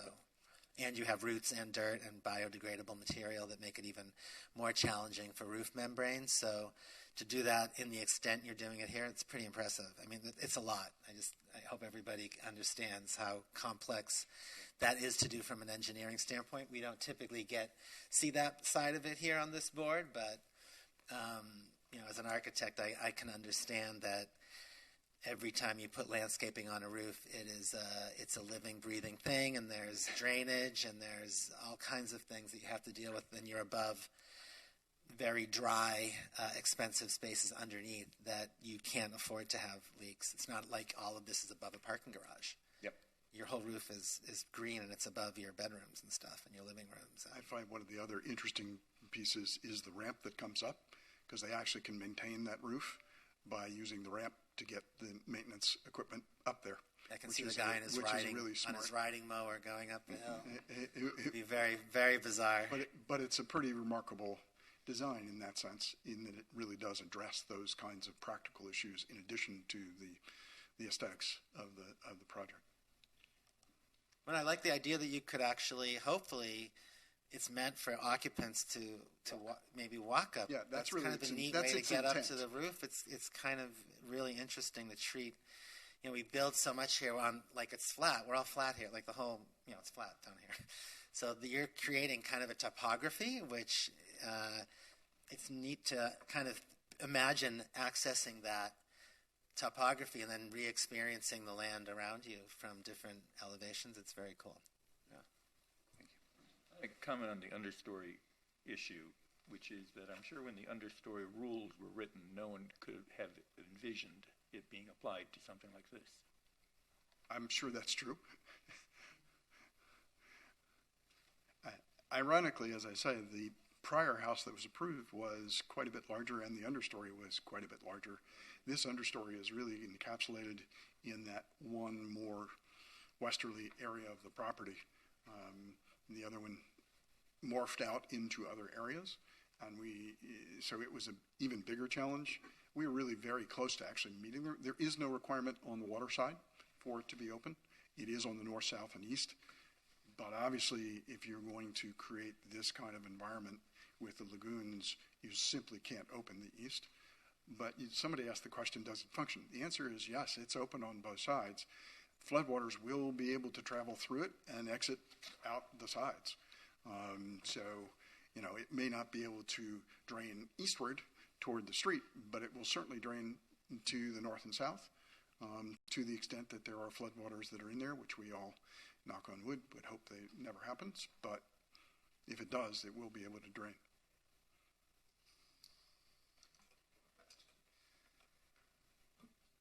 I guess we should take up the application or the design and variances separately. So I move to approve the design, inclusive of waivers. Second?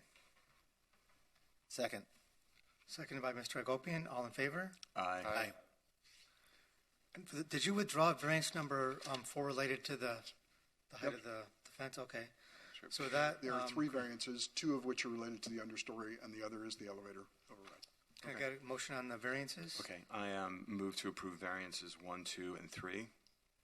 Second? Second. Seconded by Mr. Agopian. All in favor? Aye. Any opposed? Motion passes 5-0. Thank you. Congratulations. Thank you all very much. Thank you. Thank you. Thank you, Robert. Could we have moving? This is a very quick, fast-moving agenda today. We have one last item on the agenda, which is for 2130 Verdun Drive. Before we start the next one, I don't know if someone said it already. Thank you for making the model.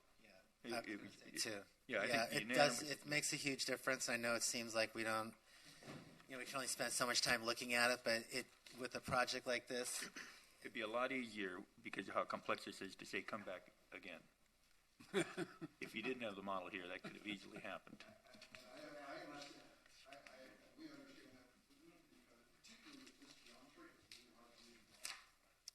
So, yeah. Thank you again. So thank you. Thank you. Okay, the next item in the agenda is DRB 22-0860, 2130 Verndon Drive. An application has been filed requesting design review approval for the construction of a new 4-story multifamily building, including a rear setback variance to replace an existing single-story home. So just to clarify here in terms of what's being requested, there is one waiver and 4 variances. The first waiver is for the ground floor height requirements. As I mentioned previously for a project earlier, the minimum is 12 feet from BFE plus 1, but the board can approve a waiver down to 10 feet. The 4 variances are related to, the first 2 are related to the rear setback. The first is for the rear setback of the building to be 10 feet when 13 feet is required. And the second variance is for a parking setback to be 13 feet. I'm sorry, with a setback of 5 feet when 13 feet is required. The third variance is for the minimum side yard setback of 5 feet for parking to provide a parking side setback of 3 foot 2 inches. And the fourth variance is from the minimum drive aisle width of 18 feet to provide a drive aisle width of 17 feet. Now this is different compared to the project we saw earlier today because this is a narrower lot. So it does have narrower requirements in terms of the parking depth and the drive aisle width. In terms of the variances, we are supportive of all the variances except for variance number 2, and that's related to the parking setback.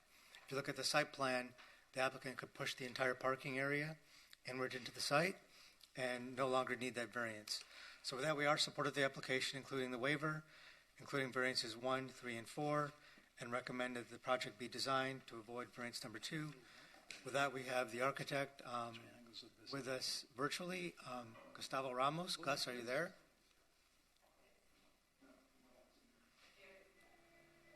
Gus Ramos, I see him online. Can you hear me now? Yes, hi Gus. Hi, Mr. Ramos. Yes, hi. Before you start, I need to swear you in. Please raise your right hand. Do you solemnly swear or affirm that the testimony you'll be giving in this proceeding is the truth, the whole truth, and nothing but the truth? I do. Okay, and for the board, have there been any ex-party communications? I see none. None. Okay, and 10 minutes, Mr. Ramos, I'll set the clock. can we bring up the presentation? Yes.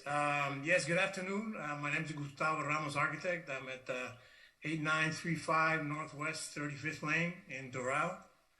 The project is a 6-unit, 3-story townhouse project located at 2130 Verdun Drive with 6 parking spaces at the ground floor.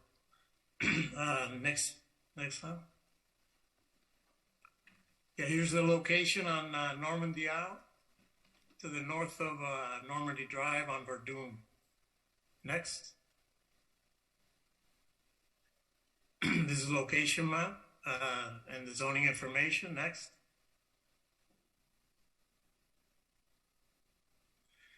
This is a survey. The property is 51 feet by 130 feet approximately. And the streets actually cut the property at an angle. So the front and rear property are turned at an angle, at about like a 15-degree angle. Next. This is the existing lot with the single-story family home that's going to be demolished. Next. This is the ground floor, the site plan with the Verdun Street on the right-hand side. As you can see, you enter through the front and then park into the parking areas and actually come into a small vestibule for the units from the parking garage and also from the outside. The design is basically based on the 6 units. The front unit in the front elevation is 2.5 stories and is entered from the front of the building. The rest 5 units are entered through a landscape garden through the side yard into a vestibule and then up a stair into 3 stories above that. Next. This is the ground floor. Again, it's just a little bit bigger. What we did, what Michael was talking about, is the parking area that you see on the left. We had it. We actually fixed it, so we removed that variance. We had it at 5 feet. The 2 parking spaces that are there. I don't know if you can see my arrow. Can you see my arrow?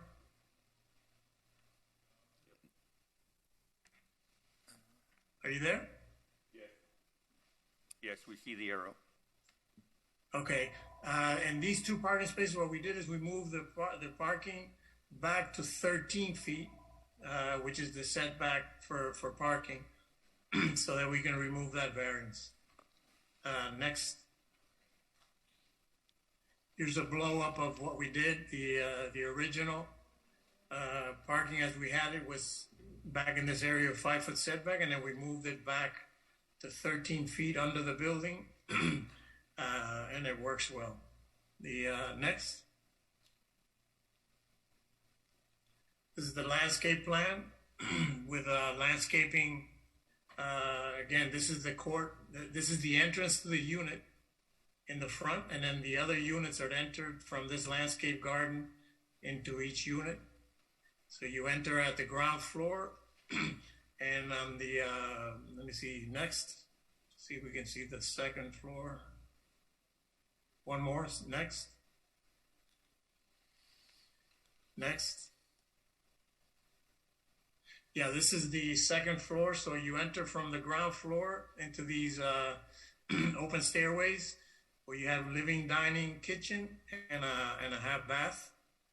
And each unit pretty much has that at that level. Next. The third floor is 2 bedrooms and 2 baths. And the stair actually keeps going up to the rooftop. This is at the 4th level. Next. Where you have like a den area for the family, and then each unit individually has a roof terrace that faces south. The unit in the front has a terrace also at the on the back, but it's 1 story down, so it's 2.5 stories. Next. These are pretty much the buildings in the area. There's there's like a 3-story building. There's an empty lot next to our property to the south, and then there's a child care, which is this one right here, to the north of our property, a child care center. These are some of the pictures of properties in the area. Next. There's more photos of buildings in the area. You can see there's two 5-story buildings real nearby. Next. More photos of buildings in the area, and also heights and setbacks. We were asking for a rear setback of 10 feet instead of 13, and as you can see, most of the buildings that have that are in this area have smaller setbacks than, and we're requesting less than 10 feet. Next. These are elevations with the material that we're going to be using at the front of the building will be like either stacked stone or porcelain tile. Next. This is different elevations, the east and west. Next. This is the rear elevation to the north. Next. And then these are renderings of the front of the building. This is off the street. We have the unit on the front, which is 2.5 stories high, enters here off the front entrance, the front of the building, and then the other units are entrance through that side garden gallery. The parking will also be, will have a roll-up door to block the view of the parking from the street. And then, like this unit has a terrace on top of the 2nd floor, and then the other units have the terraces on top of the 3rd floor. Next. This is a different view, more a southeast view of the building. This is again the stacked stone or porcelain. And then each unit enters into this element here, and it goes up 2-3 stories to the rooftop terraces. Next. This is more of a southern view of the building, with the rooftop terraces above. Each one has a rooftop terrace. Next. Again, this is like more of a southwest view of the building. Next. This is more from the west of the building. One more, next. And this is at the rear of the building. These are more like aerial views. You can see each one has a roof terrace, and the one in the front has a lower roof terrace down in at the 2nd level, above the 2nd level. Next. There's another more like an aerial view. Next. And that might be it, I think. So that completes your presentation? Yes. Thank you. If anyone from the public wants to come forward, please do so now. And if anyone online wants to speak, raise your hand. There's nobody online, and there's nobody left in the audience. So. All right, so I guess it's time to close the public portion of this hearing and turn it over to the board for comment. You guys are almost home.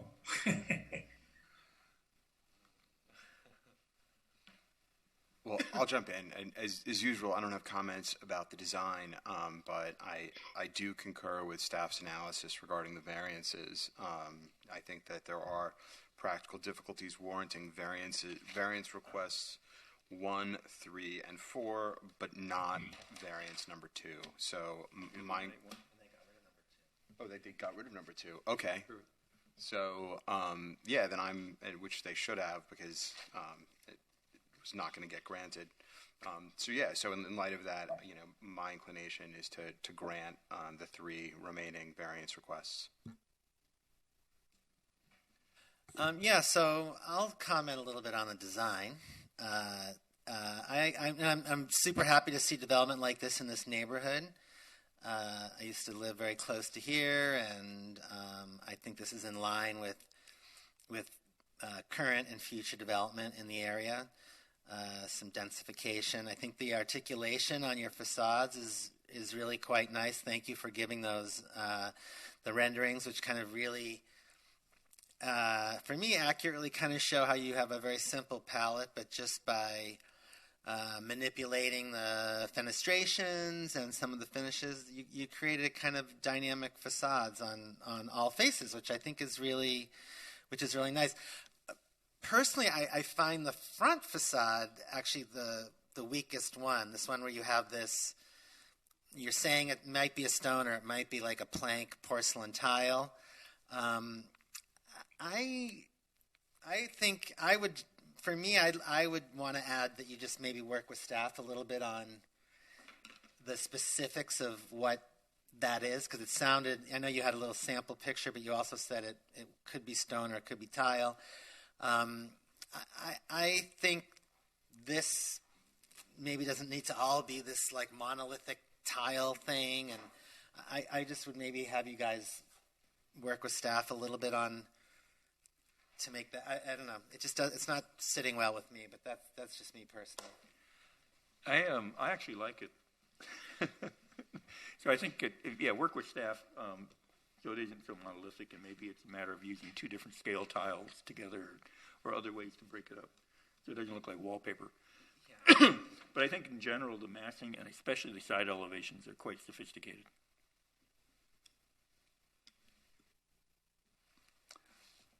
Gustavo, how are you? Yes. Hello, Orlando. Okay. They're missing both in the site plan and the landscape plans the triangles of visibility. Today is the day. I know. I'm one of the culprits. That could, in the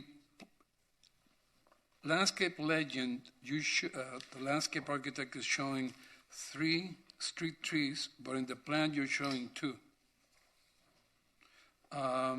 And when you start placing the triangles, you might run into some problems with placing the 3 street trees. So you may have to work with staff to work out a deal there. I think there's 2. Yeah, but in the legend you say 3. Required 3, provided 3. Okay. I see it. Yeah, I think actually even one of the street trees is almost not even in front of our property line, but they are there. Well, the fact is that when you start placing the triangles, you might run out of space, and you may have to work out a spacing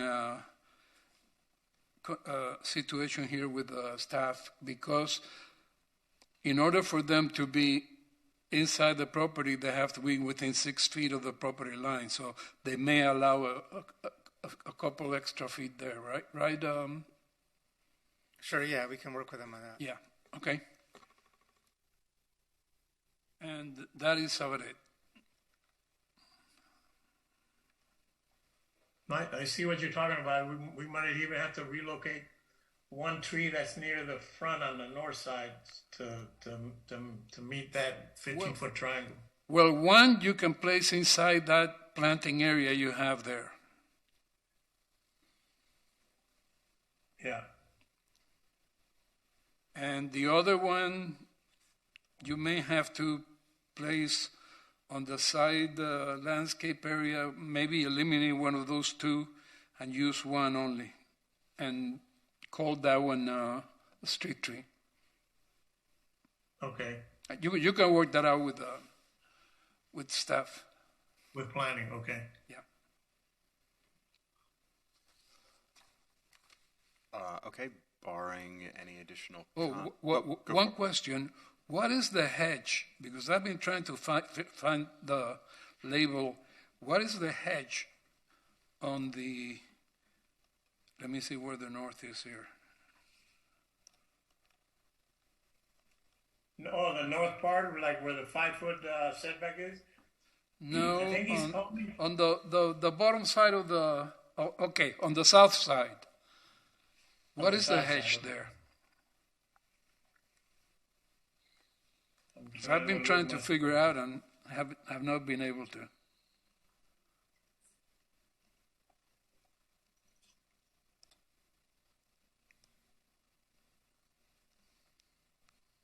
I'm looking myself here.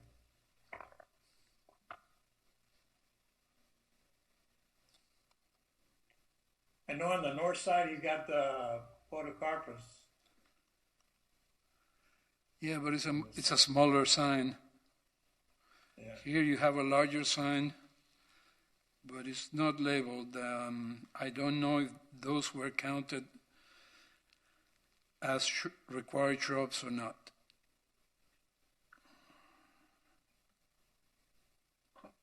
Trying to see. I'll make sure that he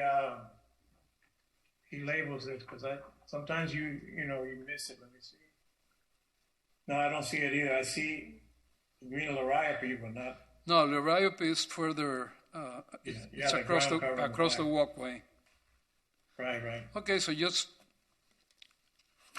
figure that out and make sure it's in the final plans. Okay. Thank you.